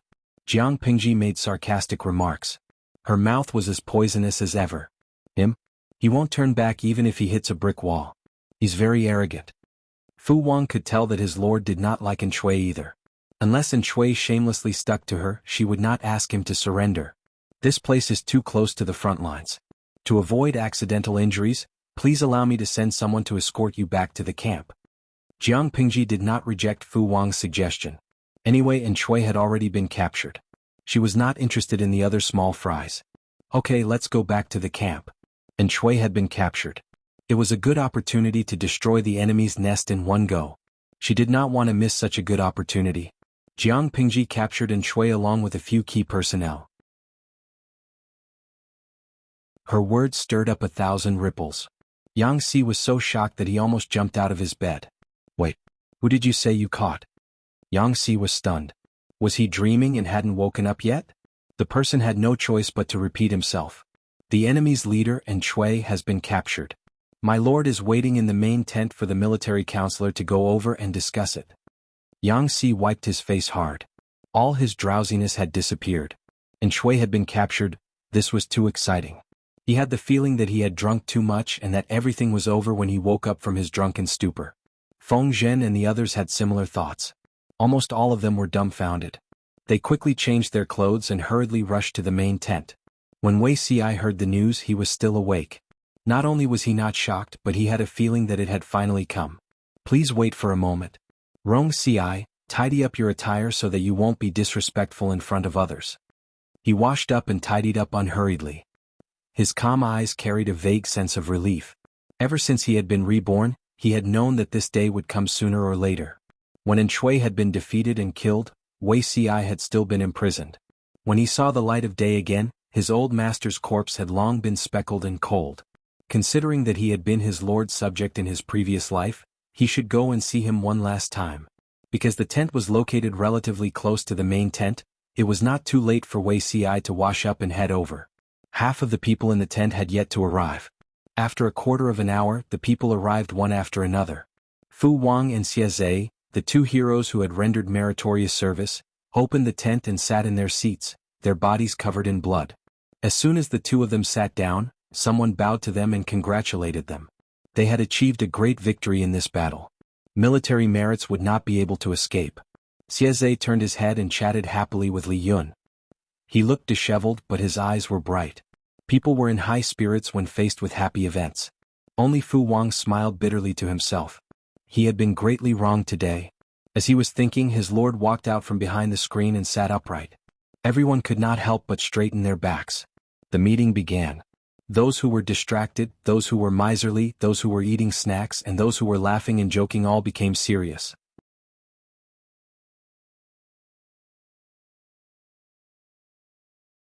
Chapter 1688. What did they have to say? Of course they wanted Shui to die as soon as possible. The food was already heated. Could there be other changes? The 5 million salted fishes complained about the plot as they ate their melons. They'd finally had a good time after holding back for so long. If Shui didn't die, wouldn't it be the same as eating back the shit they'd painstakingly excreted?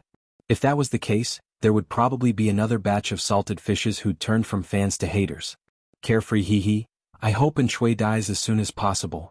Tongtong's girl, there are so many people from all walks of life in the streaming room, but I don't like Shui. Let him die. Xingyue Tinyun, streamer, don't forget what Shui did when he conquered the southern barbarians. Even if the southern barbarians deserved to die, Shui's methods were too despicable. If you keep this guy around, he'll bite you when you let your guard down sooner or later. Xiao Xiao Wangyang, like. Shui is a ticking time bomb. He can't compare to Huang Song and Yang Tao. If Shui can live even after surrendering, then I'll feel wronged for Su Bei and Su Fei. They're much more likable than Shui. Even though the Su brothers committed suicide after their defeat and didn't die directly at Jiang Pingji's hands, they were still better off than Shui. If someone like Shui could live, the two brothers would be filled with regret if they found out. The salted fishes had a unified opinion. The streamer could go wild, but Shui had to die. Jiang Pingji didn't give any explanation to the salted fishes' discussions.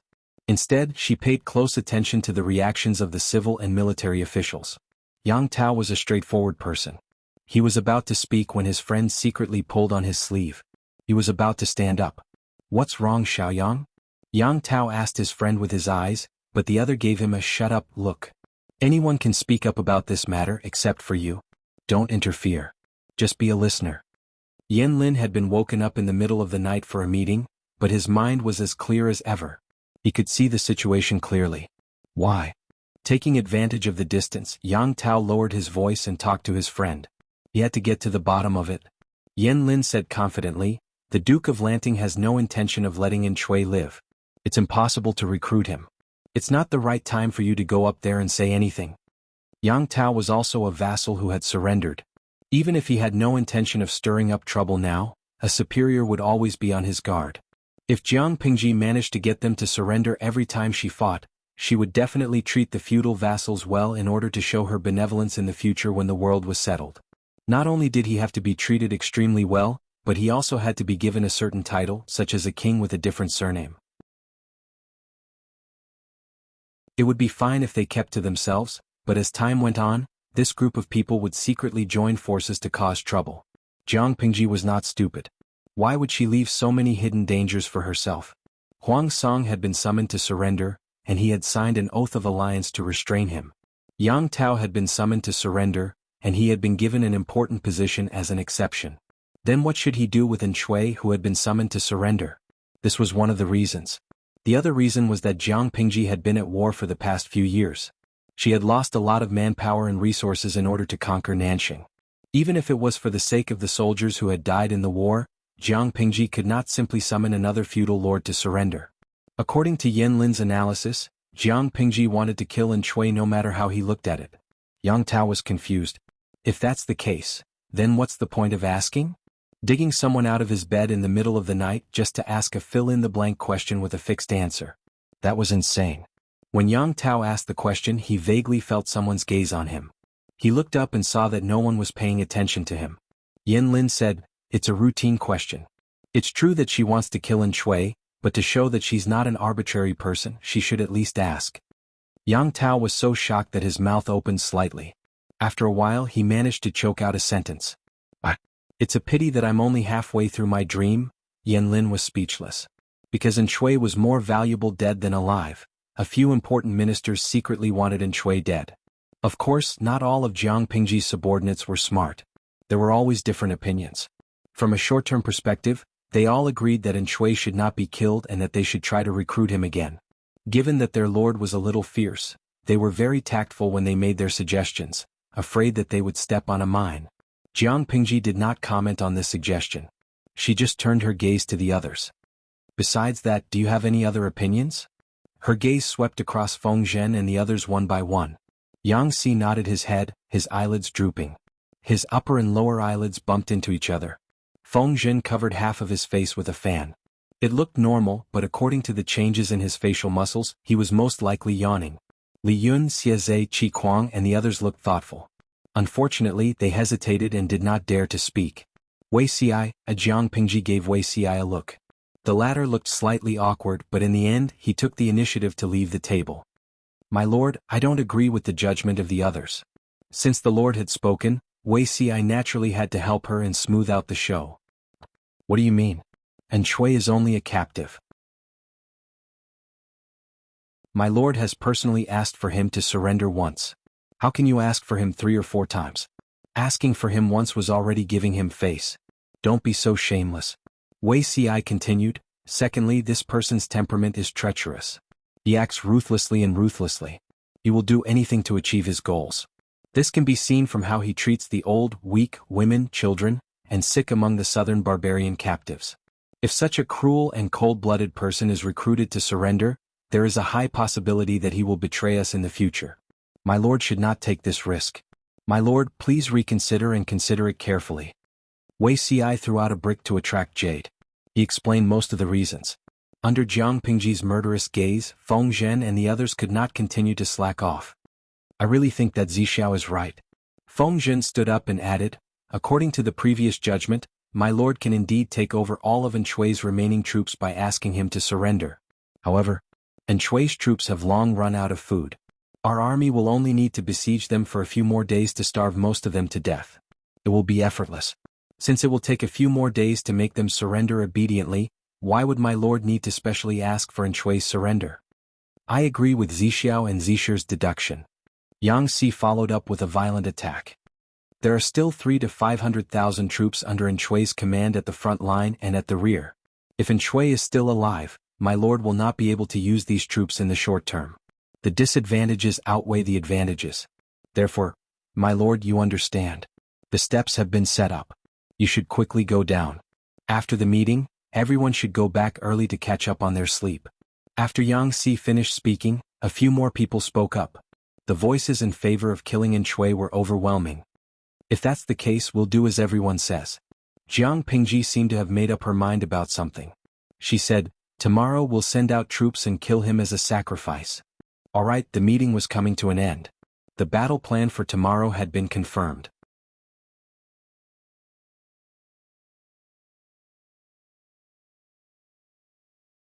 Chapter 1689. That was true, but there weren't many who were in the mood to sleep after they returned. The battle the next day was crucial. It was a good opportunity for everyone to fight for credit and gain experience. No one wanted to miss it. Just thinking about it made him excited. How could he fall asleep? Not only could they not sleep, but the captives in Shui and the others could not sleep either. They were anxious about their future. All of them looked dejected like stray dogs. How does Lu Shi plan to deal with us tomorrow? Everyone had the same thought in their minds. No one wanted to die, but the butcher's knife was in the hands of the enemy. There was nothing they could do. What are you afraid of? At most we'll die. Why should a man be afraid of death? A burly man with a bad temper said stubbornly, I've heard that Lu Shi has killed countless people and is ruthless. If we don't surrender, we'll most likely die. If we surrender, we'll have to be subservient to this person for the rest of our lives. It's better to die than to be humiliated like this.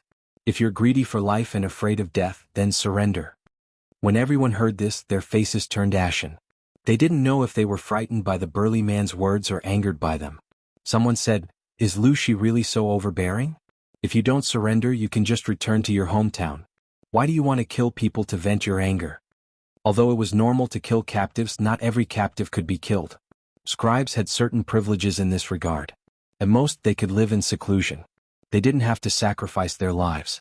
Of course, even though they said that, these people who were once in high positions of power and played with the wind and clouds couldn't be content with peace. The choices in front of them were really limited. They had to worry about their heads. In fact, many of them already had the idea of surrendering. It didn't matter which boss they worked for. Whoever gave them money, power, and status would be their bread and butter. If Shui was defeated, they would jump ship. This was normal. However, these words were too embarrassing to say. Whoever said it first would seem like the one who was fickle, and a vile person without loyalty. In particular, the burly man spoke heroically. Whoever mentioned surrendering to Jiang Pingji would be the first to stand out. To prevent the atmosphere from becoming too awkward, someone cleverly changed the topic. Our lives and deaths are still a small matter, but the Lord's situation is really not good. If they submitted, they would have a chance to climb up in the future. Didn't they see that Huang Song and Yang Tao's former officials were still enjoying themselves in Jiang Pingji's tent? If Shui pledged allegiance to Jiang Pingji, the outcome would be different. In the future, he would be conferred the title of Marquis to appease them. He would have no real power in his hands and no more than 3 to 5 followers. He could only be an animal in Jiang Pingji's pen for the rest of his life, constantly worrying about his own life. Who would be willing to live such a life if they had a bit of dignity? And Shui had once been an all-powerful duke, so he could not tolerate such a great disparity. Master. Sigh, we can only blame ourselves for being useless and unable to protect Master. Everyone sighed and groaned, trying to push the blame onto themselves. It was as if Shui's current predicament was their fault. No matter how affectionate their words were, it was useless. These words would not bring any substantial harm to them. Instead, it would deepen their image of loyalty and righteousness, so why not? They were no fools. They had a vague idea of what had happened to Shui. And Shui probably wouldn't be able to escape this calamity. Even so, they hadn't expected Jiang Pingji to deal with Shui by killing him and sacrificing him to the flag. What was sacrificing to the flag? Before the army set off, they sacrificed living creatures to the gods and prayed for the gods' blessings to achieve victory. Jiang Pingji had always disliked superstition. In the more than 10 years of war, the number of times she sacrificed to the flag was pitifully few. Most of the time, it wasn't to pray for blessings to the gods, but to kill the enemy to boost morale. The living creatures she sacrificed to the flag included, but were not limited to, chickens, ducks, fish, geese, pigs, dogs, cows, sheep, enemies and traitors. For example, during the battle in Changye, the fellows who had jumped between her and Huang Song had been captured by her tricks and killed as a sacrifice to the flag. However, most of these living creatures were small pawns. It was the first time she had encountered a leader like An Shui. On the second day the army gathered neatly. The half-dead An Shui was carried to the altar. Upon seeing this, An Shui understood his fate. He was so angry that his face darkened. "Lu Shi, how dare you humiliate me like this? Killing a duke to sacrifice to the flag. Weren't you afraid that this display would cause dissatisfaction among the scholars of the world?" Jiang Pingji pressed her left hand on the hilt of her sword. With a cold expression she said, "How can this be called humiliating? You're unwilling to pledge allegiance to me, but I can't possibly release you as a commoner. Isn't this your fate of choice?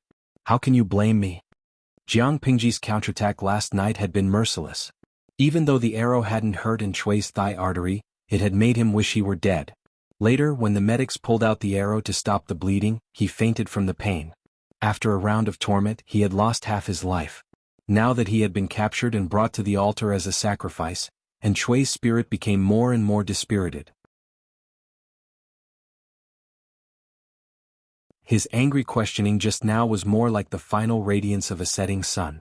No matter how angry An Shui was, he couldn't change the fate of the loser. Someone had gagged his mouth with a dirty handkerchief, and he was forced to kneel on the ground. With the posture of a sinner, he showed his sorry state to the thousands of soldiers below him. His opponent, Jiang Pingji, accepted everyone's worship and submission to her as a ruler. An Shui's hands were tied behind his back with hemp rope. His shoulders were suppressed by two burly men on his left and right. His head, which was usually held high, had no choice but to hang down. No matter how he struggled, he couldn't move an inch. Apart from causing the wound on his thigh to open up and blood to flow, he didn't gain anything else. After an unknown amount of time, perhaps an hour, perhaps only half a cup of tea's time, a blinding white light flashed before his eyes. An Shui subconsciously shrunk his head. He closed his left eyelid, which had been hit by the white light, and used his right eye to see the source of the white light. It turned out to be the saber at Jiang Pingji's waist. The morning sun rose slowly from the east. The saber in her hand fell. With a flash of white light, An Shui's head was separated from his corpse. Fresh blood sprayed onto the altar like a pillar, dyeing it scarlet. The soldiers who witnessed this scene let out a tsunami of cheers. The Lu flag fluttered in the wind, forming a sea of red. "The army has set out for battle. We wish you all a triumphant return." The general said, "We swear to live up to our mission even if we die." Dozens of people shouted. Their voices reverberated in the drill ground, stirring up waves of hot blood and making one's heart surge. There was no need to elaborate on the outcome of letting a group of jackals, who had been boosted by morale, go on a punitive expedition against a group of stray dogs with low morale and a lack of food and rations. After this battle, Jiang Pingji defeated An Shui's remaining army of more than 200,000 with only 100,000 troops. She achieved a complete victory. The three armies continued south along the river, heading straight for An Shui's lair. 2/3 of Nanxing had fallen into Jiang Pingji's hands. The enemy troops along the way had little power to resist.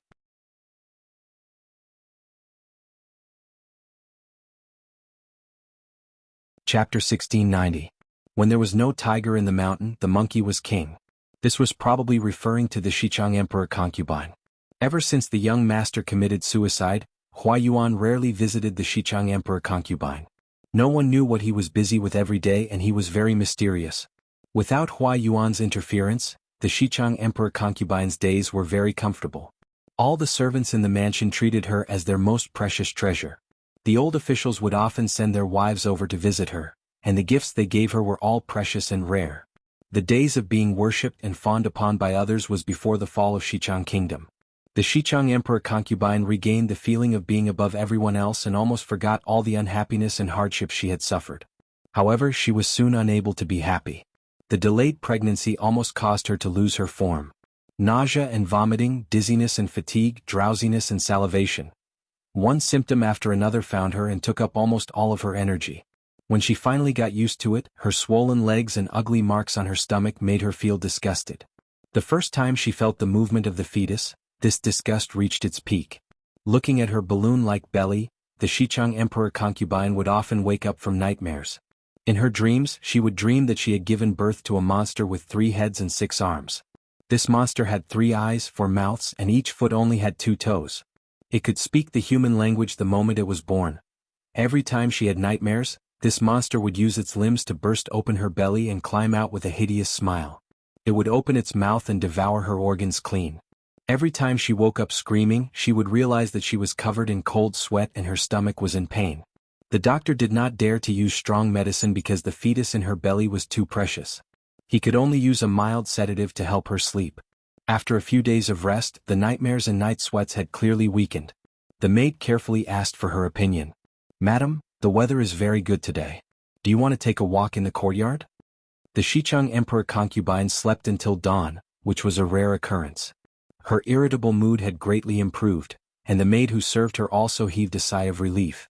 If this continued, they would go crazy before the Xicheng Emperor concubine gave birth. Emperor concubine Xicheng had eaten an exquisite breakfast and was in a good mood.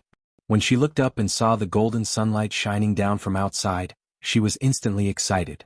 With one hand on her waist and the other on her round belly, she walked slowly with the help of her maid. As her body was too heavy, Xicheng's Empress concubine felt tired after walking one round. She returned to the house and leaned lazily against the table. In order to pass the time, Xicheng's Empress concubine deliberately looked for a maidservant to chat. "Is there anything new out there recently?" The maid thought about it carefully and said, "I didn't hear anything special." "What about Counselor Hua?" The Xicheng Empress concubine probably felt that her question was too straightforward, so she pretended to hide it and explained, "He is, after all, the most valued minister of the old master. The old master is fighting on the front lines and the matters in the rear, including the mother and son, are entrusted to him. That is why I asked this question. I don't know why, but I've been so flustered these past few days. I've been having nightmares about terrible things in the middle of the night." Of course, Xicheng's Empress concubine would not say that she had dreamed of giving birth to a monster. Instead, she said that she had a nightmare because she was too worried about Shui. The maid did not suspect anything. She said, "Counselor Hua? I've heard a little about it. I've heard that Counselor Hua hasn't been himself lately." Xicheng's Empress concubine's eyebrows twitched. "What's not himself?" Usually military Counselor Hua was gentle and courteous. However, after the young lord passed away, he seemed to have changed into a different person. Not only was he irritable, he even whipped the servants who made mistakes to death. The maid, who did not know the inside story, could not help but sigh. "That's true. Counselor Hua has been young master's disciple for many years. If the young master commits a mistake and is trying to escape punishment, Counselor Hua will definitely be affected." The maid was straightforward and almost said that the young master had committed suicide to escape punishment. This was a taboo that everyone kept to themselves. If she said the wrong thing, she would lose her life. Fortunately, she stopped in time, and Xicheng's Empress concubine did not blame her for speaking out of turn. That was how she managed to keep her life. Xicheng's Empress concubine revealed a hint of mockery. Shui's adopted young master had died at Hua Yuan's hands. It was good enough that he did not wake up laughing in the middle of the night. How could he be sad? As for the maid's easily angered and whipping, these changes were not a huge change in temperament in Xicheng's Empress concubine's eyes. It was clear that Hua Yuan had revealed his true nature. He was finally willing to tear off the mask of a gentleman that he had maintained for so many years and return to his true self. Apart from that, is there nothing else? Xicheng's Empress concubine stroked her belly from time to time. She felt sleepy. The gossipy maid revealed a troubled expression. Xicheng's Empress concubine caught it and said, "If there's anything, just say it. Don't beat around the bush and be secretive. It's better if you say it now. It's better than if I somehow hear it in the future and alarm the little ancestor in my belly." The maid gritted her teeth and said, "Madam, I heard some bad news 2 days ago. It said that the situation at the front lines is not good." Xicheng's Empress concubine's heart tightened as she asked, "Not good? How is it not good?" "How would I know? I only heard it from a martial artist with some connections. I'm not too sure about the specifics." After the maid finished speaking, she pleaded, "Madam, these things cannot be spread. If the head nanny finds out, I'll lose my life." Xicheng's Empress concubine replied casually, "I know. I won't tell anyone." She thought that the situation at the front lines was not good. That was also within Hua Yuan's plans, so she was not worried at all. Who would have thought that Hua Yuan was already a complete lunatic? Others could not predict his next move at all. His operations were a mystery. When the news that Shui had been killed by Jiang Pingji as a sacrifice came back, Xichang's Empress concubine was still dumbfounded. Who did you say died? Xichang's Empress concubine held her belly with one hand with difficulty. She grabbed the maid's hand with the other, her long fingernails digging into the maid's flesh. The maid's expression was hideous from the pain, but she did not dare to scream or shake off Xichang's Empress concubine's hand. She could only grit her teeth and hold on. The messenger paused and his voice could not help but lower. Our lord is dead. Dead? And Shui was dead? Even though Xichang's Empress concubine was already mentally prepared, she was still shocked when she heard the news. No matter how bad Shui was, he was Xichang's Empress concubine's greatest support at the moment. Her support had suddenly fallen. She was a sensitive and thoughtful pregnant woman, so her state of mind was naturally different from that of a normal person. How did he die? The messenger did not seem to want to answer this question, but he had no choice but to. After all, Shui's death was too humiliating for a noble. You're tuning in to the Han Li's Wuxia Adventures YouTube channel. We're so grateful for your support, and don't forget to subscribe to join us on this incredible journey through captivating stories. Your generosity through donations truly makes a world of difference, as it's the primary source of revenue that allows me to expand and enhance this channel for you. Thank you from the bottom of my heart for being a part of this adventure.